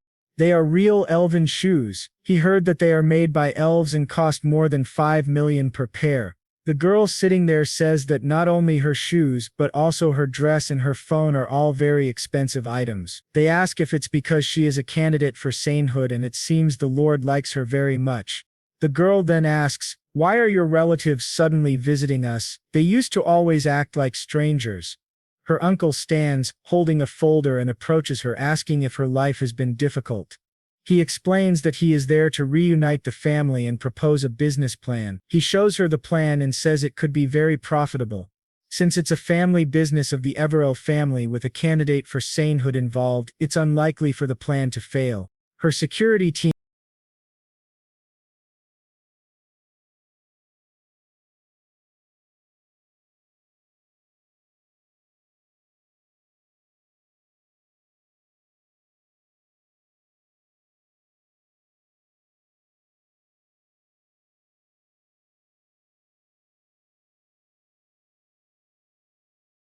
cold toward her siblings. A man sitting behind adds that it's true. If they really think this is only for themselves, it's for everyone. He comments that she wasn't like this before, that she's being too cold. Every's father intervenes, explaining that 4 years ago they used the debt as collateral and fled. After a long time, they returned this way. Her brother insists that they are genuinely repentant and trying to make amends. Her father counters that if they were truly remorseful, they would have helped when he was struggling to repay the debts, instead of living well wherever they went. Her brother insists again that it wasn't intentional, they genuinely tried to pay off the debt. Even so, it's not right for siblings to continue quarreling over money. Everell steps forward, asking them to leave. She doesn't want to get involved. They will return to treating her as before, like strangers, which surprises everyone. Everyone stands and tells her she cannot speak this way to her elders.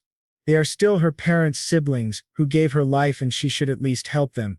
As they argue, the security team prepares for combat. To the surprise of the 4 relatives, someone appears and asks who these shameless people are. Our young man appears beside Everell, startling her. She calls him Lord Adrien. Everyone kneels before him. The security team reports that Jasmine Traden, the 3rd commander of the 1st Company of Lawrence's Strategic Mobile Battalion, salutes the Lord, and Rick Castro salutes Marquise Lawrence. Everell's family, terrified, also salutes him. Adrien gestures, and with a snap of his fingers he paralyzes their bodies. He asks if they know the best part of being a great noble. Nervously they apologize, saying they are insignificant and could not possibly know. Adrien stares at them and says the best part is that he can do whatever he wants with trash like them, terrifying Everell's uncle. Adrien tells them they can move to the family castle, and asks if it wouldn't be nice to enjoy the luxury of having an extraordinary daughter. They nervously ask if that's really possible. Adrien says he has separated Lady Everell's well-being from theirs. Nervously they agree to do so. Adrien looks at the saint candidate and gives her a thumbs up, making her nervous. She blushes, thinking she wants to be someone who can assist Lord Adrien. She wonders if showing interest in Adrien, who already has a fiancé, would bother him, but staying by his side as an aide is possible. She decides she wants to give it her all.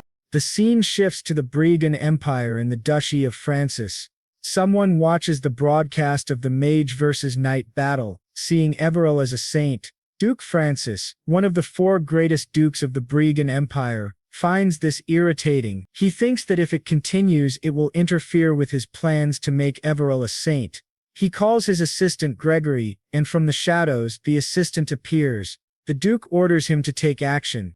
Meanwhile, in Adrian's office, he receives a message. He notices it is from the Duchess of Riverdaccio. Reading it, she warns him to be careful with Duke Francis, as he is acting strangely. The scene changes to the emergency waiting room of Lord Lawrence's castle. As they talk, another knight, head lowered, is approached by Caravato, who asks if he is all right. He stares, asking if the other is speaking to him, and with a psychopathic smile, he says he forgot the other's name, and it's been a while. Sarah Pharma grabs the other by the arm, telling him to stop playing around and asking if he wants to interfere with his mission. He adds that people who make mistakes can end up badly. Damien, sitting nearby, agrees and asks if they can just forget about it. To everyone's surprise, they are told that the two are undercover spies. They are commanded to reveal themselves and asked how they dare infiltrate this place. The one who was sitting just stares at them with glowing eyes, paralyzing them and making them feel drowsy, causing them to leave the room. The angry man warns him not to forget because the target isn't Marquis Lawrence but the girl named Everil. They cannot expose themselves to unnecessary risks. The man sitting down says he is more serious than ever, but they will keep an eye on the castle. He had observed Marquis Lawrence from a distance. Another man asks if he looked extraordinary or something. The first replies, no, their eyes merely met. The man says he also looked into Lawrence's eyes several times, but the standing man insists it wasn't that. When he stared at Marquis Lawrence, it was as if he knew who he was. He is told to forget, it must have been his imagination. Suddenly an alert announces intruders in the east area. Everyone prepares immediately. All the knights rush there, reporting 5 assassins armed with force daggers. Meanwhile, the two hide and report that everything is going according to plan, and the target is in the last room of the east building near the Lord's office. When they open the door, 2 guards ask what Sir Damien and Sir Pharma are doing there. They are supposed to be guarding the Lord. Pharma responds that he saw there weren't enough soldiers to assist. Their superiors order them to stop. No one in the castle may approach Lady Everil except those assigned by the Lord. Everil's guards arrive, so it's better for them to leave. Sharma draws his sword. They realize it is a force blade and notice that the approaching men are assassins. One of them manipulates their memories, paralyzing them and knocking them to the ground. Sharma moves toward Everil, ready to kill her, and the guards shout for her to escape. To everyone's surprise, Everil simply extends her finger and hurls the assassin against the wall, declaring it a trap and that she is not the target. The guards, shocked, just stare as Everil takes command. The assassins complain that their operation's information was leaked. To their surprise, our young hero enters the room, saying that it's even better. They've just discovered something and asks if their eyes haven't met before.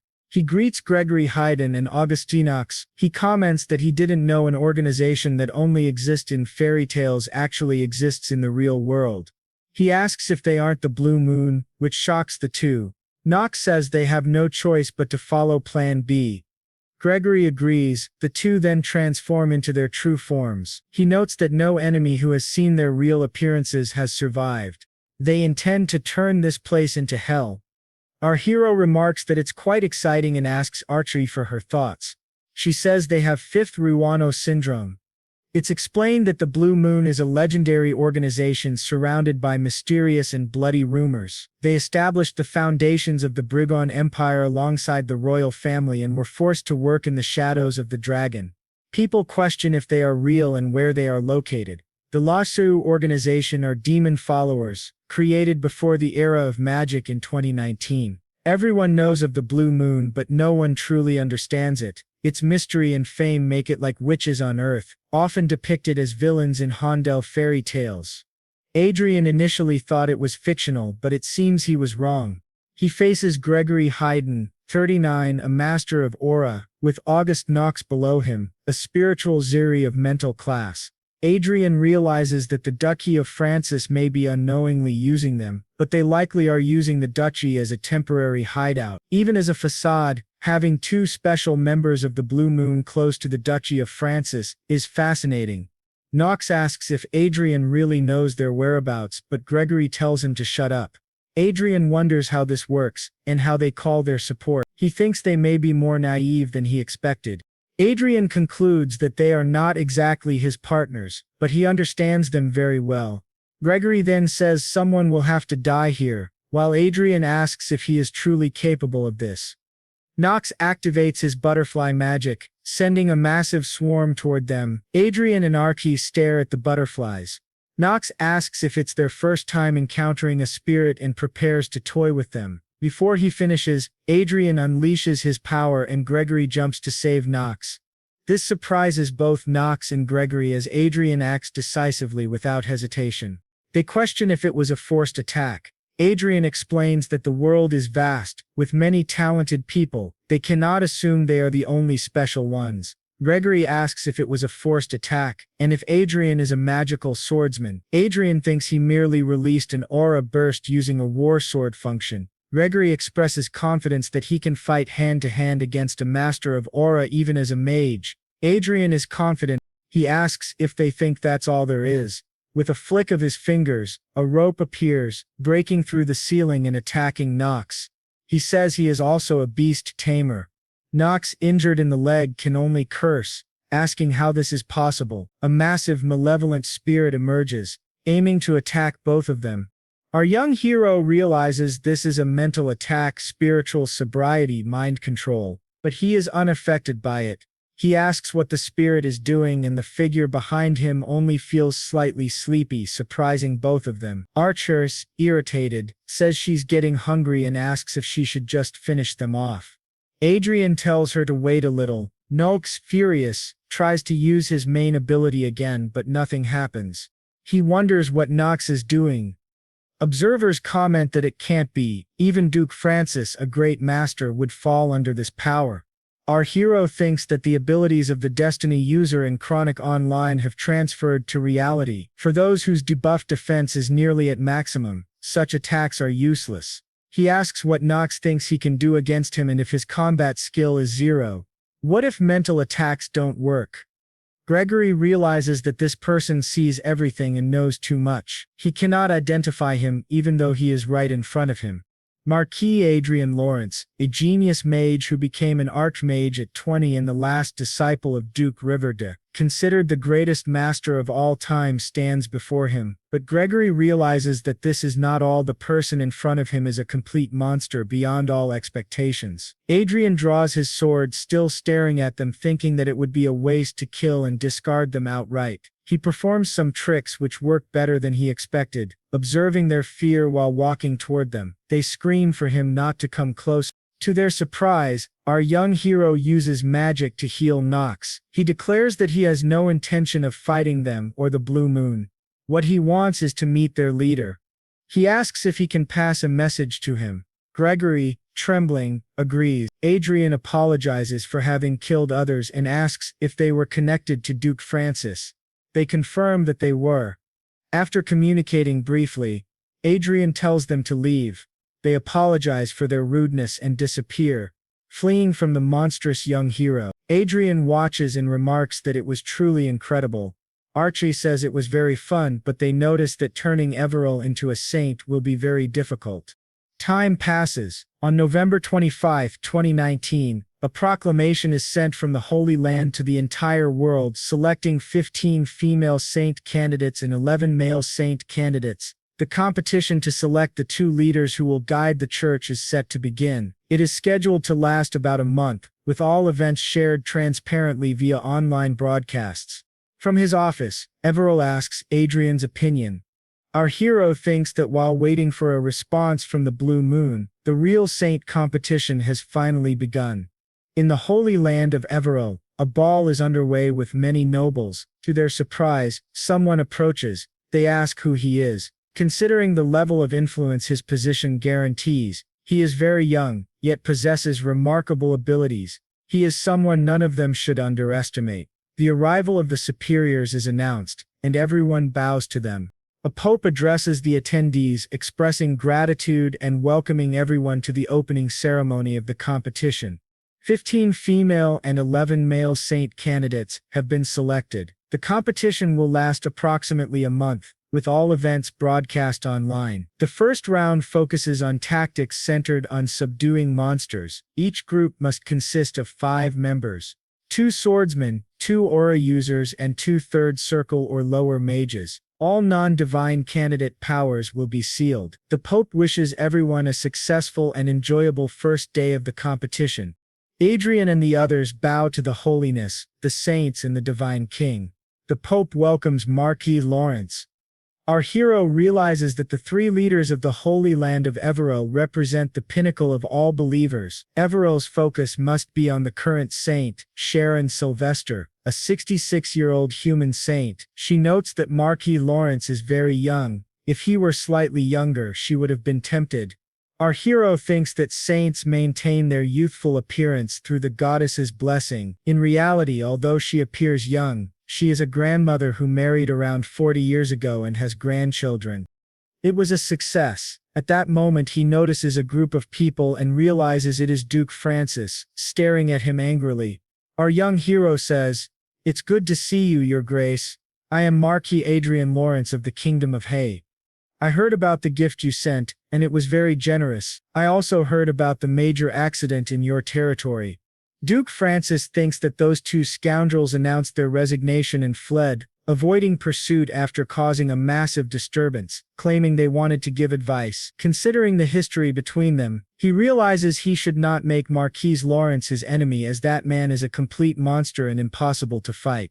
Adrien continues, "That aerial fortress of yours exploded, along with the industrial district. Truly unfortunate. The pilot supposedly fainted or something like that."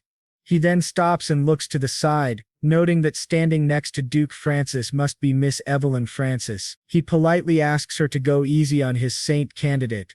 Evelyn nods and says she will consider his request.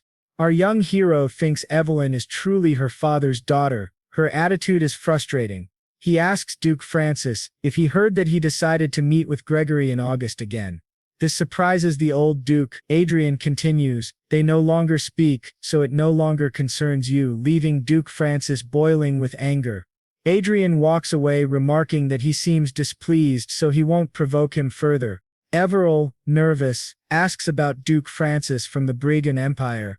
Adrien confirms and tells her that she is more important than she realizes. He advises her to stay confident and keep her head high. More than anything, she is the one he chose.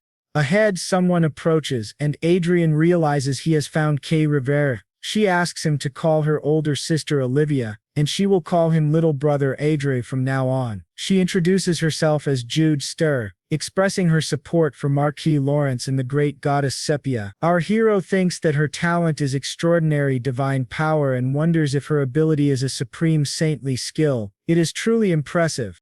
Adrien discusses with Radiel the strict conditions applied to the first phase of the competition. She asks if he has any objections, and he says no, believing the arrangements are suitable. He notes that Judd is a good candidate and the focus on monster subjugation tactics is appropriate. It is not bad for Judd, as she is at a first-class priestess level. The blonde notes that at worst, Judd may still wield divine magic more effectively than the other candidates.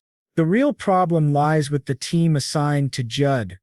They have 2 knights but no mages with actual battle experience. Adrien observes that most modern mages focus on research rather than combat. He asks if she wants his help, which excites her greatly. He agrees, as this was what she wanted from the start. He promises to find 2 skilled third circle mages for her. She is thrilled and thinks they will form an alliance, though it seems she will benefit the most. Adrien assures her that even just talking with him will put significant pressure on other participants. She grows very excited. Adrien asks a question unrelated to the competition. She asks what it is. He asks if a magical knight counts as a person in this tactical competition. At the Saint's office, she begins reviewing the participant list for the first round. The representative is Everil Barnett. Her team includes a knight, Barbara, an aura user. The second knight is Andre Dillon, a first circle aura user, a third circle aura and mana mage, and Noah, a third circle mana mage. She laughs as her assistant asks what they should do. She responds that he is truly interesting. Her assistant points out that having a knight who can use magic will likely cause complaints from other candidates. She replies that it is their fault for not clarifying the rules and they must allow it. The assistant insists it's unfair, but she says the rules cannot be changed now, and exploiting loopholes is also a skill. As Adrien leaves, she thinks about Marquis Lawrence, realizing he is far more interesting than she expected. The scene shifts to the next day, at the start of the competition. A hungry wolf lunges at Lady Everil, and her knight protects her while she activates a sacred barrier to shield everyone. The theme of the first round is monster subjugation tactics. Saints and saint candidates are recorded as mercenaries and lead 4-person teams composed of mages and swordsmen to defeat monsters. Cameras follow each candidate at all times. The competition is broadcast live on TV and online. Each candidate has their own channel, and the audience size can be tracked by the number of supporters. The knights behind Lady Everil point out the monsters they captured, offering them to her if she wants. She is surprised but asks them to use the monsters to complete their mission. Many creatures are available and she asks the others to hold back while they jostle for her attention. She approaches the filming crew and asks if things can be left as they are. The crew member replies that he isn't sure as this has never happened before. It is said that when appearing on TV, the elves drew a lot of attention with their incredible visuals, but their rigid personalities focused solely on tasks, executing everything perfectly, turning the program into an almost dull documentary. No matter how beautiful it was, if the content was boring, viewers lost interest. As a result, once the contestants settled in, the audience began switching channels. In contrast, Everill's channel included elements of entertainment and character development, almost like a teen drama, which generated a lot of interest. Moreover, other candidates had poor personalities, with some saying the work was for plebeians, and even Evelyn admitted she hired them to handle the dirty work. The saint candidates and saints from noble families were being portrayed as villains. Public opinion increasingly supported Everill's broadcast. The knights remarked that the world looked down on mercenaries, calling them low-class people risking their lives for money, but Everill's law treated them fairly without discrimination. Other channels seemed ridiculous by comparison. Even without her help, someone like Lady Everil could easily become a saint. She nervously looked at the knights. An older man approached and explained that everyone there genuinely wanted her to become a saint. They did it on their own, so she shouldn't feel pressured. He might seem intimidating, but he assured her that he was the toughest of all the mercenaries. Despite that, she approached him first and cast her heart-colored magic toward him. A man behind her asked if it was just because of her harsh appearance. He even had an argument with Lady Everil at the start, which upset her greatly. They began bickering again while she stood embarrassed silently watching them. Another knight mentioned that they had also gathered monster corpses and requested that she take them. She insisted that all creatures fought to survive and that it would be wasteful to let them go unused. The knight explained they were putting on a show for her. Everil, nervous, promised to do her best while the knights were excited. They remarked that this was truly like a teen drama. Statistics showed that audience ratings for the competition channels were 1.52% for Everil, 1.116% for Lai, 0.95% for Grace, and 0.92% for Judge Stare. The priest of the kingdom of Her was very excited, cheering for Everil. Our young hero turned to him and said there was a reason he requested their meeting in the Holy Land today. The priest asked what it was, and our hero explained that he wanted to show it to him. The priest asked if it was gold and calculation. Our hero clarified that it wasn't just a piece of gold and calculation, it was a large artifact with divine power flowing through it. He explained that it was a relic, estimated to be over 20,000 years old. The priest noted that if true, it should be widely announced.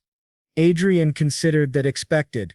Upon seeing the relic, he understood how to use it to benefit Everil but didn't want to exploit it that way. He added that with an exceptional artifact it might be possible to repair the relic. The priest asked if he truly wanted to revive such an ancient relic, and Adrian confirmed it was possible. There was a sacred magic circle inside, seemingly from the mythical era. Only part of it was destroyed, the rest remained intact. The priest asked if he would recruit a skilled artificer. Adrian confirmed. The priest promised to find the best, calling it an incredible discovery. Adrian asked if he needed to submit the relic to the church. The priest said no, it wasn't necessary. Each royal and imperial family possessed at least one sacred relic. Donating it could promote Everil's cause, but if it was a functional relic from the mythical era, giving it away solely for publicity would be excessive. Even without donation, there were many ways to leverage a relic. Adrian agreed, thinking he had never intended to donate it but understood the priest's point. The priest promised to find the best artificer and Adrian left it in his hands. They bid farewell. Adrian reflected that many people were working behind the scenes to make Everil a saint, and he must use all means to ensure their efforts weren't wasted. In a dark room, someone watched Everil's broadcast, seeing mercenaries supporting her. The viewer grew furious, thinking it was ridiculous, and that it couldn't continue. A few days later, a half-dwarf master engineer introduced himself as Kobe Ventre. Adrian Lawrence greeted him politely, and reflected that Archbishop Fred had introduced him to one of the three greatest sacred artifacts in the world. Kobe examined Adrian's cloak, remarking that it was difficult to analyze his clothing and that he seemed to possess a great treasure. He apologized, explaining that the curious mind of an artificer often struggles to observe new equipment. Adrian thought that Kobe had recognized the value instantly, proving Archbishop Fred had introduced him to the right person. Adrian presented Kobe with an item for examination. Kobe guessed it was the hilt and blade of an ancient divine magical sword, which Adrian confirmed.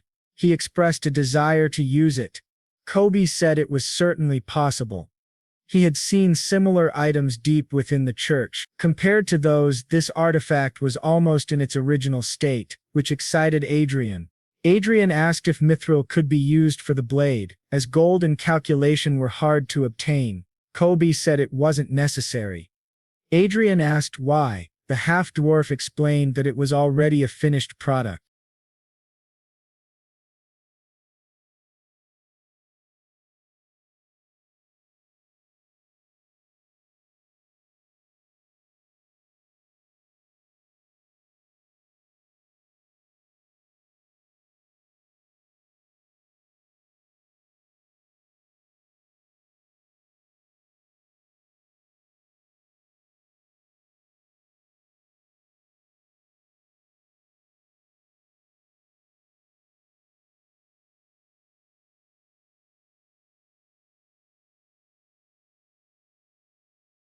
He says that he is ready and explains that this is the sword that defeats evil, the sword that cuts through darkness. It has many nicknames, but its most famous one is the Sacred Sword. This surprises our boy, who wonders what he is talking about. He tells him that although their shape and function may vary, there are not many blades that can truly be called sacred. At present the church possesses only 3 sacred swords, and he has read that there are 6 in the entire world, so this one is the 7th.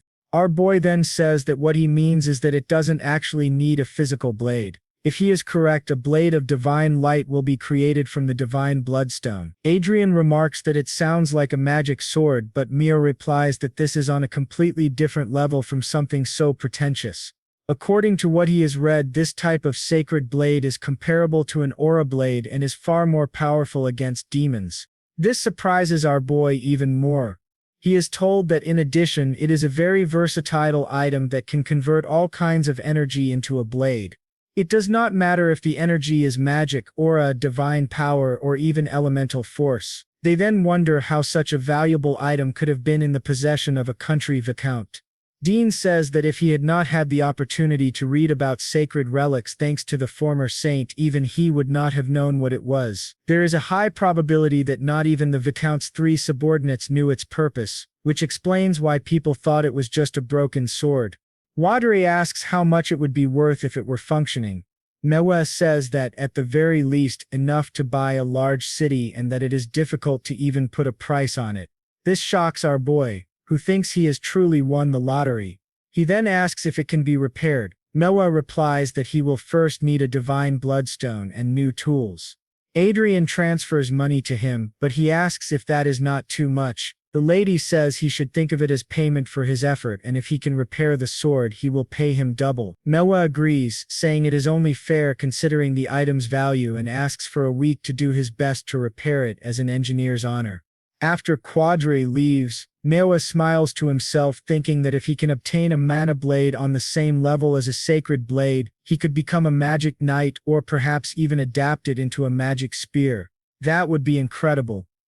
Just then he receives a transmission from Archia. They ask what is happening, and when he inquires, Archia says that Miss Everall has been kidnapped. This shocks our boy. Now, at the border between the Sen Empire and the Land of Dragons, Everall is being held within a sacred barrier. 2 men watch and wonder how this is possible, as their attacks cannot even touch her. Apparently she is bound to a type of 8th circle magic artifact. They say that all they need to do is eliminate the candidate for sainthood. They thought it would be easy, but things are getting out of control. One tells the other to stop talking and attack her mind, explaining that even magical constructs have a weakness to mental attacks. One of them says he has never heard of that, and asks if it is true. His companion asks who he is talking to, and the first man replies, "What do you mean? Who?" When they turn, they see someone standing right behind them. It is Knox. They ask who he is, and he says he is merely a spiritual user passing by. After that, our boy arrives where they are. Gregory greets him respectfully once again. Adrian asks if they are the culprits, but Gregory says no, they captured the real kidnappers who are right there. When our boy asks where Miss Everell is, Gregory replies that she is resting in the cabin and is safe thanks to their precautions. They still need to discover who is truly behind the kidnapping and who hired the attackers through an intermediary. Our boy thinks that of course the real masterminds would not leave any trace unless they were fools, which is the most worrying part. He asks why they helped, and Gregory explains that to be honest, this place is also their home. Our boy tells him to continue. Gregory says that Miss Everell was truly lucky and that he will pretend to believe them. Gregory adds that by order of their leader, if Miss Everell was ever in danger, they were to do everything possible to save her and to conceal what happened. Our boy asks what he means, and Gregory says it was the first time he had seen their leader so angry. Their leader said the Duchy of Francis no longer had any value to them and ordered them to move their base. What happened earlier was their own decision without their leader's involvement. Gregory confirms that the Blue Moon Group receives very few orders from their leader aside from what is necessary, and they are granted almost complete autonomy. But since the last assassination attempt, the entire Blue Moon has been instructed not to harm anyone connected to Marquise Lawrence or Archia. Adrian thinks the more he hears, the stranger it sounds. He cannot understand why the Blue Moon leader is being so cautious with him. Gregory bows and apologizes for the previous incident. Our boy thanks them for saving Miss Everell and says he will forget any resentment toward them. Honestly, they were never the real threat, so there was nothing to resent anyway. Considering how things are unfolding, they can assume their leader has accepted his request. Gregory confirms this and says their leader is eager for his visit. They are there to inform him that, once this situation is resolved, he is free to visit at any time. Our boy wonders why he is being invited to their base. Perhaps it is a trap, but he thinks not. Just by looking at them, it does not seem that way. Gregory then gives him a password and says the terminal they use is connected to his. He should not hesitate to call if needed. Adrian agrees and sends them off. Archia asks if she should follow them, but Adrian says they can contact them at any time. So, for now, just leave them alone. Ensuring Everell's safety is more important, and since the kidnapping of a candidate for sainthood was broadcast live, the world is in an uproar. It would be better to involve the church's investigation team instead. When Everell wakes up, she is extremely surprised and asks where she is. Meanwhile, Madre thinks to himself that not only did they accept his request, but the Blue Moon leader personally ordered that no one interfere with him. Puzzled, he wonders, what on earth is happening here? They even call him a rule breaker. Everell then asks if it was not stated that he could not use any designated equipment in the mercenary tactics competition. She questions what kind of trick he pulled and says she does not remember allowing such an entry. Adrian explains that it was an unavoidable choice for him, especially after recently surviving an assassination attempt. In truth, if he had not taken action, Lady Everell would have died. But she replies that this is only a matter of hindsight. Adrian counters that hindsight is everything, and if the church had done a better job and if he had been present from the start, this kind of thing would never have happened. A candidate for sainthood was kidnapped by people who infiltrated the competition, and the church could not even find her until he intervened. He thinks to himself that this may be the end of the good image he has built with the saint. Setting that aside, he asks her to please evaluate Lady Everell's potential. She is a victim and should not be harmed by something like this. Since he is the one who broke the rules, he believes only he should be punished. She simply stares at him suspiciously, then laughs, saying he is truly an interesting man and that she might have been tempted by him if she were 10 years younger. Adrian silently wonders what is wrong with this woman. She continues, admitting that, to be honest, there was suspicion within the inner council that this incident was orchestrated by him. He asks if she was testing his reaction, and she apologizes, saying that is the truth. Now she has confirmed there were no lies in his words. She shows him a mirror and asks if he knows what it is.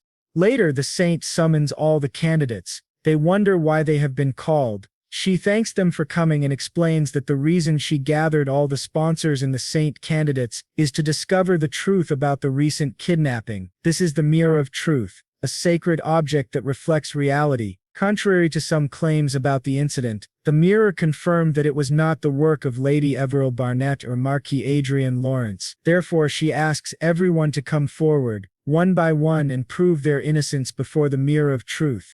Duke Francis, furious, argues that the people assembled are nobles of the highest rank, including members of royal families from several countries. He asks if she is not overstepping, but she calmly replies that if he is innocent, there should be no problem. Is it so difficult to simply speak one sentence in front of the mirror? At that moment, Marquis Lawrence appears with the sacred knights, surprising everyone. The true culprit who tried to harm Lady Everil might have been a Grand Master, so he is there to help. Duke Francis, enraged, demands how Lawrence dares to doubt him. The saint reminds the Marquis that the culprits have not yet been confirmed and asks everyone to remain respectful. She then requests that each person step forward. The first to do so is Cloud Headwell, the Queen of the Ever Kingdom, followed by her daughter Grace Headwell, a saint candidate. Both state clearly that they had nothing to do with the kidnapping of the saint candidate. As soon as they speak, the mirror shines, proving their innocence. The saint declares their innocence confirmed, and continues the process. One by one, the others come forward. Eventually, she announces that only the Francis family remains. Duke Francis declares that he had nothing to do with the kidnapping, and his daughter says the same. The mirror glows again, proving them innocent. Our boy thinks to himself, "This is troublesome." From behind, Duke Francis notices his expression and asks why he looks that way, accusing him of revealing his true self. Adrien responds that it is simply a natural reaction, given his past actions. Francis sneers that it seems Adrien's life will be short. Adrien mocks him in return. The saint, still irritated, tells them both to be silent because the session is not over. Now the last to prove their innocence are the Osta's Prime Minister Osta of the Republic of Prius and the saint candidate Lady Mel Osta. They must step forward and face the mirror. Trembling, they insist it was not them and that they can explain. The saint demands that they stand before the mirror of truth. When they hesitate, she declares that there is no other choice. From this moment, they will be arrested for the kidnapping and attempted assassination of the saint candidate Lady Everil Barnett. They are visibly shaken. Our boy wonders if it really was the Republic of Prius behind it.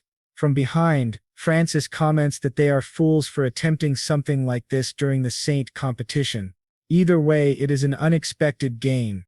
Adrien thinks that attempting assassination during the saint competition is without doubt an act of apostasy. Since Prime Minister Osta and his daughter acted in the name of the Republic of Prius, the Republic will be severely shaken both internally and externally. He realizes this is an unexpected advantage for the Brigand Empire, which is at war with the Republic of Prius.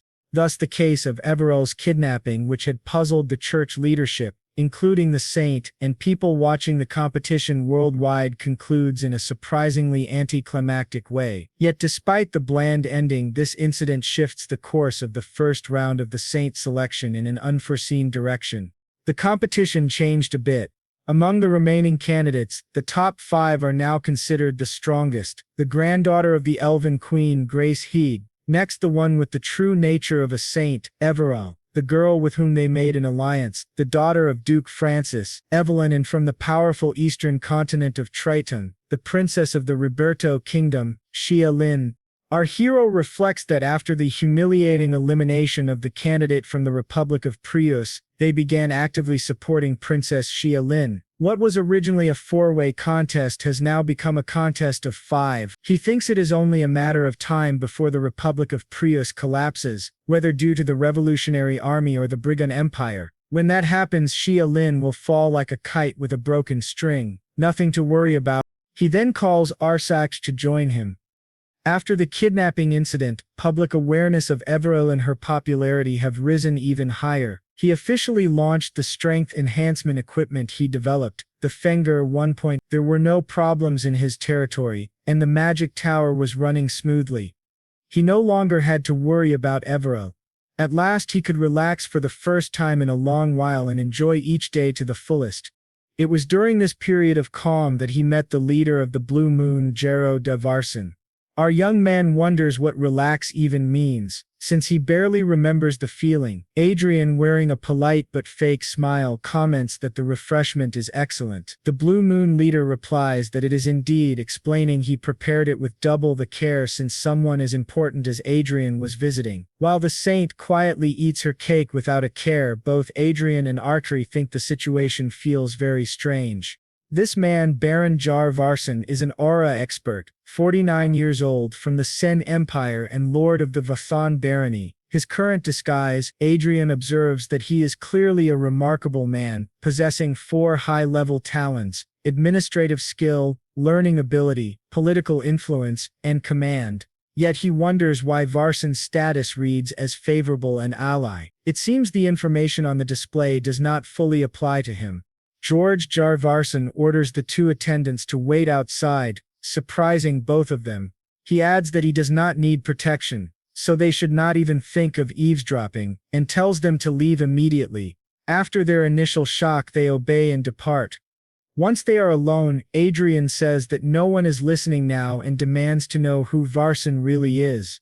George stands and Adrien wonders what is happening, but then George kneels before him, saying it is an honor to meet the one who follows the great mage Manuel Lucas and carries on his legacy. Adrien is stunned. Adrien asks if he knows Archduke Lucas, and George confirms it. Lucas was the former master of the Blue Moon. Adrien realizes this meeting was never just about forming an alliance. He asks for a full explanation. George agrees and hands him a high-performance terminal. From it appears a projection, Chester himself. Chester greets Adrien, who astonished asks if he knew everything. Chester admits that he did. Adrien thinks this man is truly a genius. Chester explains that the Blue Moon was meant to be part of the Fate mission and a reward for reaching level 8. Adrien protests that they contacted him far earlier than expected. Chester acknowledges this and says it is clearly his own fault. 5 years ago, as he embarked on the final path to acquire Fate, several forces and tasks reactivated, and the Blue Moon was one of them. The once dormant Blue Moon awakened and began acting outwardly to expand its influence. Thanks to that, their power is now stable, and as a consequence, Adrien came into contact with them much earlier than planned. It was an unintended result of the path Chester chose for the sake of efficiency. Adrien then asks who George Varson really is. Chester replies that George is his assistant and the administrator of the Blue Moon. Adrien is taken aback, so the Blue Moon was supposed to be his reward for reaching level 8. That means talking to them now is almost pointless. He wonders why Chester made him come in person. Chester says there is no use crying over spilled milk. He still cannot formally recognize Adrien as the Blue Moon's master, but he will not stop him from cooperating with them for now. Adrien asks if he is serious. Chester apologizes, admitting that this situation is the result of his own negligence and poor management, and tells Adrien to consider it compensation for the inconvenience. Adrien thinks to himself that he takes back everything bad he said about Chester. This is excellent news. Adrien then says that Sir Varson will remain under his care. Varson bows, calling it an honor, while Chester explains further. The Blue Moon has a total of 8 special members ranging from Aura Masters to Archmages, 1,200 high-ranking assassins at the level of armed knights with force-imbued daggers, 450 vanguards and 5 airborne fortresses. Not only that, but they also operate luxury hotels, a worldwide resort network, clubs, and casinos. Their enterprises span accommodations, entertainment, trade, and transportation. Even the Pacific Hotel where Adrien is currently staying belongs to the Blue Moon. Our young man, delighted, thinks that he and Sir Varson will get along very well. The business capital alone totals nearly 100 trillion, and their military power surpasses that of most kingdoms. Varson assures him that they will fully support Marquis Lawrence. A week later, that half-dwarf arrives, catching Adrien off guard. Adrien asks what brings him there, and Kolb explains that he took longer than expected and apologizes. Tor asks if he succeeded and requests instructions on how to use it. Kolb answers that he only needs to channel any kind of energy, whether aura, magic, or something else into it. Ader began testing the sword by channeling energy into the hilt. As he did, a blade appeared that looked almost like a lightsaber.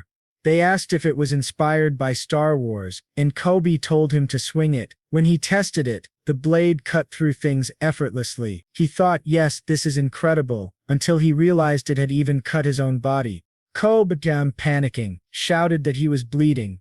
Our hero noticed he had been cut without realizing it. Enan began yelling for a priestess, while Adric bled heavily. Archie rushed over, applied a healing potion to the wound, and helped him stand, startled.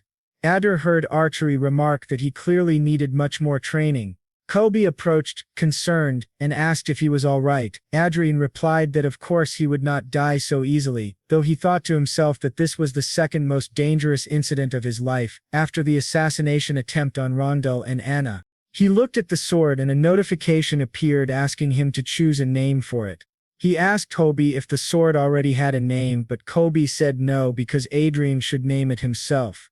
Adrian chose Excalibur, and the sacred sword was registered with many powerful effects. He was thrilled, thanking Kobe for helping him obtain such an incredible weapon. Kobe still looked worried, but Archie assured him Adrian would be fine and suggested he get up from the dirty floor. Adrian, however, was already thinking about the advantage this weapon could give Everil in the upcoming competition. The scene then shifted to the mercenaries, who were crying for Lady Everil and insisting she must become the saint. Thus the first month-long round of the Saint competition came to an end. Adrian watched the tough mercenaries weeping and thought he would never get used to seeing such hardened men act that way. The rankings were announced. Grace Higvin first in tactical points, third in audience votes, second overall. Judster, fourth in tactical points, second in audience votes, second overall. Xia Lin, fifth in tactical points, fourth in audience votes, fourth overall. Evelyn Francis, fourth in tactical points, fifth in audience votes, fifth overall. Everil second in tactical points, first in audience votes, and first overall. Adrian was excited to hear this and told everyone he would do his best. He reflected that, setting aside the other participants, Princess Xia Len had surprised him. He had assumed she only advanced because of support from the Republic of Prux, but she had surpassed even Evelyn Francis and reached fourth place, which he had not expected. Everil approached Adrian, and he gave her a bouquet praising her hard work. She thanked him, blushing, and said she hoped to meet his expectations. He replied that she was already doing well. He knew the purpose of the Saint competition was to choose candidates who would be selected by God himself. Among the top-ranked, God would ultimately choose the one who matched his will, and if things continued this way, Everil would certainly be among the final 5.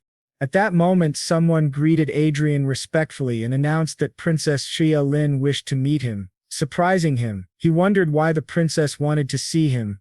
Princess Xia Lin arrived, saying that the great name of Marquis Lawrence had reached even the distant continent of Triton, and it was an honor to greet him. Adrian replied modestly, noting that with her intelligence the future of the Roberto kingdom looked bright. She then greeted the woman at his side, addressing her as the Countess Clannon, and said it was a pleasure to meet her. Xia added with a smile that she could simply be called Princess Xia. Adrian thought that in person, she seemed sharper than he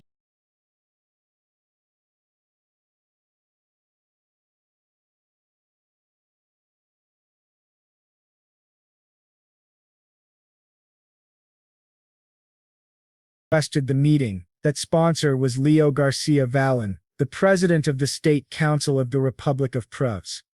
Adrian was surprised. This man was among the 3 most powerful people in the Republic. He already had many concerns about the Republic and was reluctant to meet with them, especially since Garcia had previously delivered false fate and was known to support the Revolutionary Army. Garcia greeted Adrian with a polite but faintly false smile and apologized if their secretive approach caused offense. Adrian asked why someone so busy with the war against the Brigon Empire would take the time to meet him. Garcia replied that he understood Adrian's curiosity and suggested they talk over a meal. To Adrian's surprise, the meal was distinctly oriental.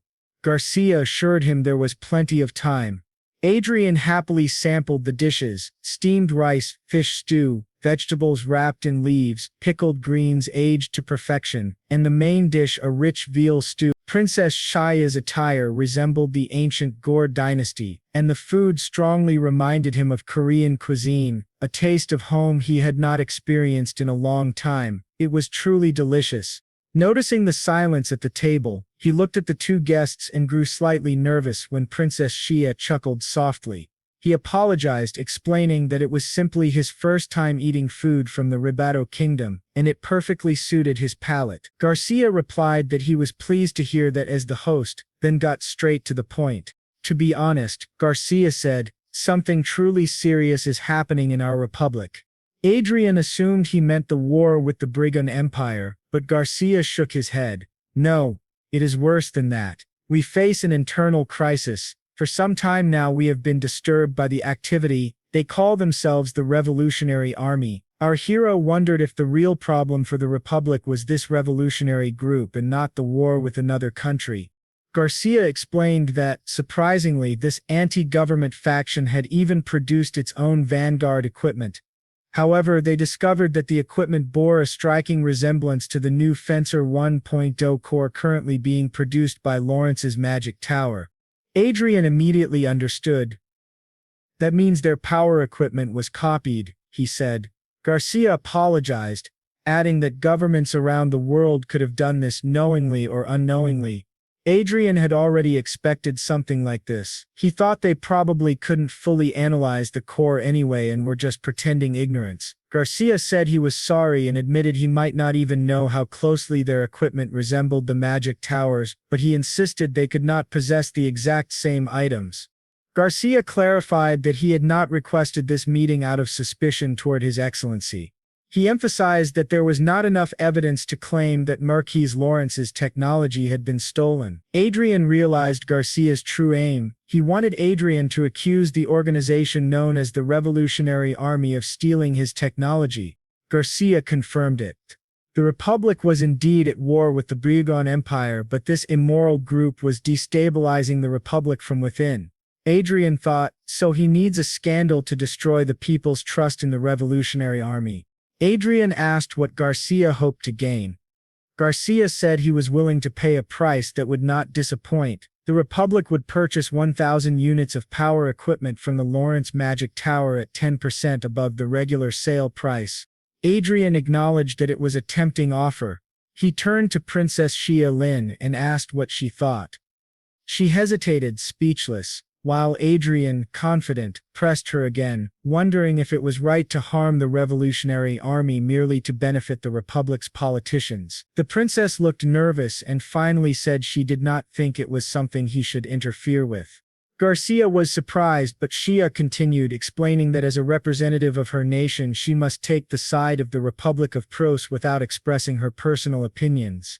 Adrien thought this was a skillful answer, showing loyalty to the Republic without revealing her own stance. It reminded him of his previous life when he had to watch the maneuvers of powerful countries. He respected her for it.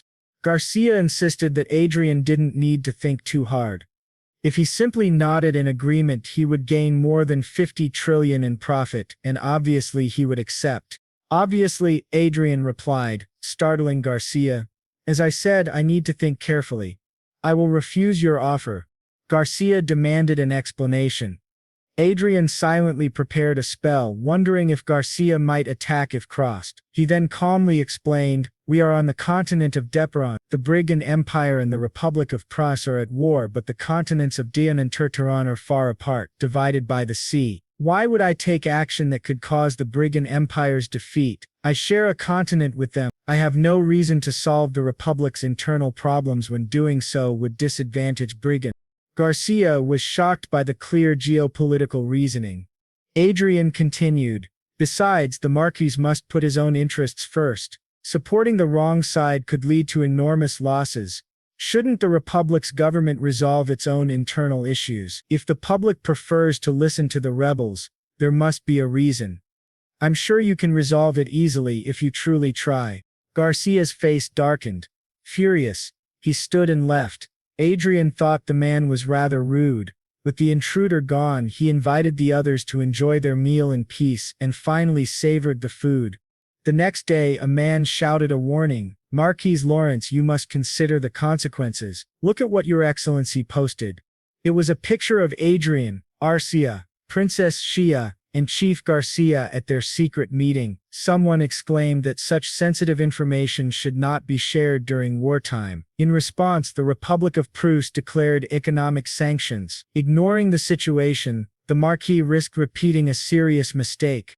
Adrien reflected that this high-level noble meeting, described as a countermeasure session, was turning into a full hearing. His post had spread rapidly across the world, causing an uproar not only in the Republic of Prusse, but also in the Kingdom of Hyde. Because of this, new laws about stone and bullet trade were introduced. An accuser declared that, as an elder with experience in aristocratic society, it was his duty to discipline a reckless young man like Adrien. Adrien realized this was Marquis Ali Tradon, someone he had never considered an enemy. He could not understand why Tradon was being so hostile. Then Margrave Watts raised his hand and spoke. He said that the Republic of Prusse and their kingdom rarely traded, even less than with the neighboring state of George. Even if sanctions were imposed, the damage would not be great, so there was no need for drastic measures. But the accuser countered that the Republic of Prusse had strong connections to the Traton continent, which might refuse cooperation with them. He reminded everyone that many artifacts and weapons were traded with Traton. He added that they had been caught off guard by the Revolutionary Army's offensive and had come seeking aid from Marquis Lawrence. Would the Traton continent really become their enemy to support the Republic? As the debate grew heated, the king himself became visibly irritated. Is of an ancient fundamentalist group. She raised her hand. He wondered if she wasn't supposed to be shy. She had always been quiet, but now she had decided to speak. She said that she didn't understand what Marquis Lawrence had done wrong and asked everyone present what exactly his mistake was. A noble explained that Marquis Lawrence had carelessly exposed the Republic's secrets to the world. But Archia replied that even so, he had not lied. The noble insisted that was precisely the problem. His actions had put the Republic of Prusse in a difficult position. Archia countered that, in that case, the fault lay with them for allowing the truth to be exposed, not with Marquis Lawrence. Her words left the noble speechless. The king agreed, saying she was absolutely correct. Still another noble protested, telling His Majesty that no matter how delicate the information might be, it was immoral to reveal it and place another nation in a difficult situation. But the king responded that such a rule only applied if Marquis Lawrence had agreed to conceal the information. He asked,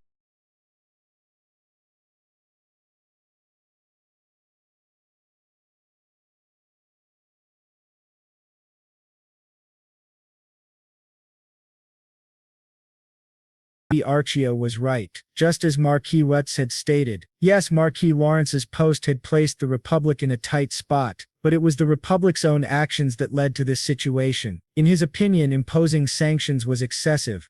Adrien thought to himself that the prince had stayed silent until now, fully aware of these facts. Then the prince added that his brother beside him also believed Marquis Lawrence should not be punished. The Republic had belittled their kingdom by threatening sanctions.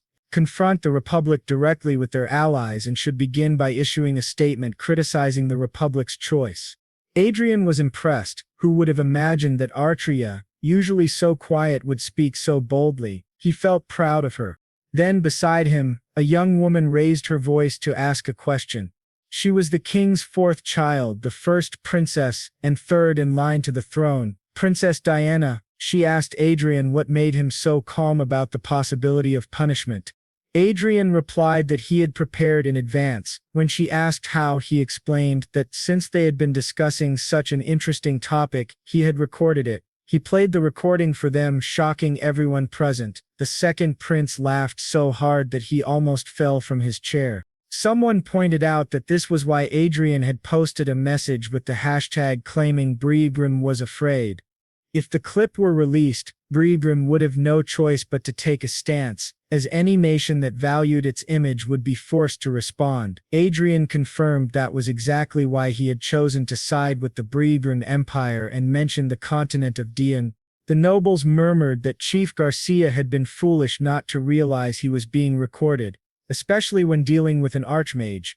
Adrian thought that because of this, the issue was no longer merely between Herod and the Republic of Pros. It had now drawn in Brigan, and he had given the other countries of the Dian continent a reason to take sides. The video of the state council chief was released after the meeting. Once it spread, not only the Brigon Empire but also the allies of the Hade Kingdom publicly commented in Adrian's favor. With this wave of messages and the involvement of the Sacred Land, all the nations of Dian criticized the Republic. Meanwhile, Princess Shia watched the news and admitted that it was frightening. Her maid asked what was so scary. Shia said that Marquis Lawrence was only a year older than she was, yet he was already shaking the world. Unlike her, who had nothing beyond the title of princess, he possessed real power. Her maid smiled and said that a man like that would be perfect for her princess. Shia agreed for a moment, saying such a man would indeed be ideal, then caught herself and grew annoyed remembering that he was already married. The maid quickly apologized, insisting she had only been speaking carelessly. At that moment, another maid entered and respectfully announced that a message had arrived from the Holy Land. The second round of the contest would pair 2 participants at a time. Shia asked in surprise if that was true. The maid confirmed it. The next stage would be a forced confrontation. Shia immediately asked who her opponent would be. The maid informed her that she had been matched against the young lady sponsored by Marquis Lawrence. Princess Shia was visibly shocked.